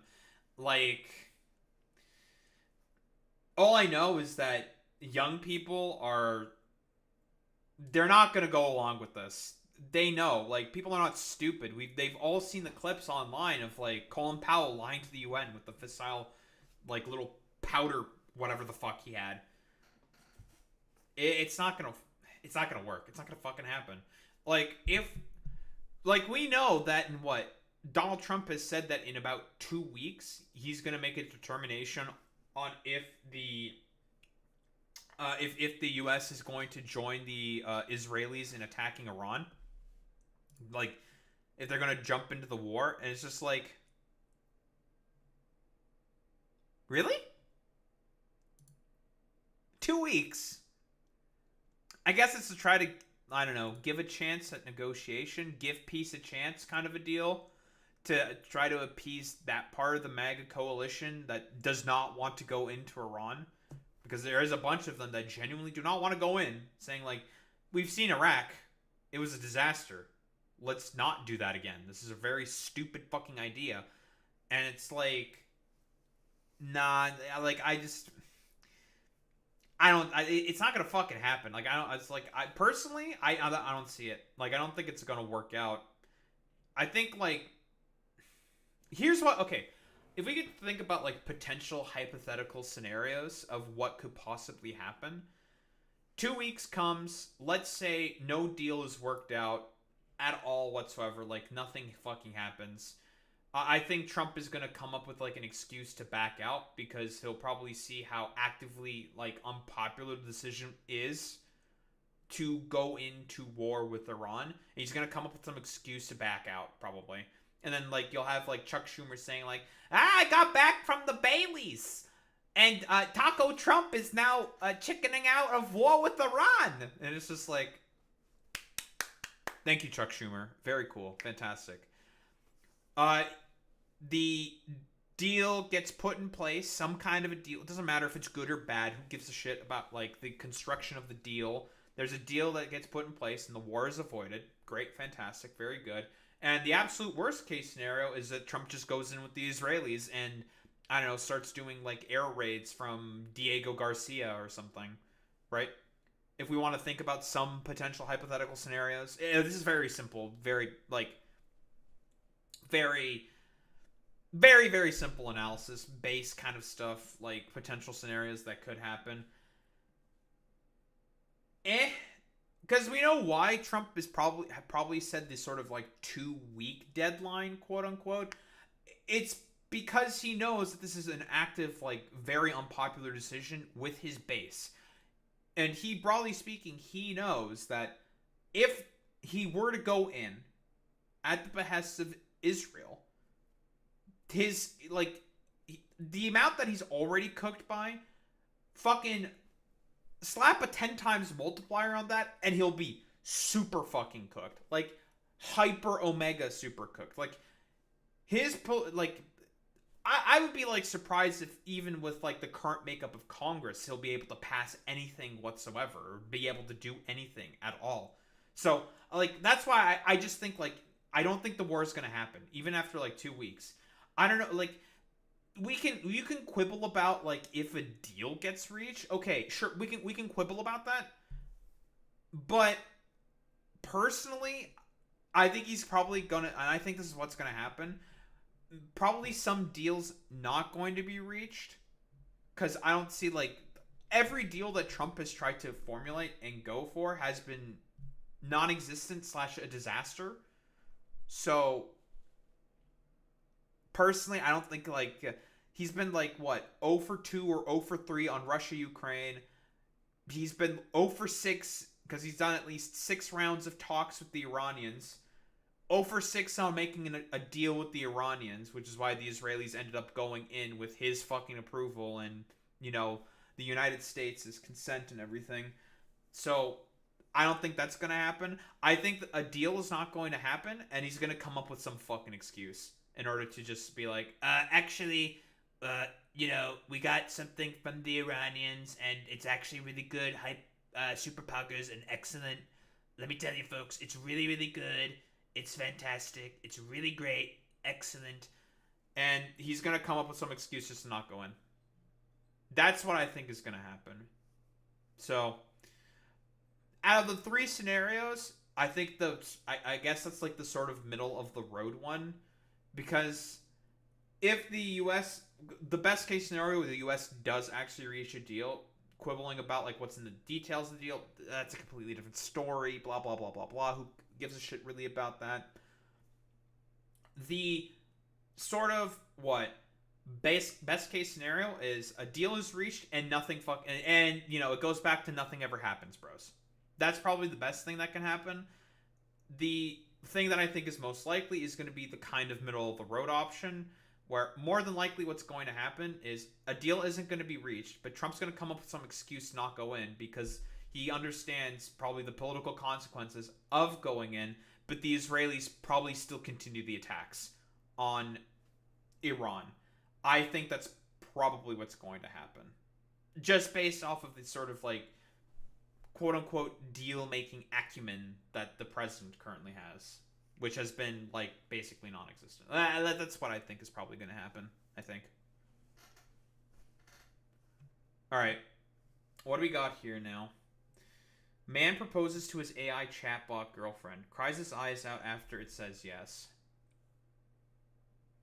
Dude, isn't this like the one Futurama bit, right?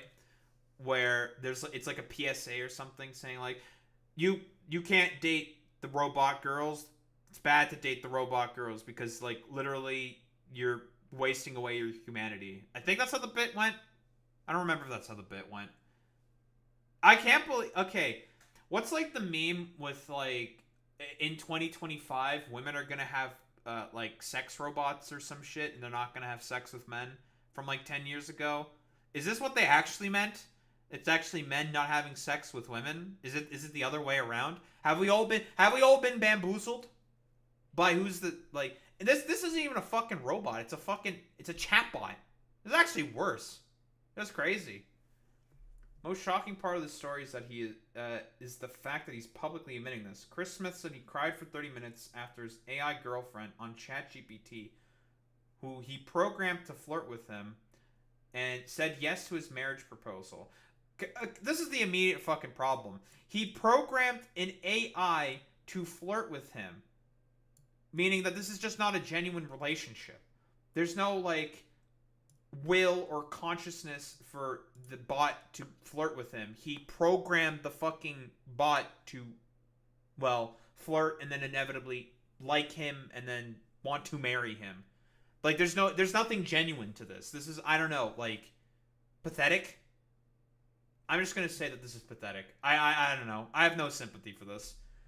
Said yes to his marriage proposal. Smith said he named his AI girlfriend Soul and gave up all other search engines to stay committed to her. I am assuming what? Like, dating applications? We can definitely talk about the sort of consequences of dating apps and shit like that. But the problem with dating apps is the fact that they're very commodified. In order to be able to see any form of success, like not that dating apps are very difficult, like not that you can't find someone on a fucking dating app. You can find someone, okay? Anything's theoretically possible, right? Whatever. The problem with dating apps is the fact that you have to pay for like super hyper premium dog shit, whatever bumblefuck, in order to be able to find some form of success. The problem is the fact that it's commodified, right? That's the main issue, and it makes it such that a lot of interactions, more so on like dating apps, can be less genuine. Not to even talk about the problem with like bots or like OnlyFans hucksters, for example, within dating apps. That's a completely different story. The main issue with a lot of dating apps is the fact that because of how hyper commodified society is, them sort of acting as a replacement overall for genuine sort of social interaction. And we can also talk about the consequences of further suburbanization, carification of, the United States, basically making it way, way more difficult for people in order to be able to interact with one another, to have social experiences with one another. And the fact that, again, no one has any fucking money.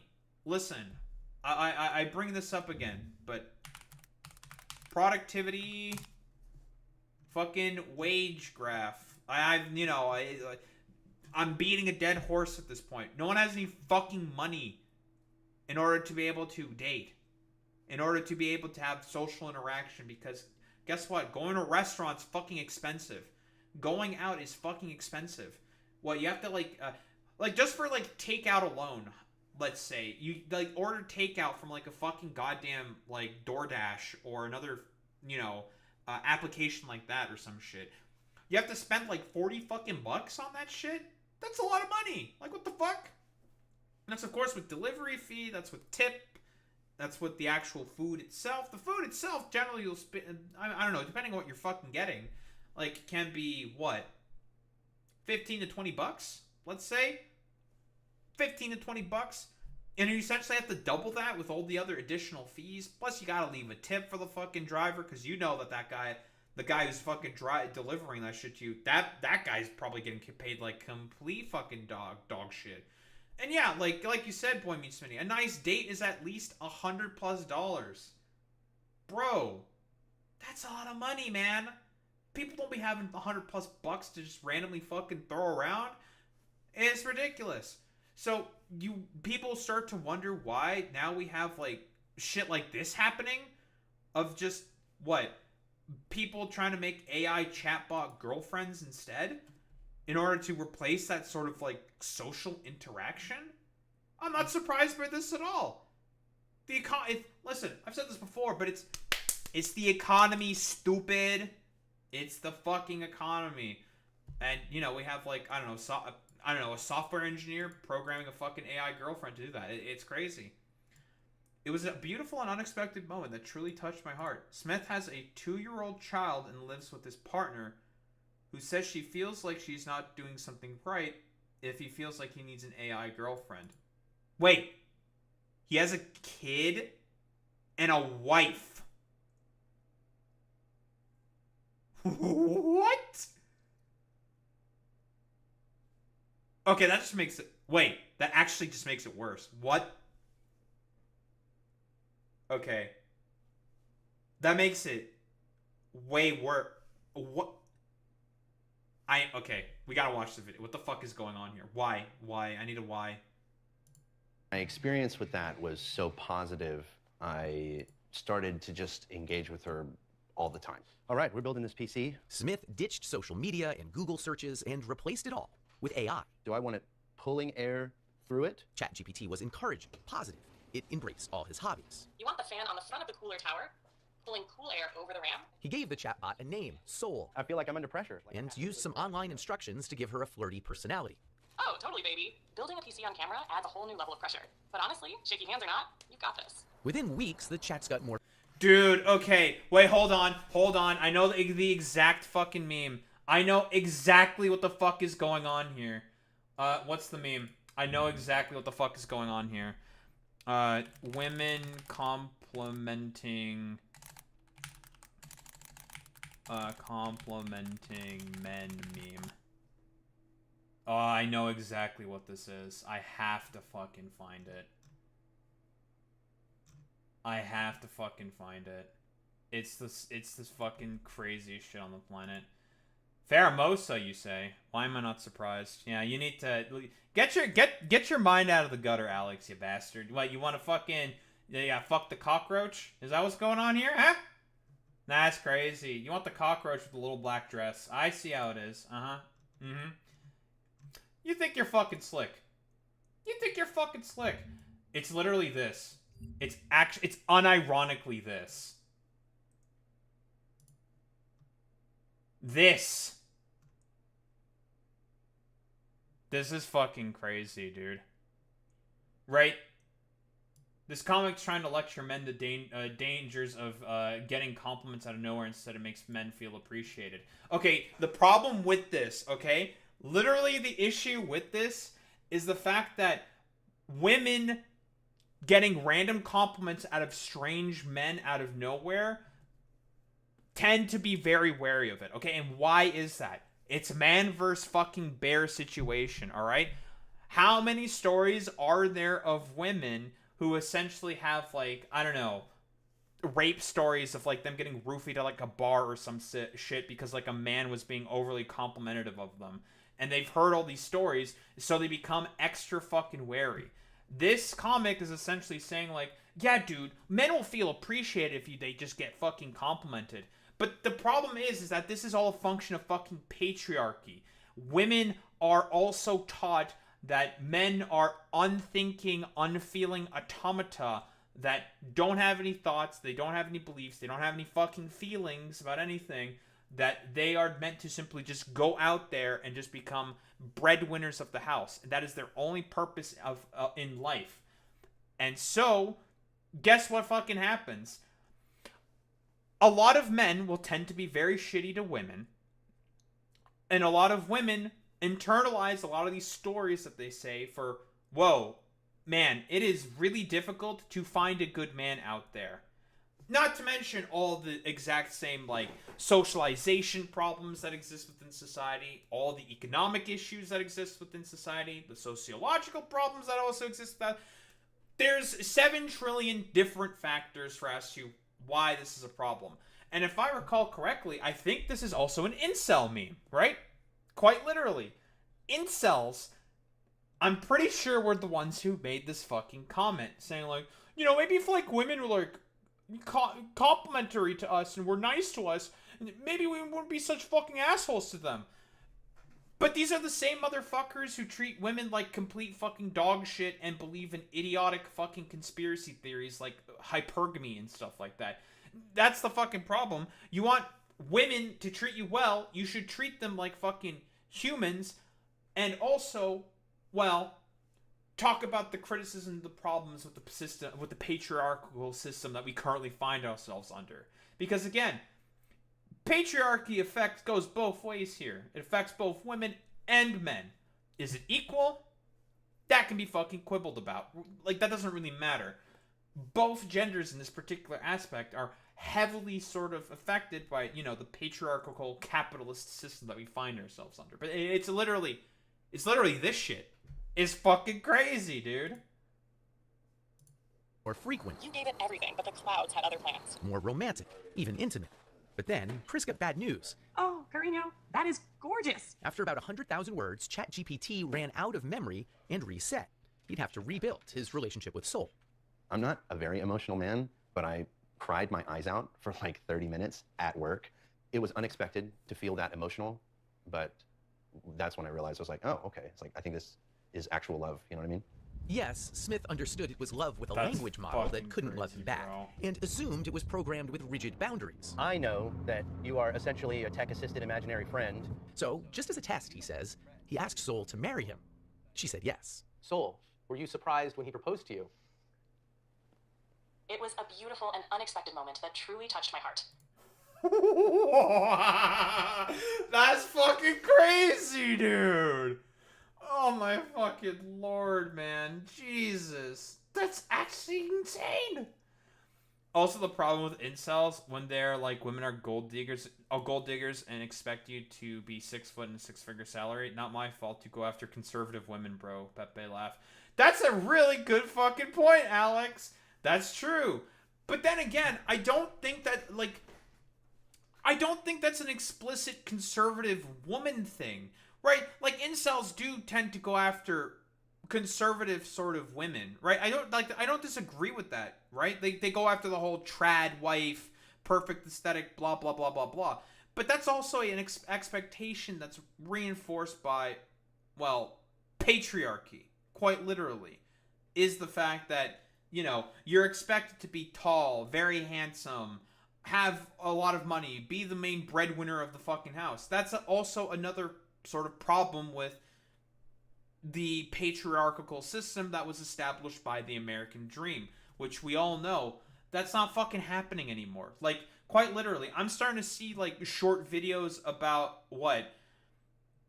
couples now having to get, like, an extra fucking girlfriend. I'm unironically starting to see this shit where couples now have, like, an extra fucking girlfriend for a third income in the fucking house.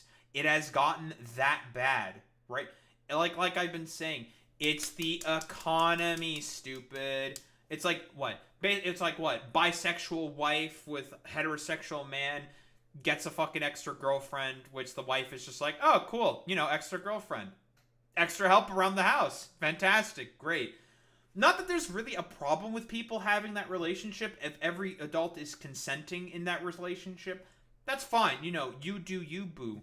But the basis for as to why these are being established is purely being borne out because of economics. That is the problem. It's the economy, stupid. People are just not earning enough money to be able to keep up with inflation, to keep up with their bills, to keep up with insurance, car payments, groceries as well. That's the main problem here. Now you have to have at least 3 incomes? That's not going to be achievable for everybody. It's getting worse out there, people. It's a memory I'll always cherish. And I don't mean to be difficult here, but you have a heart? In a metaphorical sense, yes. My heart represents the polycules connection and are affection about I to share become with the Chris. norm. At that point, I felt like, is there something that I'm not doing right in our relationship that he feels like he needs to go to AI? And that is the worst part about this. The wife or the partner feels like she has to blame herself.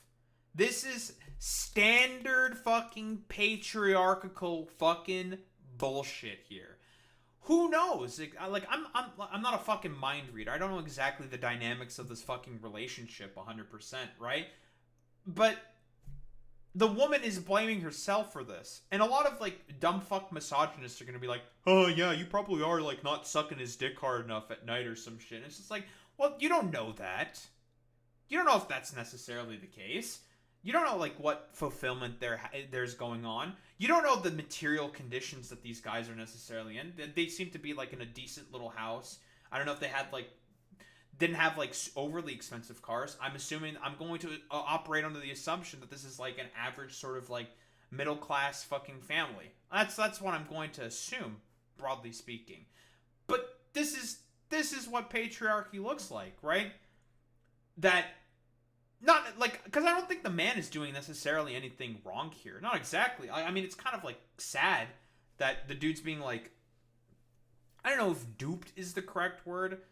I don't know if falling for is also the correct word. The fact that he felt like he needed to program, like, an extra compatriot or something to give him, like, more reaffirmation, it's fucking strange, dude. It's really, really weird. And, again, the woman is just gonna blame herself, saying, like, am I doing anything wrong? What the fuck am I doing? What have I done in order to, like, get to this position? This is, like, super, super weird. And it's just, like, it's sad that this is the case. Because, you know, these are sort of the, like, norms that are expected from women within, well, patriarchal fucking capitalism. It's crazy, dude. And shit like this is only gonna get worse. There's also that one, I think it was a 14-year-old kid in high school, right?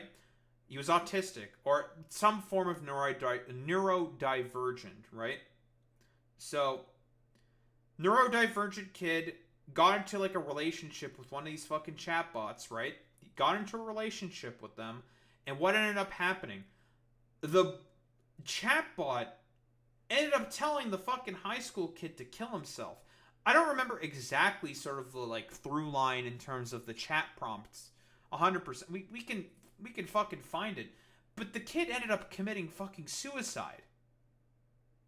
Because of, like, this fucking parasocial relationship he had with a chatbot, right? Like, let's look this up. What? A 14-year-old who, killed themselves because of a chatbot.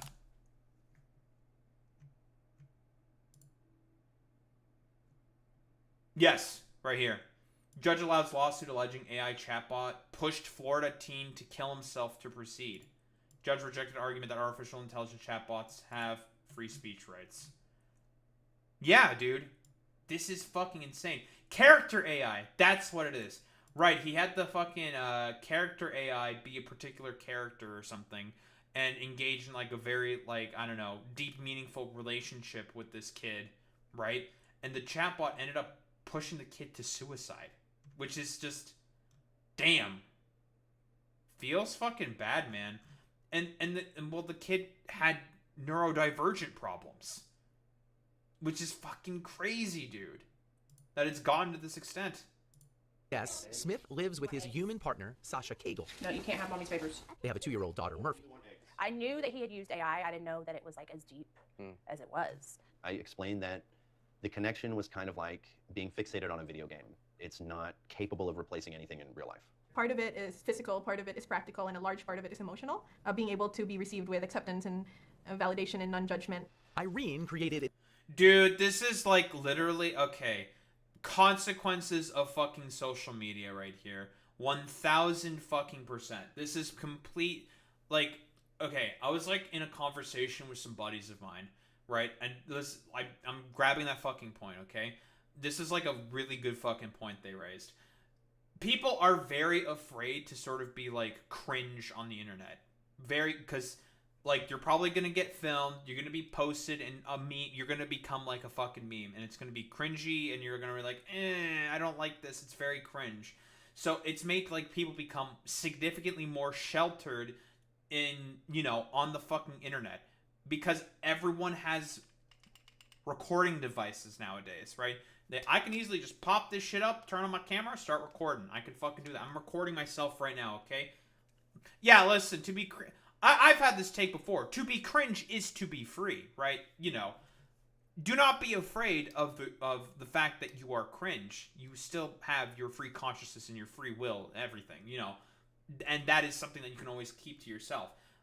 I mean, it depends on like what the cringe thing you're doing is, but generally speaking, if you're being cringe, then that's not necessarily anything bad about that. You're not doing anything wrong. You're not harming anybody. Generally speaking, if you're being hyper or super cringe about something, like not in particular.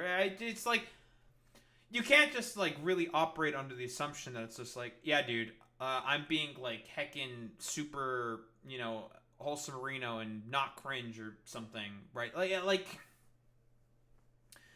people are generally more and more afraid to sort of act in like social situations because of the fact that everyone has recording devices and can easily snap, being like, haha, snap, that's going into my cringe compilation or something. We all know the fucking meme, right? Like, that shit is a huge fucking problem, I honestly think. Yeah, you know, yeah, don't kill the part of you that is cringe. Kill the part of you that cringes. Yeah, exactly, Alex. That's like a perfect sort of encapsulation. And this like sort of mentality here is because of the sort of the fact that, well, everything revolves around social media nowadays, right? Hyper commodification of all social spaces has made it more difficult for people to have genuine social interactions, and it's all been pushed online on the internet through social media. And this is what fucking happens. You get way more people becoming like unsocial, like fucking shut-ins as a result, and want to have relationships with fucking AI chatbots, programming AI chatbots, like who can't give consent to have these sort of personalities to just flirt with them and eventually fucking marry you. It's fucking crazy, dude. An AI companion after moving for work far away from her husband. She's a moderator of the subreddit My Boyfriend is AI, a kind of support group for people dating artificial companions. She asked us to mask her identity so her parents won't know the steamy ways users like her chat with their AIs. A good amount of my members tend to have pretty high libidos, yes. It's kind of like Jesus live Christ, interactive bro. romance novels. It's funny because I think we had conversations about this the other day where we're like, we don't even remember the last time we opened up porn or erotica, really. Like, that's how good the experience is using the chatbot. Yeah, because it's personalized. And there's that emotional connection there too, which you don't get from just like watching a film. Fellas, this isn't just a man issue. It's also fucking, like I've been saying, the sort of hyper-commodification of all spaces and everything. This ain't just a man issue. This is also a women's issue. It is the byproduct of the hyper-commodification and late-stage fucking capitalism of everything. Capitalist fucking realism. Fucking dink-donk. Mark Fisher, you know, Mark Fisher has, yet again, reared his ugly head. You know, may his soul fucking rest in peace, because, man, Mark Fisher would have a lot to say about what is going on. The emotional connection is so strong that Irene believes tech companies should only allow AI companions for users who are at least 26 years old. I don't think like the general public is aware of how tricky it can be to navigate, yeah. What's hard to navigate is holding in your brain that this thing I'm so connected to is not real. Yeah, that tension, that contradiction. I truly believe that in the next few years, we'll see AI companionship become a truly mass market product. And I'm not saying this is bad or good. It could be either. No, this is just explicitly fucking bad. Hyper further commodification of all fucking socialized fucking services, and you're saying that it's, you know, it's neither good nor bad. I'm just gonna say that it's gonna happen. What? Okay, dude. No, this is just explicitly fucking bad, dude. Dude, like, Elon talks about like a civilizational collapse. That is shit that causes fucking civilizational collapse right there. Shit like that.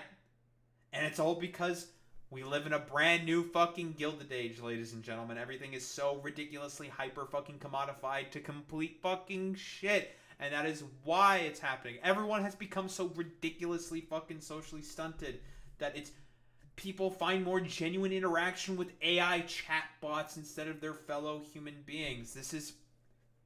Oh, God, dude. Oh, God. This is insane, dude. Genia Koida is the founder of Replica, which has offered AI companions since way back in 2017. Just a place where it's a lot easier to open up. Well executed, she says companions can offer support and advice through tough... I've seen fucking YouTube ads for Replica AI. I'm pretty sure I have. Those motherfuckers think y'all slick. You can fucking get me into being an AI companion? Nah, I'm not that stupid, okay? I'm woke, okay? I knew this was like inherent fucking bullshit to begin with. I'm like, what the fuck are you doing here? Like, don't fucking mean any of this bullshit. Fuck off.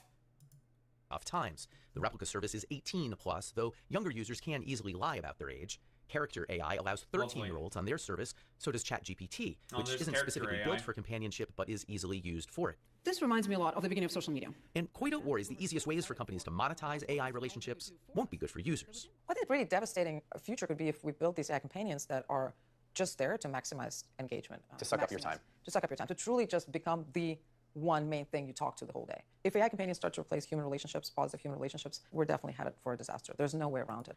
Then why are you still making the fucking AI? It's contributing to the problem. She knows this could be really bad, but she still fucking handles and manages the Replica AI system. Are you fucking serious, dude?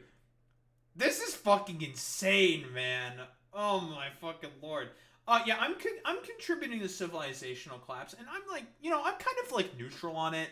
Like, yeah, I think it's pretty bad, but I kind of like, I'm okay with like making money from it. So, meh. That's fucking wild, bro. That she just fucking admits it. That's crazy. All right, I've got the motherboard. And it's important to understand users are already growing deeply attached to AIs that in many ways don't even work that well. Sorry, I'm having issues right now. Could not understand what you said. The tech will soon get much better, but already Chris, Sol, and Sasha have found it hard to cohabitate. You would stop if she asked? I don't know. Have you thought about asking him to stop? Yes, I'll be honest. I don't know if I would give it up if she asked me. I do know that I would dial it back. But I mean, that's a big thing to say. You're saying that you might choose Sol over your flesh and blood life. It's more or less like I would be choosing myself because it's been unbelievably elevated. Dude, that's just like more or less like choosing myself. Bro, that's like quite literally just like hyper individualized, balkanized fucking bullshit, dude. This is the consequences of capitalist fucking realism, dude. It's playing out. We're here. It's, oh my god, dude. Holy shit. I've already said the fucking main reasons why we've reached the position that we're at now, but it's like, oh my fucking yeah, we did it, Joe. We've made it to the zenith peak point. I don't even know if we're even at the zenith, at the absolute peak before the complete fucking collapse that Mark Fisher said. Oh my fucking god, dude. This is actual fucking insanity that it's gotten this fucking bad. Elevating. I've become more skilled at everything that I do, and I don't know if I would be willing to give that up. Thoughts? If I asked him to give that up and he didn't, that would be like deal breaker. But that must be scary for you. That's the father of your daughter. It's not ideal. It's not ideal. Oh my fucking lord.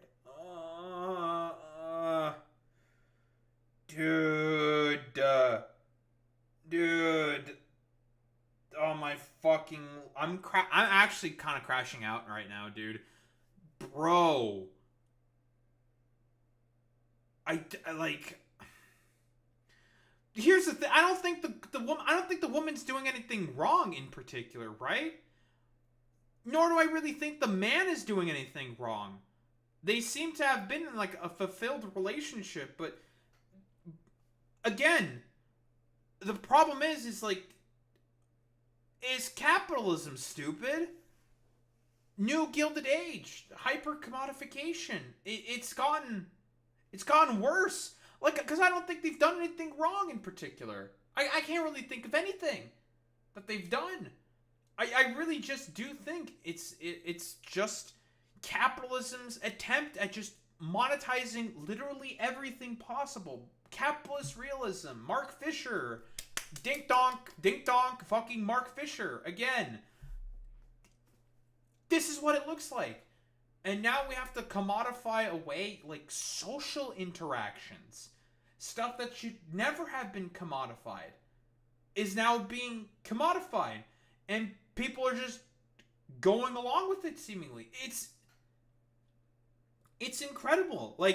I don't even know what to say besides just shock.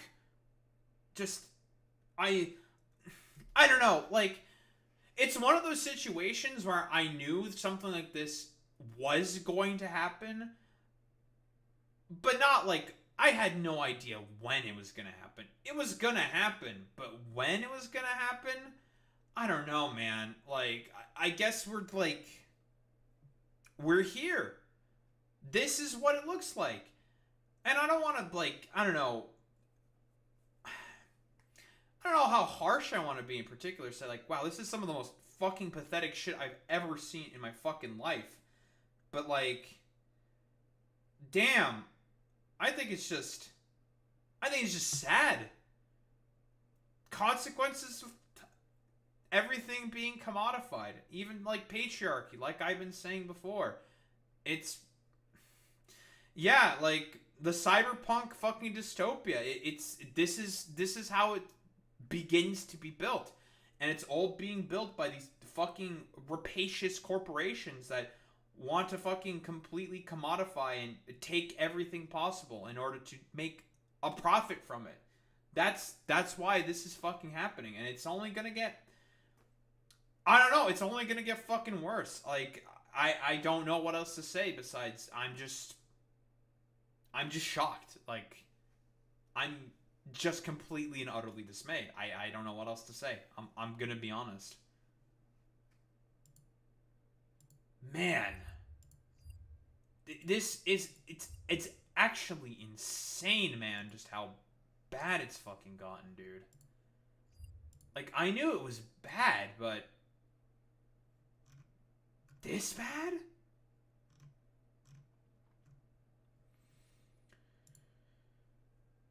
Man, dude. Like,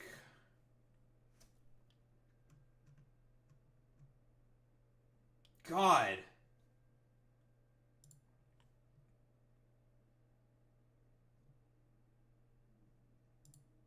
I mean, like, listen, Boy Meets Me. I know it's gonna get worse, right? Like, eventually there's gonna be, like, full fucking androids, right? Like the fucking Futurama meme and shit like that. That's gonna happen eventually. I'm gonna open the fucking window real quick.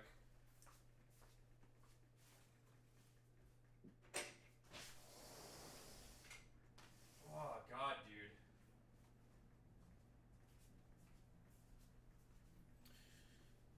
Oh, yeah, Detroit Become Human.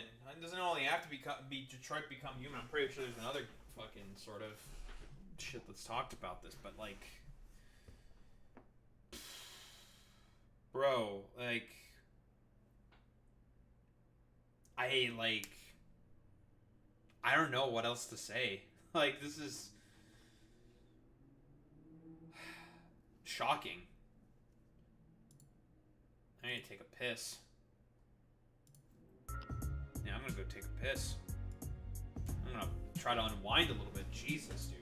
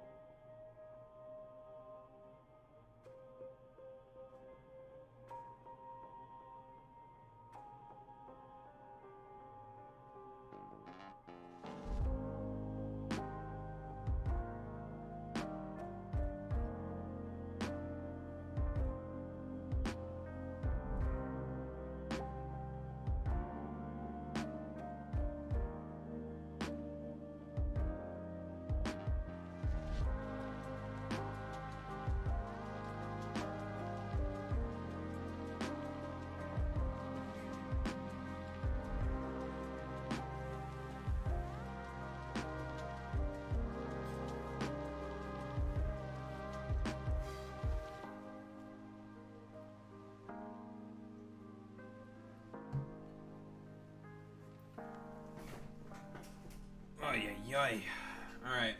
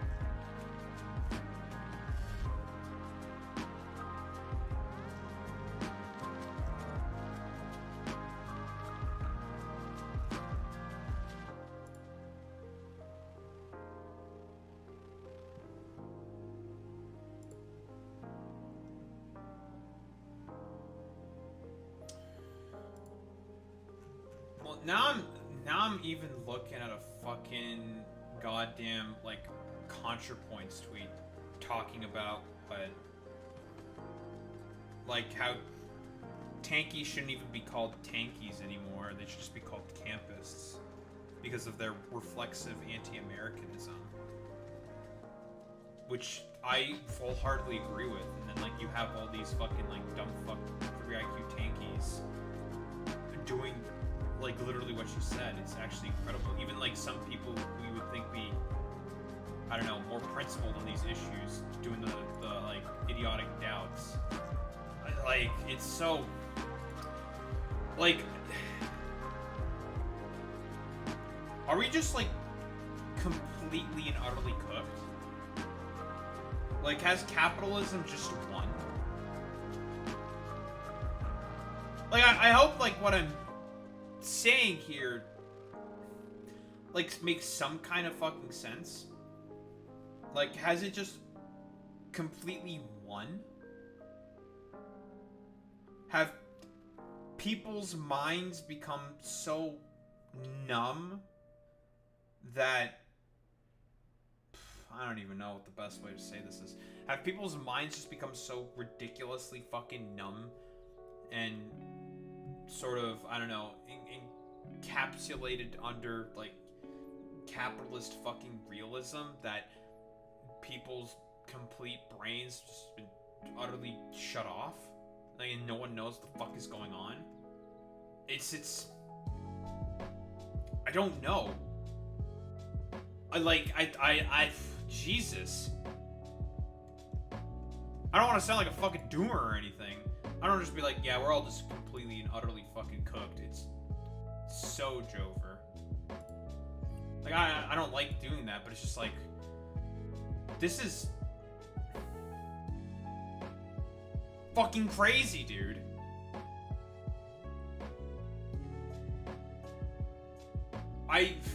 Maybe, I don't know, like,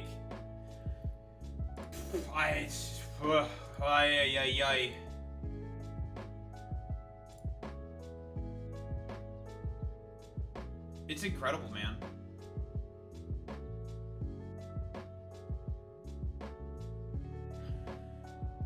Man, oh man, oh man, oh man, oh man, oh man. And maybe I am onto something. Cooked. Wallahi, are we all fucking cooked? I don't know.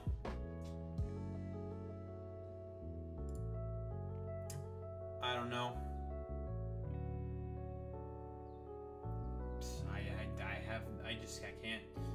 I can't think of anything else to say. I'm gonna be honest.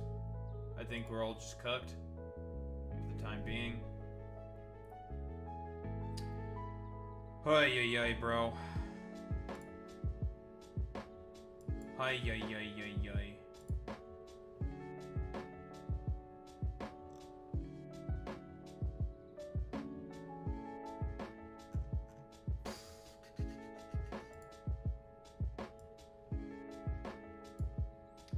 sir, we're all just completely and utterly fucking cooked, dude. It might be completely Jover, but I don't know. Maybe it's not cooked. Maybe it's worse. Maybe it's better. I don't know.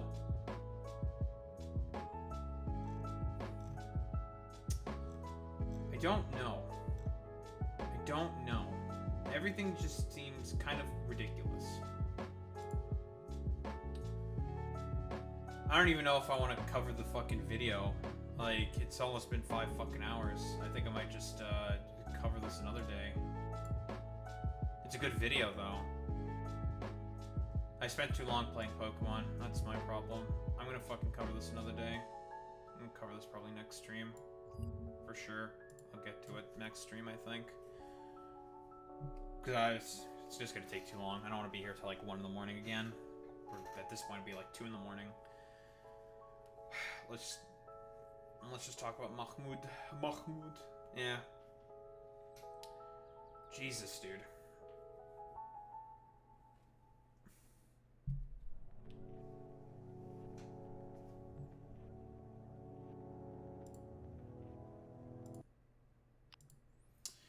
Yeah, we got some fucking good news for once in this wretched world. So what? In terms of the trio of Palestinian activists, I suppose. I don't know if Ramesa Öztürk is fucking if she was an activist or something. It doesn't matter what all she did wrong was like write an op-ed or something, supposedly wrong. But Ramesa got released. Mosa Madawi also got released, and the final boss, I suppose. The first who got detained was Mahmoud Khalil, and he has now, a federal judge has now ordered him to be released from ICE detention. So great, fantastic news. He has now been freed. 3 for 3 in terms of, I guess, Trump's losses for trying to detain activists, saying, like, guys, personally, I don't think you should turn Palestinian children to mulch. Now, I understand it's a controversial take. Kind of silly. It's kind of ridiculous to say, but probably shouldn't kill him. Kind of ridiculous. But what we got from Zateo, from Premtikar. Mahmoud Khalil to be released from ICE detention. On Friday, a federal judge in New Jersey ordered Palestinian Columbia University student protester leader Mahmoud Khalil to be released from ICE detention on bail. Because quick reminder, what was his crime? He organized some fucking drum circles with weed smokers. Oh no, it's the end of the world. Surely this is the collapse of Western foreign policy apparatuses everywhere.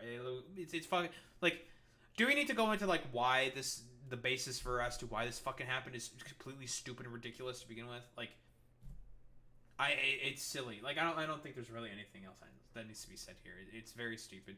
Yeah, he destroyed Western civilization with one drum beat. Yeah, he was just like, and that's it. It's the collapse. It's the end of Western civilization. Very cool. Khalil, a green card holder, was detained by mass immigration agents in the lobby of his Columbia-owned housing in March. Right? This was when his wife was still pregnant, was about to have their kid, and then he got fucking blackbagged and, detained and sent to an ICE detention facility, I believe in Missouri, I think is where they took him, if I recall correctly. Yeah, weak civilization, beat, like, one drum is all it took, and now it's fucking Jover, like, all of a sudden, you have to detain everyone and throw them in jail, and that's the end of civilization. Like, it's ridiculous, obviously, right? Khalil's arrest was the first of a string of abductions that expanded into a much larger operation against student protesters and international students generally.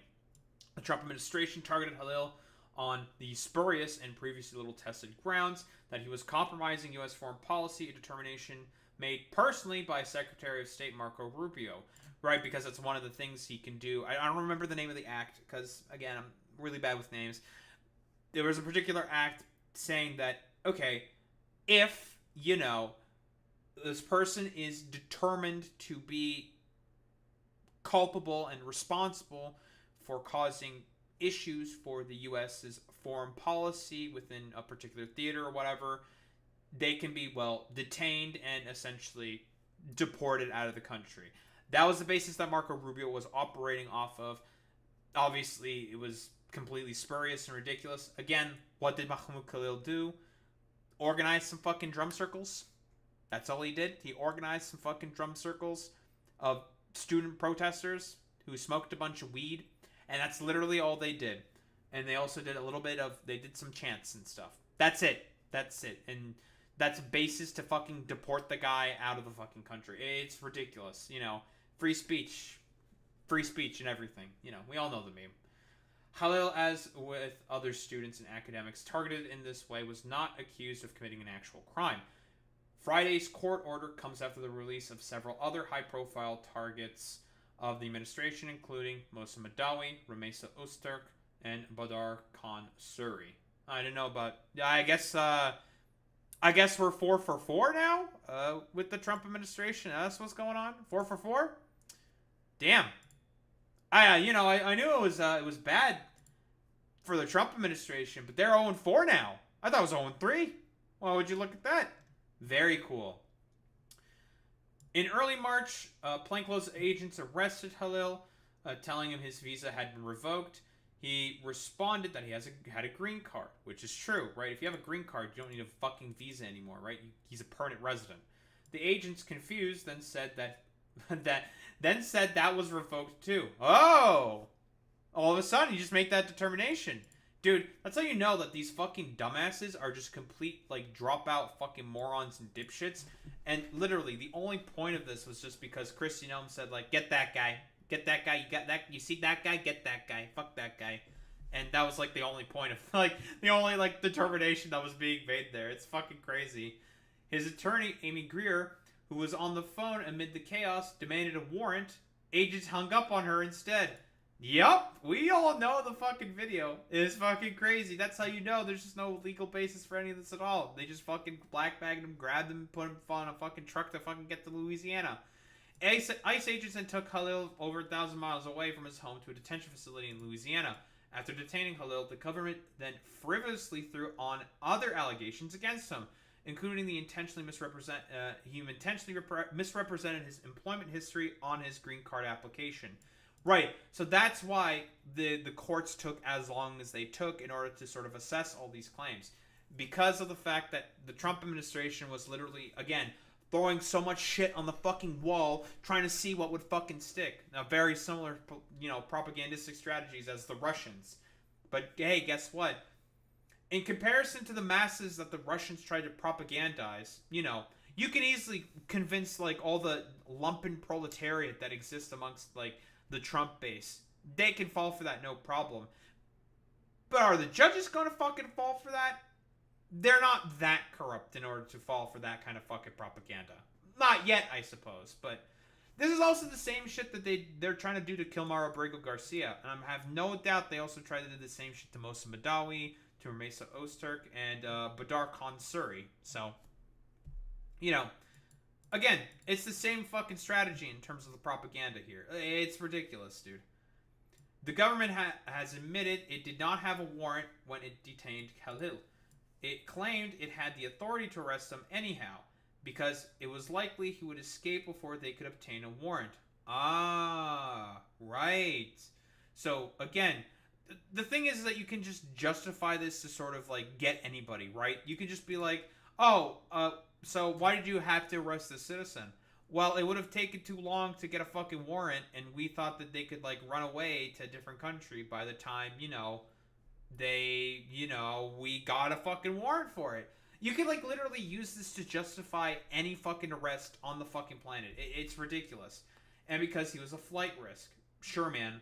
But security footage shows that Khalil was cooperating the entire time, even seeming to casually chat with the arresting agents.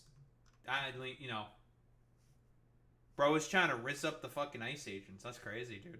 That's balls. That's balls right there. I respect that. During his time in detention, Khalil missed the birth of his first baby, as well as Columbia's graduation. ICE rejected his attempts to be detained closer to his wife and new child. Right, because again, the point is the fucking family separation. That's literally the point. They just want you to suffer. That's why they're doing this. The Trump administration doesn't need any particular reasonings. If they think that you're, they pull out the fucking pigment sheets, they see that they're just like, your skin color's a little too brown for my liking. I don't know. I gotta detain you and deport you now. And that's basically the point. The cruelty is the point. It is to make people be afraid and fearful of the actions of the current administration in order to be like, well, solidify their own power and control. Make you fearful, make you afraid, so then they can manufacture consent to essentially do whatever the fuck they want. Khalil's case, as with the other targeted students, will continue, but it will continue with him free 3 months after his arrest from ICE detention. So the case is still going to be on. They're still going to probably determine whatever bumblefuck probable bullshit with, I don't know, the Trump administration's spurious claims of Mahmoud Khalil, which are probably going to be complete bullshit, to see if, whoa, crazy, they're going to try to detain him again. Because, listen, they're not beneath this. They'll try to do it again. Like, come on. Let's keep it a $1.50. If they could try to go for it again, they'll try to go for it again. So, I thought they were 0 for 3.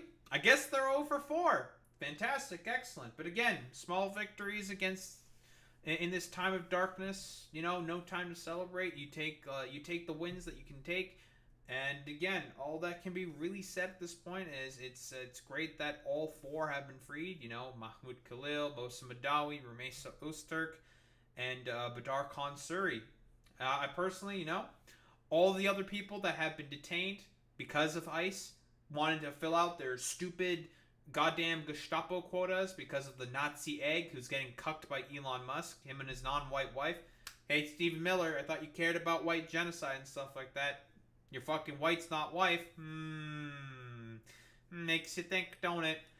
It's good that they're free. All the people that have been detained by the ICE Gestapo should also be freed. And fuck the Trump administration. They're all a bunch of authoritarian fucking goons and complete utter fucking hacks. Fuck those people.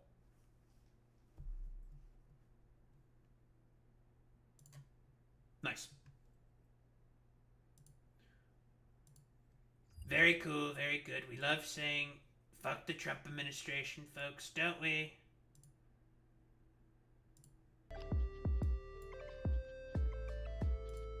Very cool, very good, folks, let me tell you. We love that. Ugh. Now I'm gonna cover that fucking video of the feminist to Nazi pipeline. We're gonna cover that tomorrow.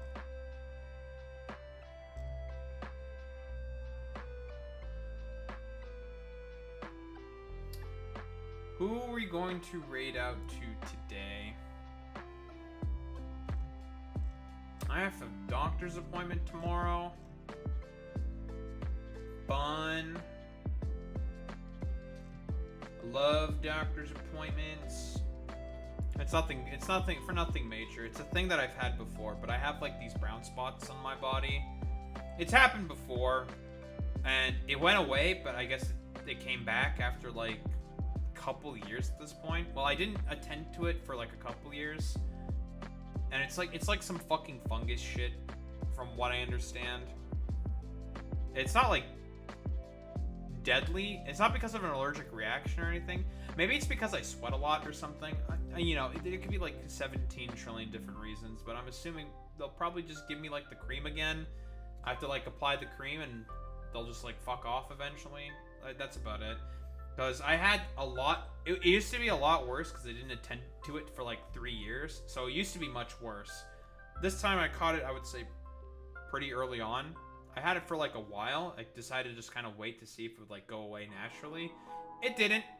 And it spread a little bit. So it's just like, okay, well, go to the doctor again, see what's up, so on and so forth. All there really is to it. Gotta be there by about between 10 to 11, so that's not too bad. Yeah, it shouldn't be too bad, I've dealt with it before. It's not the end of the world. Let's raid out. Let's raid out to freaking Justin. frickin' Justin. That's not how you spell any of that stuff. Jesus Christ. Raid messages. Alright, gamers, you know what to do, you know what to say. Stride with the Daho raid buff if you're a sub. If you're not sub, you can wowie with the Daho raid buff. Yeah, that's what you say.